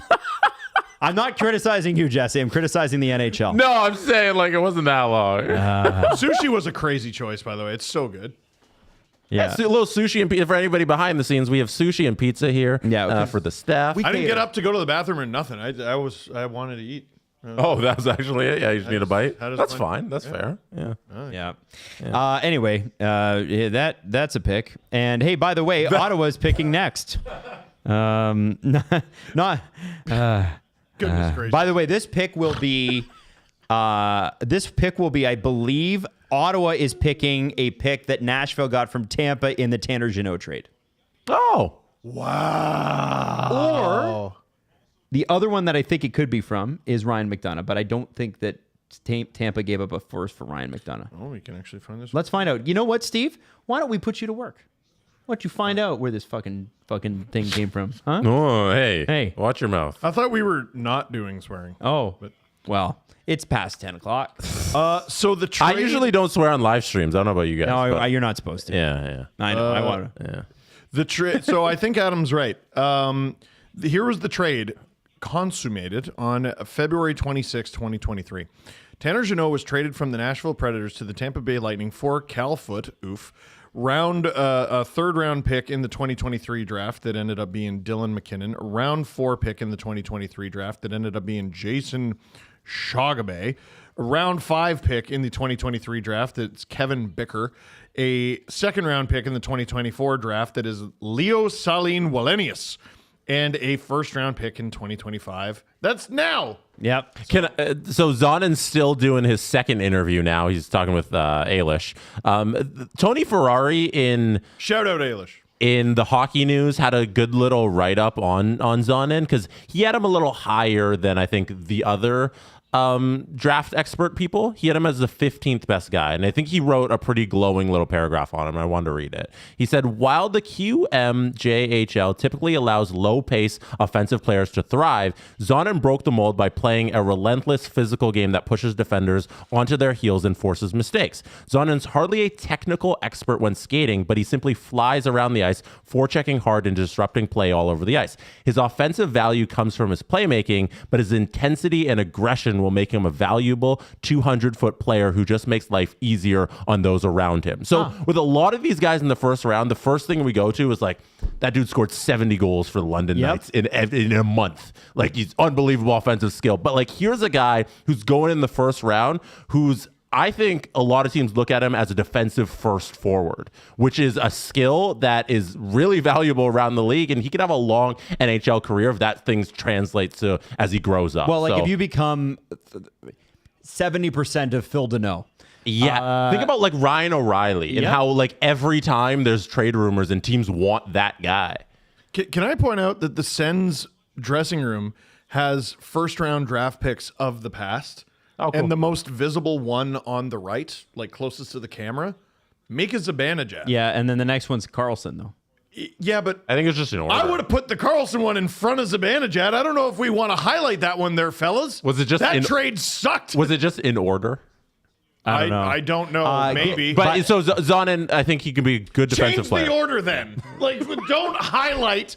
Hey, we drafted then thoroughly fucked up Mika Zibanejad. All right. Giggling Cat said... I said it. That was my first Giggling Cat said, pray for me. I'm trying to explain to my mom why this, quote, TV channel, that being SDPN, is better than ESPN, but why you guys can't show all the players. If a, quote, cat mom shows up here, be nice, LOL, she's a hippie boomer. Well, Giggling Cat the Cats fan, we are happy to have you and your mom watching our TV channel. Yeah. We appreciate you. That was nice, Adam. By the way, let somebody me else just said... say to everyone watching, if you don't click like right now, I'm going to break your neck. By the way, somebody else said, this is W. Phaser Jr., I will buy 5 memberships if Steve eats all the fake wasabi in one go. You want me to go get it? You got to get more memberships than that. There's a lot. 5 memberships. Come on. 5? There's a lot. And what are we at? What are we at in likes? We can do a like spike. Well, like spike. I also think we need some memberships attached. I need dough. Okay. I need cash. Yeah. We're almost at 100 memberships. 100 memberships. If somebody donates 100 memberships at once or total. What are we at right now? I don't know. There's so much wasabi. Wait a second. I haven't agreed to this. What are we at? Steve, what are we at? For what? Likes? Memberships given. 61. 61 new members. So 150. Okay, 150. 150. If that number on your ones. screen goes from 61 to 150. Tom Green, by the way, less than 100. is but it's a good amount. Hey, Ottawa's like picking 80. Ottawa's picking Tom Green. Logan Hensler. Here we go. Logan Hensler. Where are you? Yeah. He's an NCAA guy. American. I can't find him on my list here, but I'm sure he's here. Where are you? Oh, there he is. You know you can hit Command F. Oh. And then we haven't had to do it all night though. And then you just write Logan and then he'll pop up. Oh, there it is. Oh, okay. Well, listen, it looks like the Senators might have got a steal because the consolidated draft record had him at 17. Yeah. This is a guy who had 12 points in 32 games, but again, he's a defenseman. Hensler is a shoots right, two-way right shot puck moving defender, overcame a slow start in the NCAA as a freshman to establish himself as one of the draft's top blue line options. Pronman has him at his best. His offensive touch can stand out, and I've seen him break games open. That player has shown up consistently, though, over the years. So, interesting pick for the Senators, and it looks like they get their guy, and Nashville gets theirs. Part of the reason the Sens might have liked this guy is I wonder if they were scouting games at University of Wisconsin, because there's another player on that University of Wisconsin team who is a Senators draft pick, and that is Tyson Dick. They have Tyson Dick. How big is Tyson Dick? Did Tyson Dick play with Lick Masak? Tyson Dick is on, I would say he's about the average size. He's 6 foot, 170. He is a 2022 7th rounder, 206th overall from Abbotsford, BC, by the name of Tyson Dick. Interesting. All right. All right. So now, what? That's his name. All I'm saying. Drew? Why are you emphasizing Dick so hard? I'm not. I'm just saying the University of Wisconsin has 2 Sens prospects now. It's Logan Hensler and Tyson Dick. Drew. Yeah. Man. All right. Bro, we started the stream nearly 4 hours ago. Like, get off. Get off me. Get off your Tyson. Get off my... That's a good one. That was a good one. Thank you. OHL arena guy tweeted, congratulations on being drafted. Now, please join your new team in the awkward cave. So when they get drafted, they go into that awkward cave with these men. Oh, the awkward It's kid. a little bit like Wizard of Oz, eh? Like it's a little just, or Big Brother is looking at you sort of thing. It's weird. Holy shit, that highlight was crazy. We can't show it, but it was very, very good. This guy looks like he's great Yes, at hockey. he does. Wow. I'm glad they put the little red line behind him. I wouldn't understand. Yeah, well, it again, American, right? So they got to have the... No, this is Sportsnet doing this. I know, but the highlight packages come from... They No, don't. I think that's Sportsnet. adding that on. No, but have they been editing these? I don't think so. I don't Yes, think they all of them have that. Oh, yeah. Yeah? That's Sportsnet. Do you guys want Drew, more? did you have to use to when you did stuff for Sportsnet? Did you have to put the little fun like graphic things on the highlight packages? I don't know what you're talking about. I can't see TV. Yeah. you can't see you can't see the TV. Basically, Do you guys looks want like more NHL. info on Jim Nill's GM of the Year? Not victory? really. I don't care, but Okay. but sure. I don't. GM of the Year like fart. Okay, cool, man. I mean, he made the Mikko Rantanen trade. That's cool. And Granlund and CC. I don't know. Like, they ambushed him at dinner with his family. Where's the video of that? Jim! They're having like a heart-to-heart. All right. Jim, GM! And he's like, fucking again? Can't these guys leave me alone? Anyway, Steve, what are you doing? We've lost him. No. Yeah, we've lost Steve. Well, yeah, you're like, hey, you want to know about this? No. Then you got to give me something else. Matthew? I got a Rogers feedback email. Let's stay connected. And Steve, no, let's not. Steve's I'm reading Less interested in that than I was in Jim Nill. 10:25, and Steve has resorted to reading his emails for content. Can I got an actual hockey thing? Can I do that? Matthew Darsh confirms to ESPN that the Islanders did try to move up to get James Hagens, but were unable to do so. Yeah, well, I walked into a McLaren dealership and said, I want to get one. We listen. like, Isn't that the old Adam Wad line? Yeah, I I want would a like. Bugatti. Yeah, like what? I But at least they did try. Oh, I appreciate the transparency. Yeah. But like, Means if nothing. I'm one of the other 2 first-round picks that they got after Hagens, I'm like, oh, okay. I'll be your silver medal, I guess. I don't care that he says he tried. He didn't do it. I mean, yeah. but Where's I think Adam? Where is your McLaren you've been trying to get? I'm still trying, Jesse, and so is Matthew Darsh, and God bless him. It's a weird day for Islanders fans. You lose a 25-year-old like ace defenseman. Yeah. You try to get Shaggins, you don't. You still get Schaefer. You still get 16 and 17. I mean, it's a weird day. Schaefer, Eklund, Aitchison is a hell of a haul. Yeah. They should be proud. That's the next era. That's a good first round. I have to But tell you, you do have to make peace with. You're gonna kind of stink. They're rebuilding. they're rebuilding, but I would also. Yeah, that's why it's hilarious that people are like, well, every team's trying to get better. I'm like, not the Islanders. It's funny. I feel like that wasn't written in stone before this trade. Yeah, but I think it is now. Well, now it is. I also want to say that Lou Lamoriello totally screwed Darsh because the Islanders. I don't think if Matthew Darsh had, Gary. Oh, they're booing him. something's happening. Oh, he's just introducing another Okay. person. Oh, Why sorry. does he have a podium now? Sorry. I Yeah, don't he think- moved spots. I don't think that if Drew's like, fuck. if Darsh had his way, I don't think Palmieri is re-signed. Oh, Like, you know what I'm talking about? I don't feel There is a trade. Oh, and it's the old Spice guy. Hey, that By wasn't the way, wrong. Julian McKenzie tweeted, "This is so depressing. Technical difficulties kept us from Hensler speaking to GM Steve All right, Sales. hey. Trade. Penguins. Do it again! So the Penguins... Dubas traded up. So one of that 31 pick has been traded twice now. It was originally Phillies, then it was traded to Pittsburgh for pick number 12, and now Pittsburgh has parlayed that and number, what was it, 39 to 24 for 31 and 59. 59. Okay, well, that's interesting.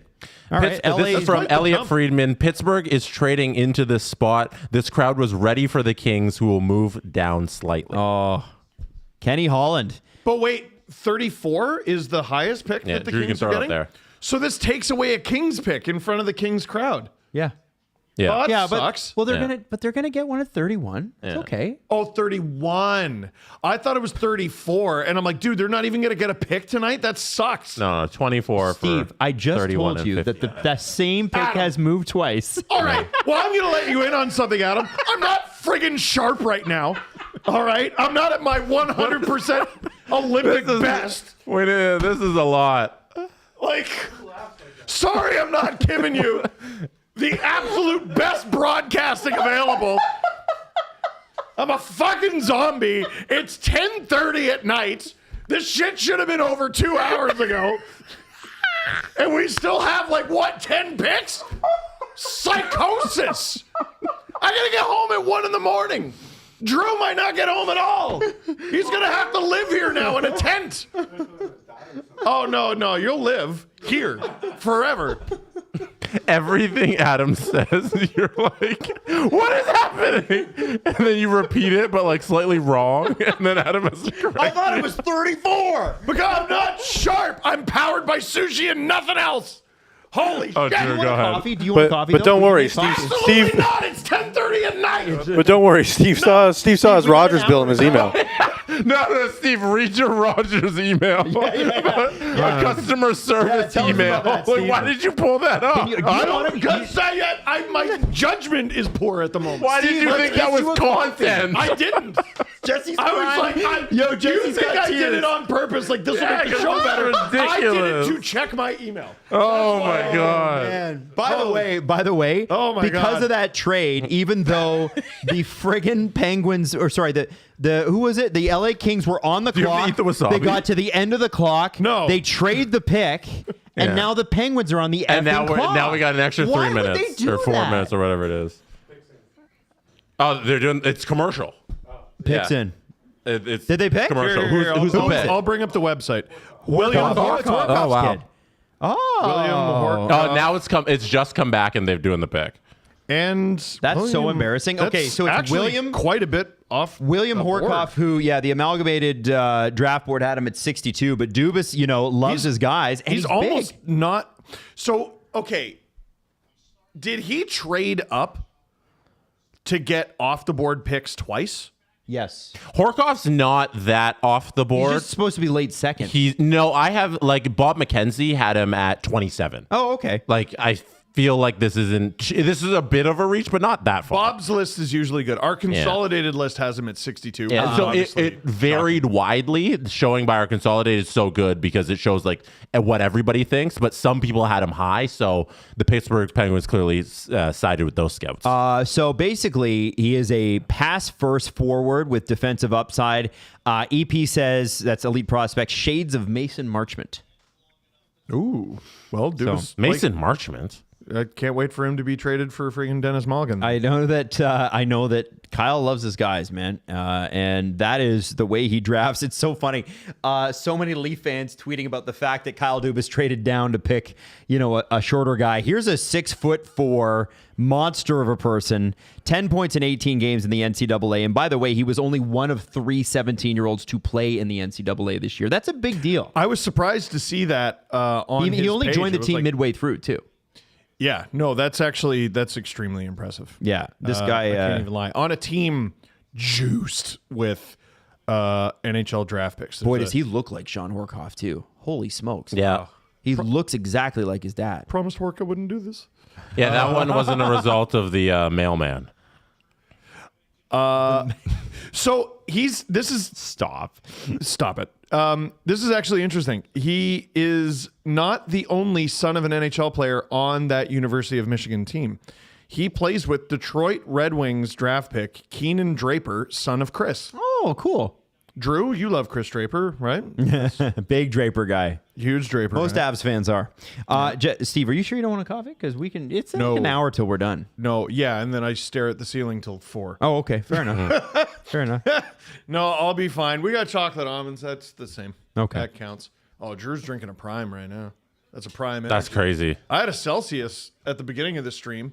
That was half a work day ago. Holy shit. Can I show... There's 8 picks left. There's a quarter of this round left. Can I show the class the scenes for the New York Islanders draft party? Oh, wow. This is what it looks like at UBS Arena. Adam, you're going to have to look up.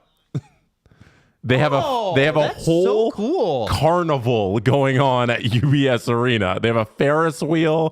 There's a slide in the back, and everybody's on the place that would have been the ice rink, and they're just watching the screen. I love that. Yeah, so this is Greg Wyshynski tweeting about how everybody was sad when Higgins got picked. But this is I just thought it was cool to see what kind of draft party they're throwing for the awesome. first overall pick. It's really cool. And man, at least they didn't sit there and make them watch it. I want to shout out LQ. Well, I'm glad they didn't make the people actually watch the draft. I mean, that would be it's there. It's on the screen. Well, I know that, but they gave them other shit to do, right? It wasn't just the We're going to be pushing 5 hours when this is done. Like I feel like that's pushing. You're gonna Sam Bennett 5 hours in the head. I want to shout out LQ Hong for saying I can finally go to bed. They're a Penguins fan, and so. Oh, there you go. Penguins are done. Maybe they're going to move up again. Yeah, maybe Dubas trades up again. I think these draft parties are really cool for the teams that are rebuilding and have these high picks. Like we know the San Jose Sharks sold out their draft party, which is unbelievable. I think I told you it was 12,000 people. Yeah, that's insane. Yeah. And more teams should do more things like this. And I feel like if we want to bring it back to the Leafs, these are things that Keith Pelly wants to do with the fan base now. More outreach, more events around team organized calendar events on the NHL. Why would you embrace calendar. The fans and media? That's the worst part about being in Toronto. Yeah, is the fans, the people that care about it. So shout out all the fan bases that already have cool stuff. That's great, man. That's great. And you know what? Shout out to the Islanders, man. This is a team that a couple of years ago was playing in friggin' Brooklyn with like terrible tickets and nothing to no practice facility. They move them back to the Coliseum. They get UBS built.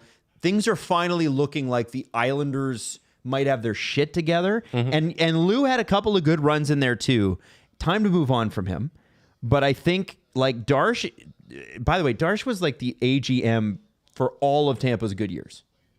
This guy, I'm really excited to see what he does. One of the things that I think with the Islanders that we should look out for, too, is this Isaac Howard kid that is not going to sign with Tampa. He won the Hobie Baker, and the thinking is Darsh and Brisebois might try to work out a deal there because he's going to go to free agency. He's not going to sign in Tampa. So I think that's really interesting. Mm-hmm. That's the risk you run when you draft a college kid. It's weird hearing an organization like Tampa struggle with a player because they seem like perfect model franchise and that they're going through this. It's strange. It is strange. You know, it's totally strange. You expect this out of other fan bases that I won't name. So I was thinking, not Tampa. I was thinking about this, Jess, and I'm like, okay, what could really be stopping Isaac Howard from signing with the Lightning other than I don't want to go to Tampa, which I can't imagine why you wouldn't want to go to Tampa. Right. Organization is first rate. City's awesome. Weather's incredible. Like their Stanley Cup pedigree. It's got to be Schedule A, Schedule B bonuses. It's got to be something where they are like, absolutely, you must give it to me. Yeah. And then the Lightning are like, absolutely, we will not. Mm-hmm. Something like that, or like a pathway to the NHL. Maybe he talked with upper management and they want to keep him down for longer, and he's not going to get experience at the NHL level because he wants to be there earlier. I can see that kind of fight, but it's weird for them to have a behind the scenes thing like this. We just had 50 memberships dropped by J-Max. Steve, you might have to eat some wasabi here soon. We're not quite there. Dude, I can't eat the whole thing. It's so much. Half. What? Whole thing. You got. I'm gonna at least take a spoon and. Here, I'm gonna go get it, and you'll see what I'm working. All right. Let's go, and then we'll work towards our goal. We haven't got there yet. We have not got to our goal, but J-Max wants to make it happen. Yeah, we'll do it. Maybe, Steve. It might be good instead of the. Don't do that. Don't do that. Don't give the middle finger to the camera. There's children watching. Kat's mom is watching us. We're trying to make a good impression. Huh? It's not that much. The wasabi? No. It's a small not. little thing. Right? The Blackhawks are on the board. Their pick is coming in right now. Why don't they get ready real? for this Why don't they one. give us real wasabi anymore? What do we do? I love It's real horseradish and something. I believe It's is how too they make. expensive to give real wasabi. Yeah. They can't you can't make wasabi here. It'd be crazy. Overhead. Well, I guess tariffs will help. Even if it's not that spicy, it's just sort of a gross thing to do. Yeah, it's mainly horseradish is what wasabi is in Canada. Love Yeah. original real wasabi. Here we You go. gotta go to Japan. G-bets. Okay. So the Blackhawks are bringing out somebody. By the way, this pick, I believe, is from the Jake McCabe trade. Steve. What's wrong? What are you doing? I want to see who they're bringing up. Don't. I'm interested. You don't. I was telling them where they got the pick from. You can talk while we get the I was celebrity saying, guest. This is a Toronto pick. Oh, This is the Toronto pick from the Jake McCabe Steve's trade. lost it. Eat the wasabi. Eat the wasabi. Eat the wasabi. It'll wake you up. Yeah, Take eat a it. little scoopy. Eat it. Take a little scoopy. Eat it. We hit 150. Get a close. No, just a little scoopy. Just a little, this is gonna suck. little taste. little taste. Little taste. It'll wake Can I you have up. water in We have here? 116 members, but we're not quite there yet. What? No, Here we go. take a little teaser. Little teaser. Click like. He's doing it. Don't be an asshole. Click like. No, okay, yeah. I'm taking some off the spoon. Yeah. There you go. There you go. Adam, you watching? Yep. No, it's Steve. I'm watching this. Oh, sorry. Oh, no. I'm gonna put it. Hold on. Who are they picking? Vaclav Nestrasil. Oh, we got Tony Lee, 10 memberships. Giggling Cat, 10 memberships. Vaclav Nestrasil. Tell me about Nestrasil. In our rankings, which takes all rankings in, he's supposed to be pick 60. But this is where you get to the end of the first round, and you're like, you get guys that are, up and down on other people's lists. Now, Corey Proman says he's a huge winger who can move quite well for a big man and have some offense to his game. When Nestrasil gets going, he's got a lot of foot speed, and he's got the foot speed of an NHL player. He's got to get to that speed faster, though. So he's going to have to work on his quickness, not his overall speed. In 61 games as a right winger in the USHL, 42 points. So 6'6", 185 pounds. Could you imagine how skinny that guy is? 6'6", taller than Jesse, 185 pounds, dude. Your mission for the summer. Just drink gravy. Just eat so much. You know what? Who's he just picked by? Chicago? Yeah. Okay, well, they're probably not going to do it, but I was going to say, hire me as a consultant. Okay. All right. Boy. You need your guy to get a little fatter? Buddy. Okay. I know a guy. I'm surprised that he's not an Alan Walsh client. Yeah, me too. He's Czech. That's Yo, the only what? reason. That's crazy. I feel like there's 2 checks in the first round, and neither of them are Allen clients. Which is a shame. Yo, did Allen fall off? No. Is Allen Walsh No. overparted? I know how the JJ Paterka trade went down the other day. No, I think he's doing Alan cooks. Allen does indeed cook. Yeah, he does.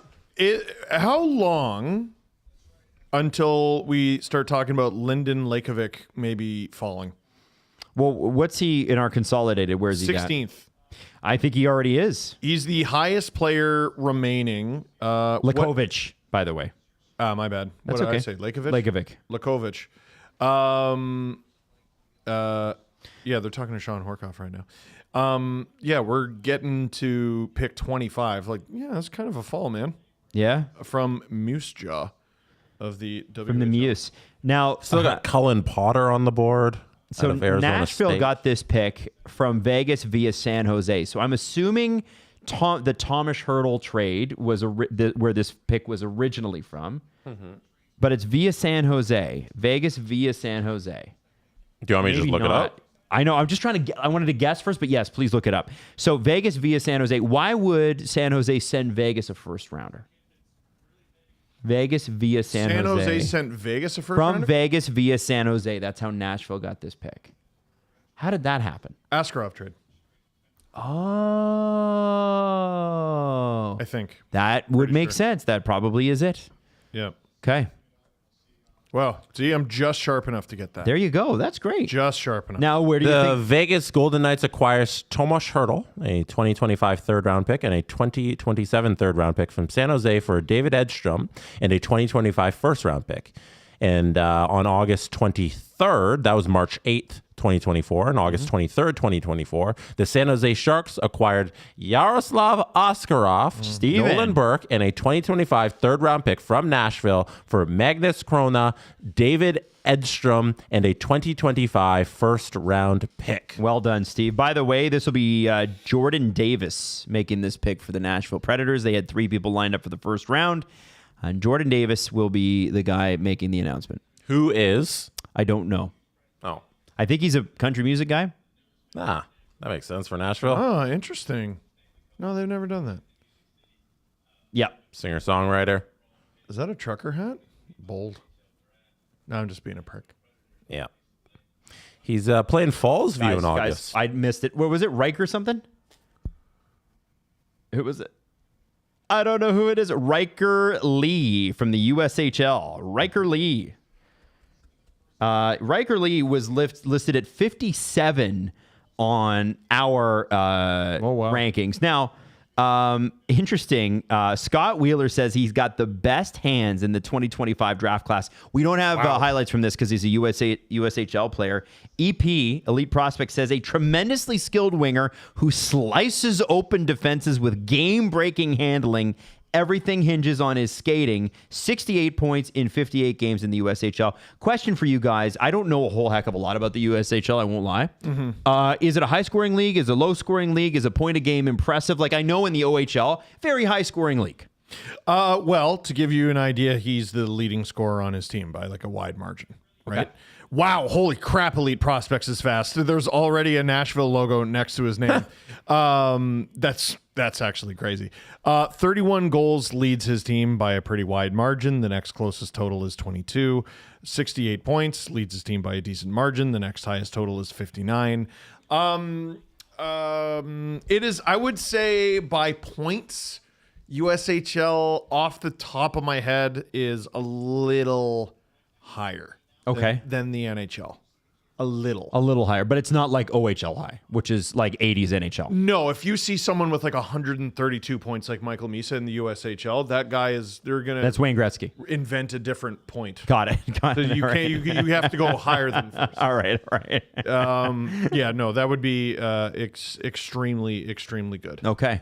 Well, and next year, why did I click off of it? Next year, he is committed to Michigan State University. Oh, get that NIL money. Yeah, whatever that means. And there's a ton of draft picks on that team, high-end draft picks too. Holy crap! Both their goalies, Red Wings and Blue Jackets. Caden Lidstrom, who was a very high pick last year of the Blue Jackets, is there. Anthony Romani of the Canucks. Isaac Howard, currently of the Lightning, but maybe not for long. Colin Ralph of the Blues. Matthew Leahy of the Leafs. Riker Lee, obviously, and Austin Baker of the Red Wings. That team is yoked. Stackarood. Okay, now we have got, it's 10:47. Everybody's laughing.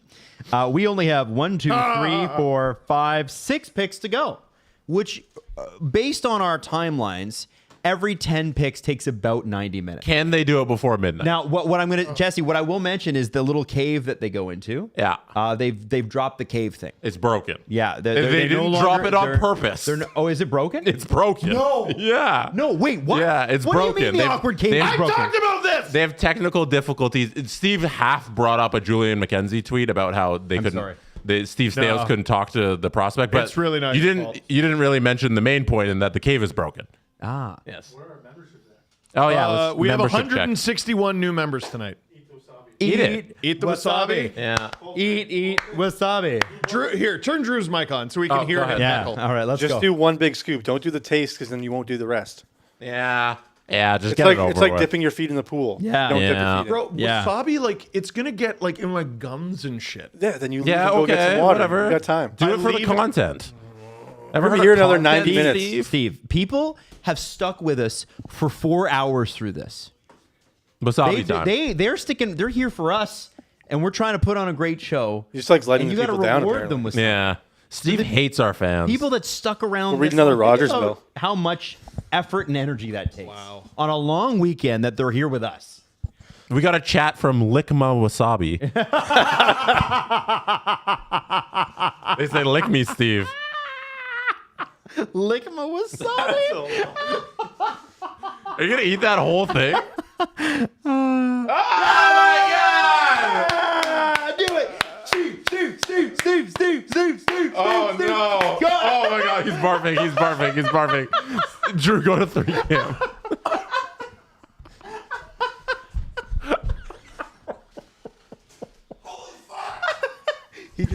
He just yelled "Holy F" from the kitchen. Are you okay? Oh my god. Listen, you want to tell me that our broadcast isn't better than the NHL's one? I can't. I don't know if Ailish is doing this on the Sportsnet We're crushing broadcast. this compared to these guys. Oh, that was amazing. I don't know if he's Lick my okay. wasabi. I think, Justin, you got to post this.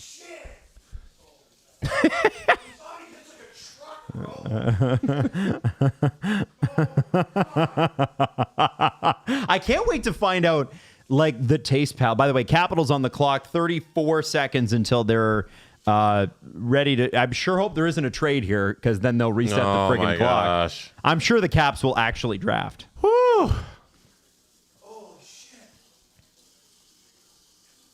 All right, Adam, we have to keep this broadcast going. Noah Dobson said he wanted to sign an extension with the Islanders, but they couldn't find common ground in contract talks, so the focus turned to a trade.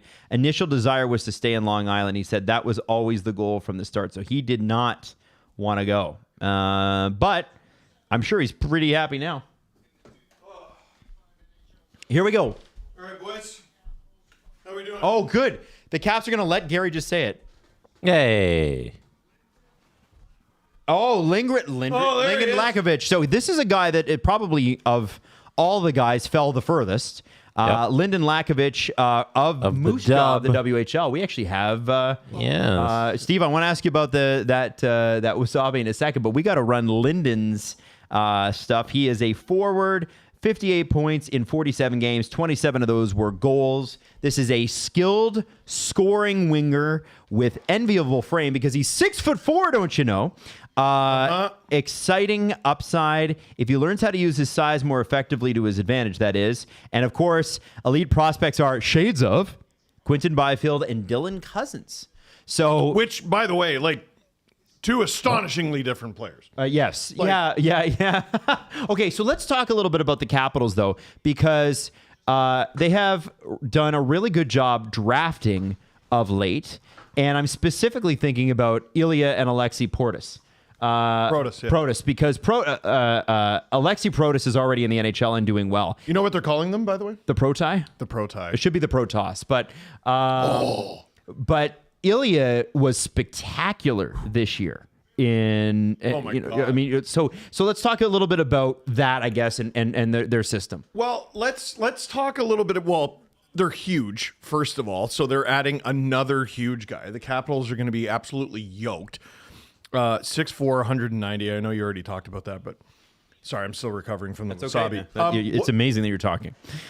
Here's a big difference between the situation Ilya Protas is in and Lyndon Lakovich. Yep. Lakovich? Lakovich. Or Lakovich, whichever you want. The Windsor Spitfires are awesome. They're really good, really deep. Lyndon Lakovich, I think The cave is working again, by the way. They figured out there the you go. technical Hey, difficulty. oh no, that's bad. I prefer it didn't work. They might have. He was in a difficult situation to evaluate because I clicked on his thing. I'm like, oh, he had 58 points in 47 games. That's pretty good. Let me click on it. And what? That led his team in scoring? Mm-hmm. It led his team in scoring. The next closest guy had 48. There was one player on the Moose Jaw Warriors who had 50-plus points, and it was him. And you look at that and go, oh, I bet they didn't do very well. And you'd be right. They were good old DFL. They were dead effing last in the WHL. Only one other draft pick on the team, and that's Braden Yeager, who did not end the season with them. Might shock you to find. He ended up getting traded. So hopefully more winning next year for He was also injured last season. Only the 47 games. Yo, that's a great point, Jesse. So the only player to reach 50 points on the Moose Jaw Warriors, he had 58 in 47. The next closest scorer on the team, there was one guy who had 48, another guy who had 47. Both of them played 68 games. Yeah, he was out for a little bit there. He was the best player to end his season with the Moose Jaw Warriors by like a fairly wide margin.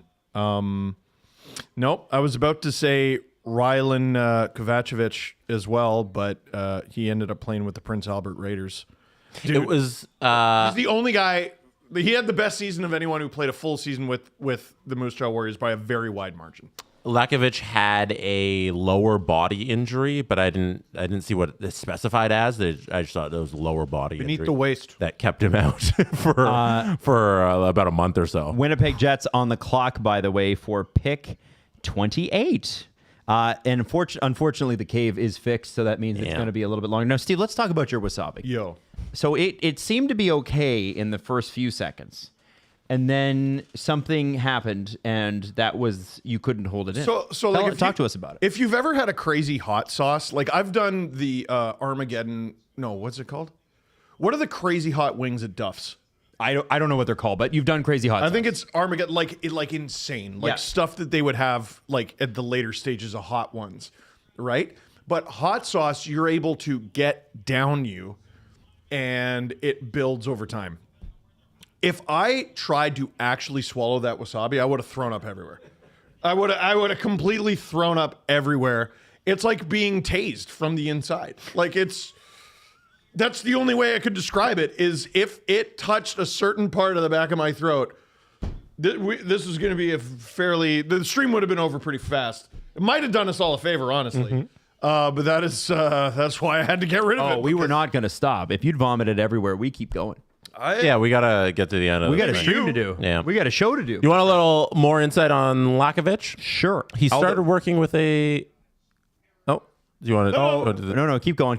They're bringing somebody. So he started working with a sports psychologist to build new habits this past season. And he was talking about how there was a stretch of games he wasn't playing too well, and then he reached out to his agent and he got in contact with this guy, and it went hand in hand from there. I think it's the mental side is just as important as the physical aspect of his game. I think he's an interesting cat. Like, I think he's a different dude, and maybe that's why he fell a little and teams shied away from him. I don't know. Well, Oh. That's Eric Comrie, by the way, making the pick. Yep.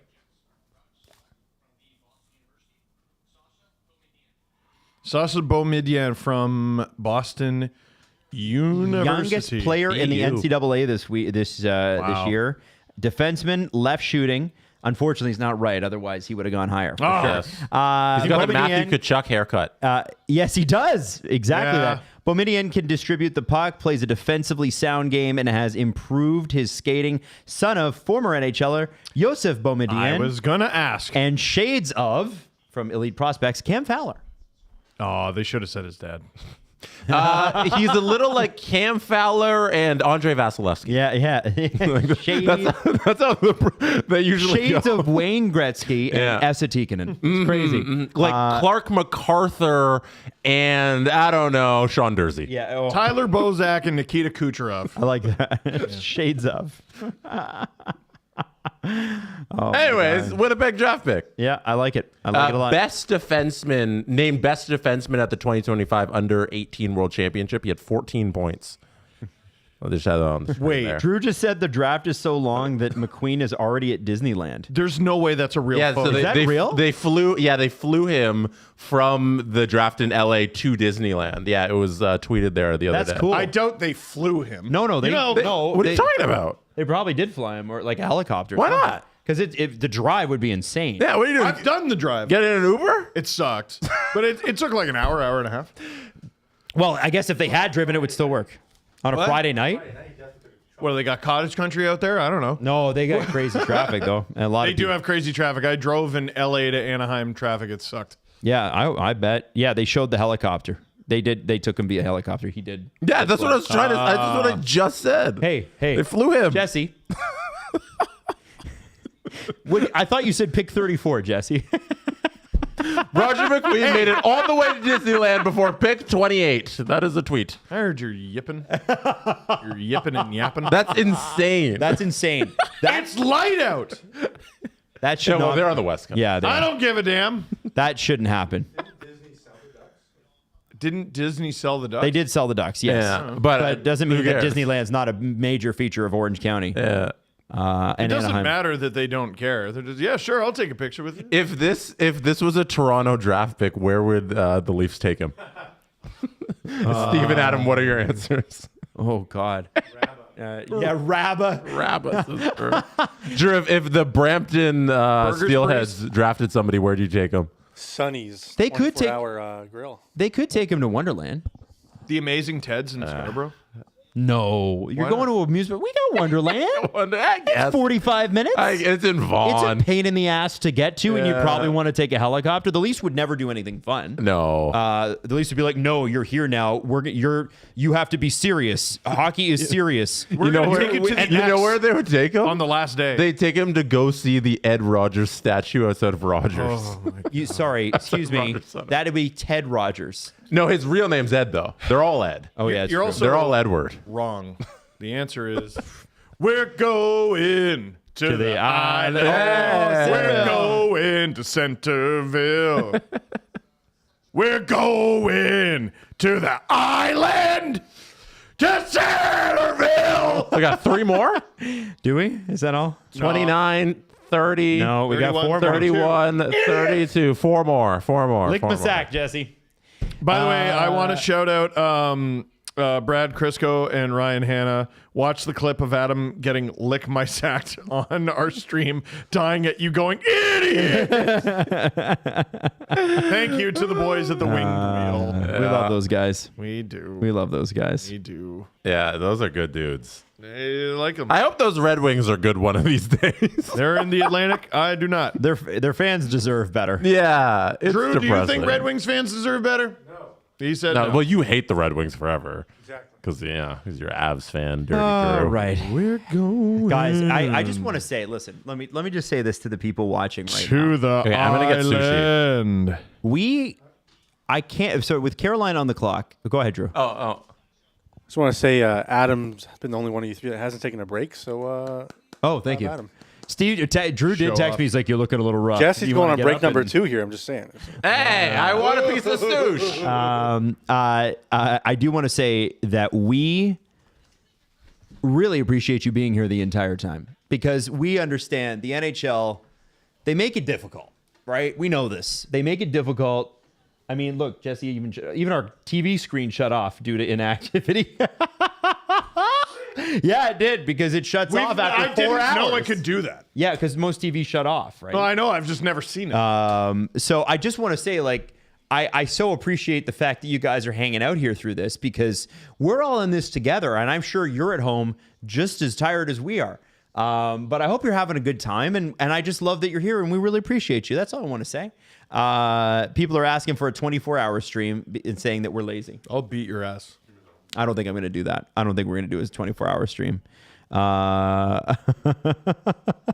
This is nuts, man. Did our TV die? There are so many things. You know what I'm going to do? I'm going to be like, Drew, I'm going to make a video on how they can make the draft better. Like, I want to give them a forget player breakdowns and stuff like that. I just want to do like, here's some production tips to the NHL on how not to make the slowest shit ever. No, just bring up a New York-born Italian-American to go, hey, Oh, I like that. I like that. That's it. It would have been done 2 hours. You're right. What are we waiting for here? By the way, great draft for Canada. 18 players are taken so far are Canadian. The next closest is the U.S. with 4. Canada's more than everyone else combined, which I think is good. Exactly. You're welcome, everyone else. You're welcome. You're welcome. Justin Fisher says more Penn Danford highlights, please. Have we been showing them still? Like, I don't even. No, we haven't done it for a while. Yeah, it's been a lot of. Yeah, next time we get. Hey, listen, guys. The next. Tulski's on my screen. There he is. Sorry. There's Eric Tulski. They've selected 6 straight forwards in the first round, but they have not drafted a defenseman since 2016. Trade. What do we got, Drew? Chicago's moving up into Carolina's spot. Chicago will be taking this pick, but don't worry. They got to let the clock reset. Watch. They're going to make the trade here in about 5 seconds. Gary's going to come out, press the big dumb button, and then we're going to reset the friggin' clock and go to commercials. That's what's going to happen. Goodness. It's 11:03, kids. It's 11:03 Eastern Standard Time. This broadcast has been going since 6:40 Eastern Standard Time. It's long.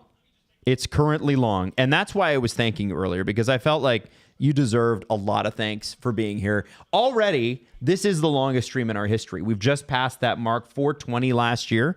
420 Blaze It.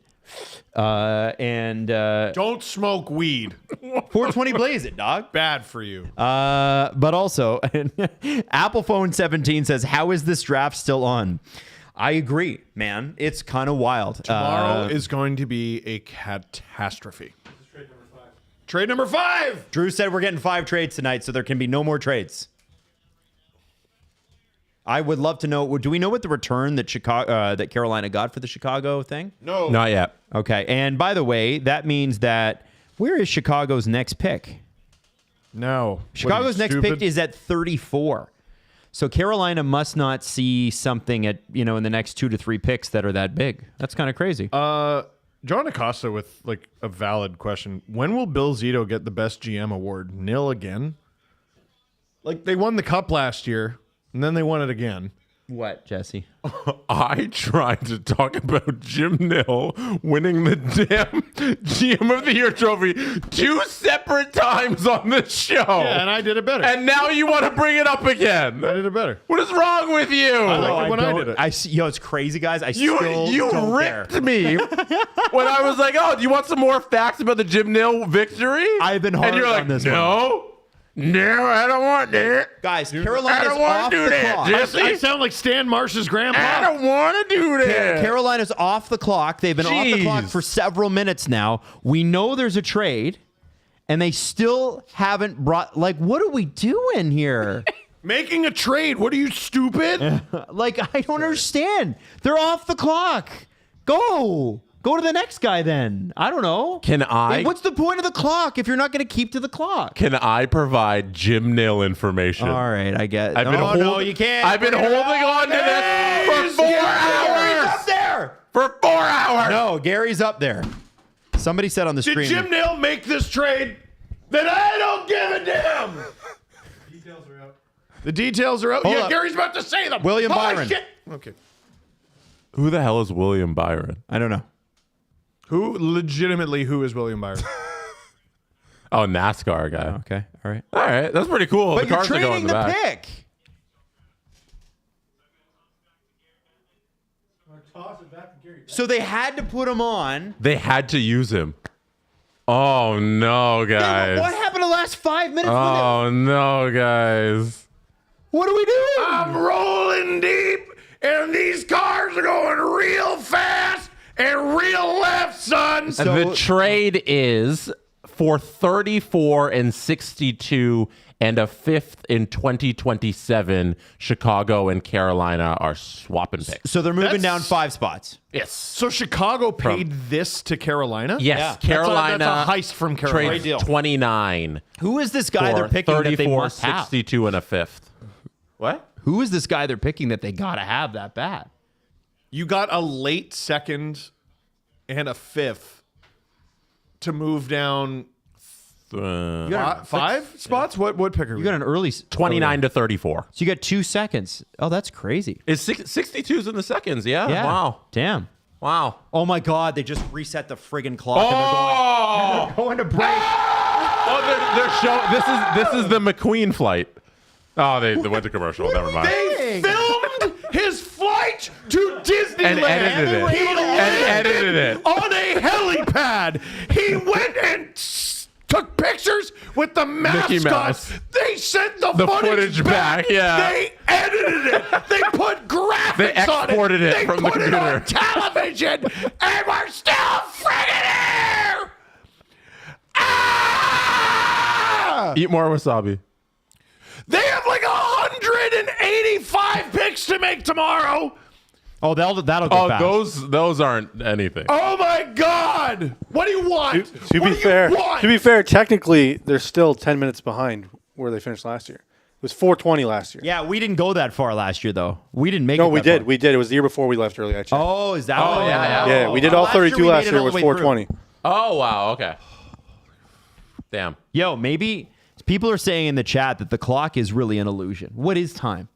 Oh, well, that's It- not it- go and I there. think it's that's a like fair the Royal question. Rumble clock, which is a lie. It's just a lie. Yeah, that's just entertainment. Okay, so guys, I we're read- averaging Oh. we are averaging over 95 minutes per 10 picks. Does anybody want to know about Jim Nill? Fuck. No. No, I don't want to know about Jim Nill, Jesse. Do you want to know what it feels like to get hit with a computer chip? No Dallas Stars talk No, allowed. I don't care. Worst about team in the league. GM of the year. Steve tried to bring it up Yeah, himself. and I was going to shut him down too. May as well bring up Matt Duchene facts. No one cares. There's at least 2 of us in this room who aren't salty Avs fans. All right. Well, now there's only 45 seconds left for the Chicago Blackhawks, who for sure made this trade and have to think about who they're picking. Here's the thing. If you make the trade, you know who you're picking. If you don't know who you're picking, you don't make the trade. Why are we resetting and giving them time? It's the same thing I was talking about with the first overall pick. Why is there time given for the first overall pick when you had 2 months Yes, to make your Jesse. pick? You're first. No one's ahead of you. Why do you have to start the clock? No. I've had 6 months to think about it, and I need these last 190, 120 seconds. I need it. I need Let's it. spend the whole 3 minutes. Guys taken in the top 10 are already at 250 NHL games. Yeah. Yeah. Holy crap. No, dude, they're already at training camp. Are you kidding? Okay, the pick's in. That's God. great. Oh, All right. goodness. Who like are they mine going to better. bring out to give the pick? Who is it? Chicago? What if they trade it? Oh, here we go. Oh, Wow. Mason. Out Out of high school. Mason? Edina. Now, Edina is like one of the only high schools you ever see anyone getting drafted. Ever? Adam. Mason West. I don't see any. We don't have him on our board. And Oh, they we do. Yes, traded we do. him. Yeah, At we do, 54, actually, on our board. This the- kid's 6'6". Okay. Sorry. I was gonna- Go ahead, Jesse. Jim Nill would have liked to have drafted him. You said I found it. He's Jim Nill draft pick. The top high school prospect in the draft, 6'6" frame, mobility, toolsy, according to Elite Prospects. He is a toolsy profile, punctuated by flashes of higher end skill and unlimited projection, meaning he could be great. He could be super great. I don't know what That's an a unlimited cop-out. projection. Yeah, That is a cop out of a draft prospect sentence. Sorry, sorry. Can I? This silly stat. So no, not Siri. Stupid computer. Shut off. Stop. Why does Siri no. stay on that too? Yo, Siri, turn on. CarPlay. Can you be do that. usable? Don't do that. CarPlay's been awful. The recently. one thing I wanted Alexa, to point play out Steve with Dangle. Mason West is What was mine? no, No, go on. Give me some Jim Nill shit. No. I'd like to point out. Go ahead. Because I initially was interrupted. Give it to him. And then Adam went, and then Steve's like, I wasn't listening anyways. I guess it's my turn. Your turn. I'm here. I'm Steve. I got things to say. The floor is mine.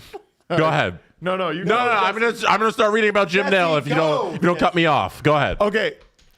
No. There only one player had more points than him at Edina High, and it was 50. But the very different point spread. Casey Vandertop had 9 goals and 41 assists. Mason West had friggin' 27 goals and 22 assists. He led his team by a wide margin. What was Casey's name? Vandertop? Vandertop. Yo, Drew just called that a shitty fact. Drew, what did you say about that? I said Steve said it was a fun fact. No, it's not fun at all. Dippy with the buttons, and you come here and make Mason West interesting. Jesse might have been able to. 13. If we hadn't cut Jesse off, it might have been good. Go ahead, Jesse. Go ahead. There's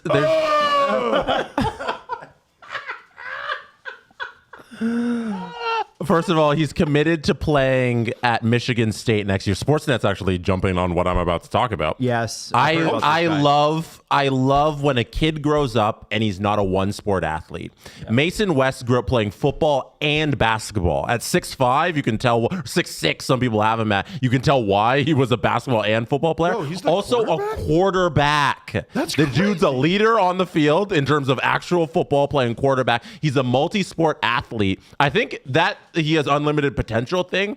He could be a surprise from this late first round. Whoa. I love kids who are pure athletes and they can jump through sports. That is legitimately one of the most impressive things I've ever seen at the draft.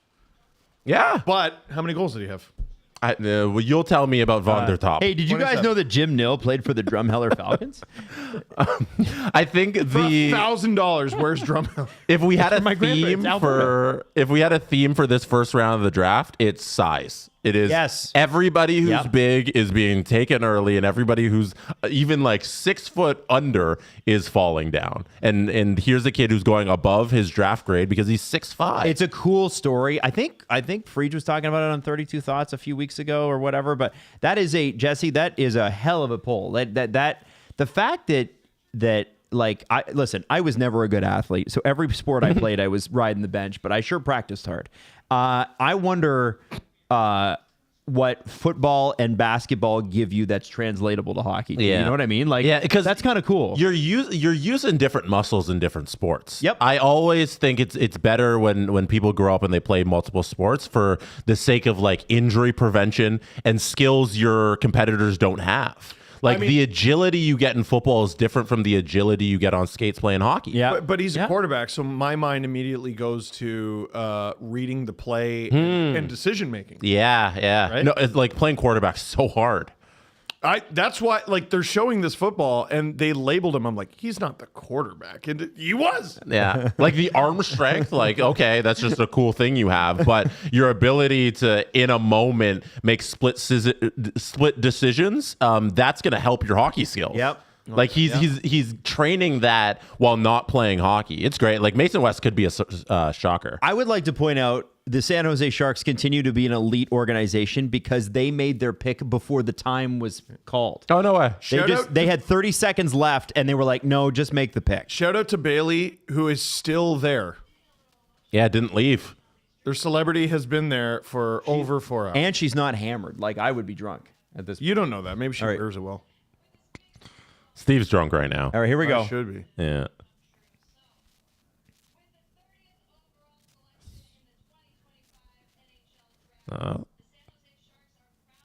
Who are they taking? No. Joshua Ravensbergen, who was due to actually go right around this time in our consolidated draft rankings, about 30. We had him at 31. He goes to 30. This guy is a goaltender. The second one picked in the first round. Played for Prince George, and I believe we have a highlight pack for him. 901 save percentage, 3 goals against average. Now, interesting to note that in junior, a 901 save percentage is actually pretty impressive when a lot of the scores are like 8-5. Remember, junior, at least in Canada, feels a lot like the 80s in the NHL. The consensus top goaltending prospect in the 2025 draft, Ravensbergen has a massive frame, but moves well for a goalie of his size, and he's a southpaw, so he actually holds the stick with his left, catches with his right. Pronman has his player comparable is Jake Markstrom. He's 6'5" and only 192 pounds. So probably, I mean, listen, he fits what goaltenders are in the NHL today. Like we talk about a Bobrovsky, right? Just won the cup. That guy's 6'5" and he's skinny as a twig. Yeah. It's, these guys are tall, they're flexible, and they can move. And Jesse's got his hand up. Please tell me about Jim Nill. Adam, tell me about Prince George. What about Prince? I thought you know about Prince George. You mean the Yeah, you don't know about Prince George? I don't know much about Prince George. Let's find out together. George, I the thought guy. you had some knowledge. I wrote Prince George. He's doing the phantom hand. Yeah, there you go. Sorry. You want him to Prince George, Duke of Kent. Well, it's cringy to do the phantom hand. Okay. He was a member of the British royal family, fourth son of George V and Queen Mary, younger brother of Kings Edward the Eighth and George the Sixth. I'm remembering why I know Ravensburgen. Because his playoff series, the Prince George Cougars against the Portland Winterhawks, that series should not have been close, Right. at all. And it ended up being in part due to him. Mm-hmm. The shots against in that series were 19, started off slow, 32, 45, 56, 40. 27-22. The Prince George Cougars should have got slaughtered by Portland. They did end up falling in 7, but the reason that thing went 7 is because of him. Interesting. He was very, very good. Oh, that's cool. Very cool. I mean, listen, the Sharks get another goaltender. They've got Askarov. You got to keep adding, right? You got to keep adding. And they get what's, most people call the best goalie in the draft. Now, I'm sure Columbus, who drafted a goalie out of Russia, would disagree with that. Clearly, but good for the Sharks. What the heck? What do they need? Another scoring forward? No, I think they're good. Yeah, I think they're okay. Wow, that's.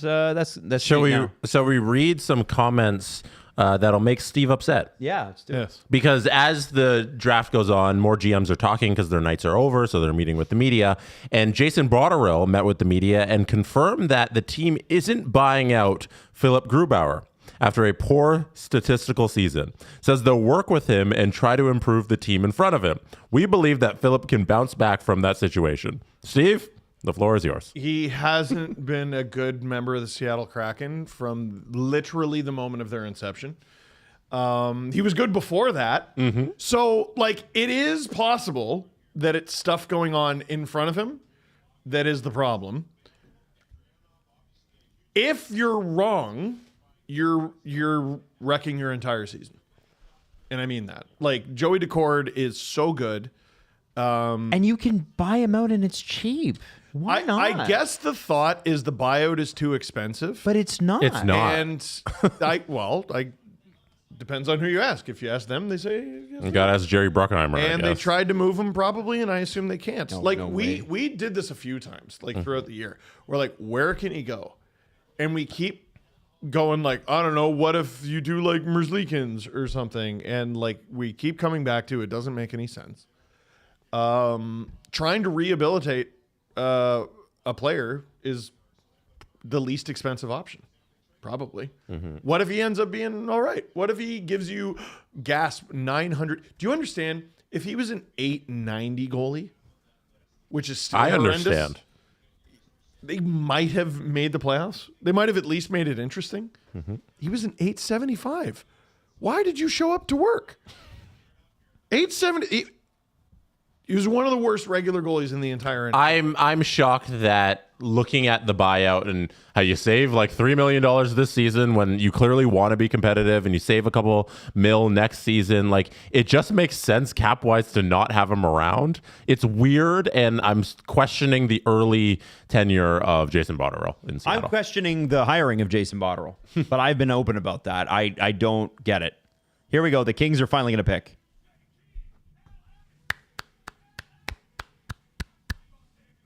Isaiah Mustafa. Hometown pick. What do they got? 31st pick is. That's a cool. They're selecting London Knights. Henry. Brushevich.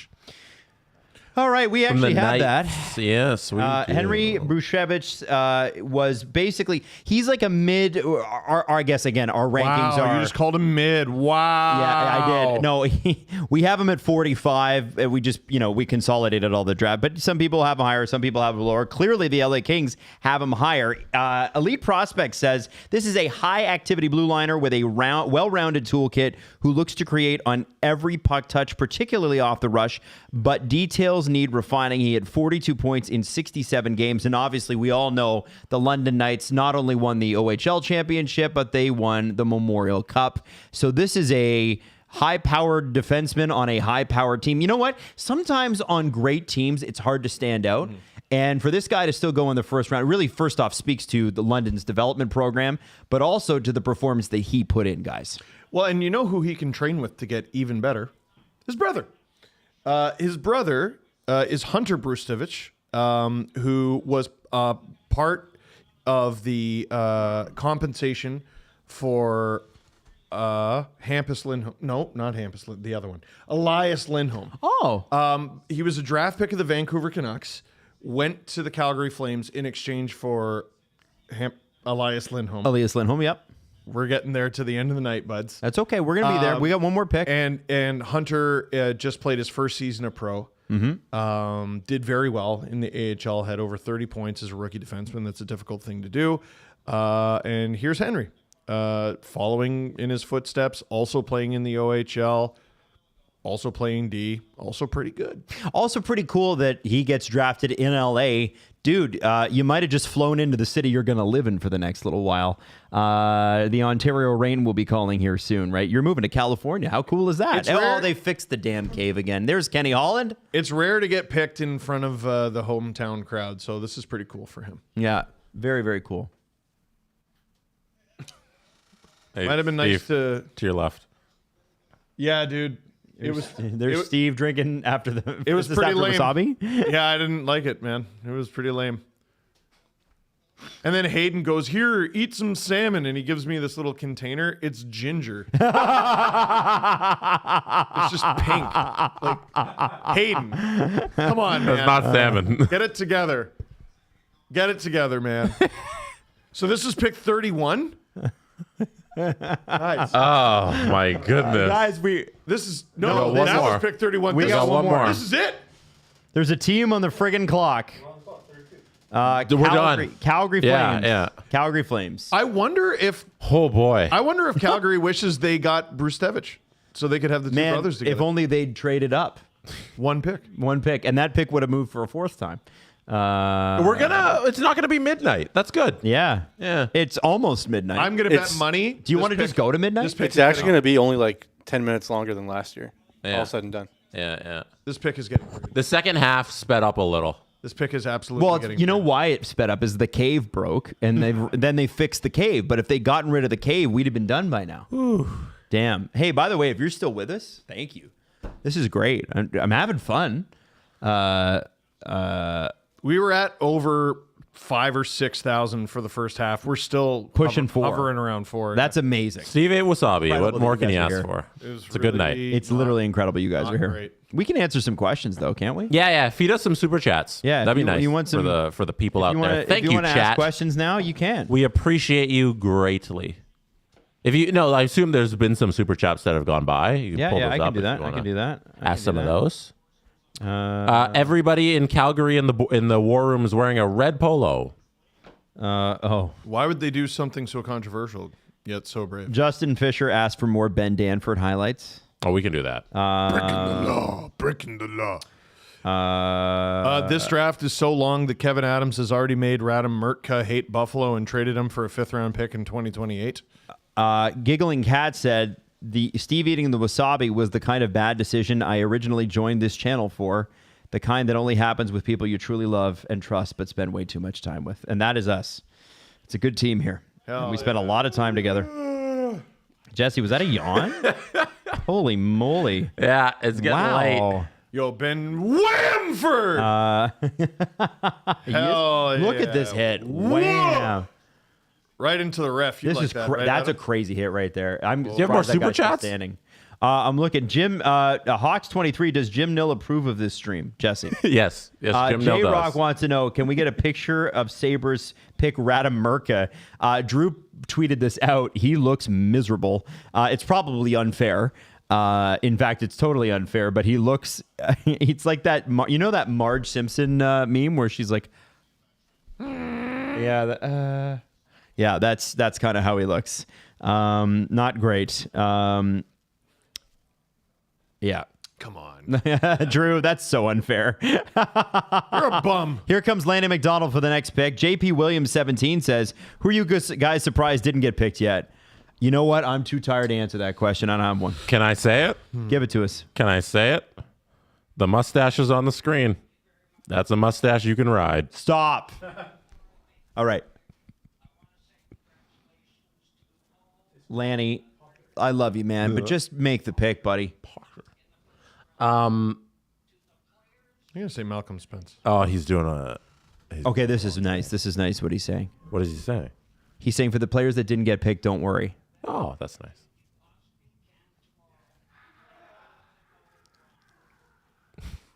Yeah, I love that. I like that. The guys in the other room are burst out in laughter. I don't know what they're doing. They're just howling. I don't know. Yeah, they're having a good time. They're definitely... They're probably watching the Lick My Sack clip.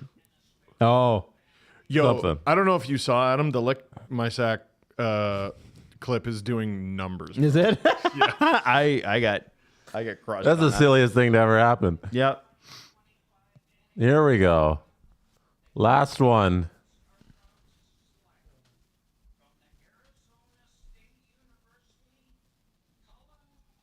Colin Potter. Colin Potter, who we have listed at about 22 or 23, 5'10", 172 pounds.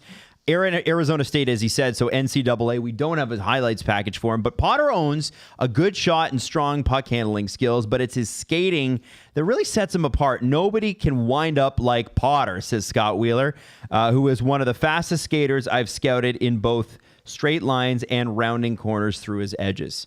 So Cullen Potter is the 32nd and last pick of the first round.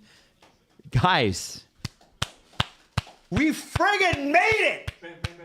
Yeah. Give us some noise, Jesse. Yeah. Yeah. Ooh. All right. Hey, W. Fraser We Jr. did it. Dropping 5 SDPN memberships. I'm tired. Tim says this draft was so long, Kevin Adams was able to plant and grow I read that. a palm tree. Yes. Oh, never mind. Steve I didn't read read that. No, I yeah. didn't read that one. He didn't read Oh, it. no, you didn't read that one. I should have let you talk. For Steve, here's to help Steve learn names of the Canucks 3 Pedersons. Number 40 is EP40. Number 29 is DPD. And number 25 is MP3. DPD. MP. DPD. Yeah. Delias Pedersen. Depp. Yeah. Giggling Cat said, okay, as a super chat, my idea for the draft, send the cup winners to next year's draft and let them do the trade announcements. It would take 6 hours, but at least it wouldn't be boring. Yo, can you imagine the Florida Panthers hosting this? No. That would have been great. Yeah, Marchand just getting up on stage. Oh, fucking. Someone suggested that we make merch that says "I survived the 2025 NHL draft Can we stream." please? We might do that. That might be available That would tomorrow. be amazing. That's funny. By the way, Sports Talk Chud says, are you guys doing round 2? Yo, the thing about tomorrow's draft, it's like bing, bing, bing, bing, bing, bing, bing. They'll be like 3 picks every minute. It's like fast. Bing, bing, bing, bing. It is. It's just like, it's crazy. And you're like, why did it take so long in the first round? The second round they'll get through 2nd through 7th round in 5 hours. Like, they just go fast. They just fly. So, yeah. Anyway, great. I love that. That is such a great idea for a t-shirt. Anything else? I watched 4 hours of the 2025 NHL draft, and all I got was Lick My Sack. Nathan Bula says, oops, I'm 5 hours late and yet still somehow on time. That's crazy. A guy went to the whole ass Disney World. Yeah. He went to another city, Rode the ride, and enjoyed activities. played games. Jesse. Yeah. Give us your damn Jim Nill fact. No, you can't. No, I'm done. No, Jesse. No, you guys ruined it. Give us your no. No, you guys Give us ruined your it. Jim Nill. No, he's a cool guy. Jim Nillis. Best GM in the league. I listen. I 3. can't promise to be interested. Not 1, not 2, but 3-time GM of the Year award winner, back to back to back. 2-round winner. What? 2-round winner. What did you just ruin that Third round. for? Jesse, give us the facts. No, end the stream. No, give us the facts. Drew, Jesse. cut us off. Thank you for being here. You could have been anywhere in the world if it shows be watching or listening right now, and I appreciate you for that. Good night. Good night, everyone. From Toronto.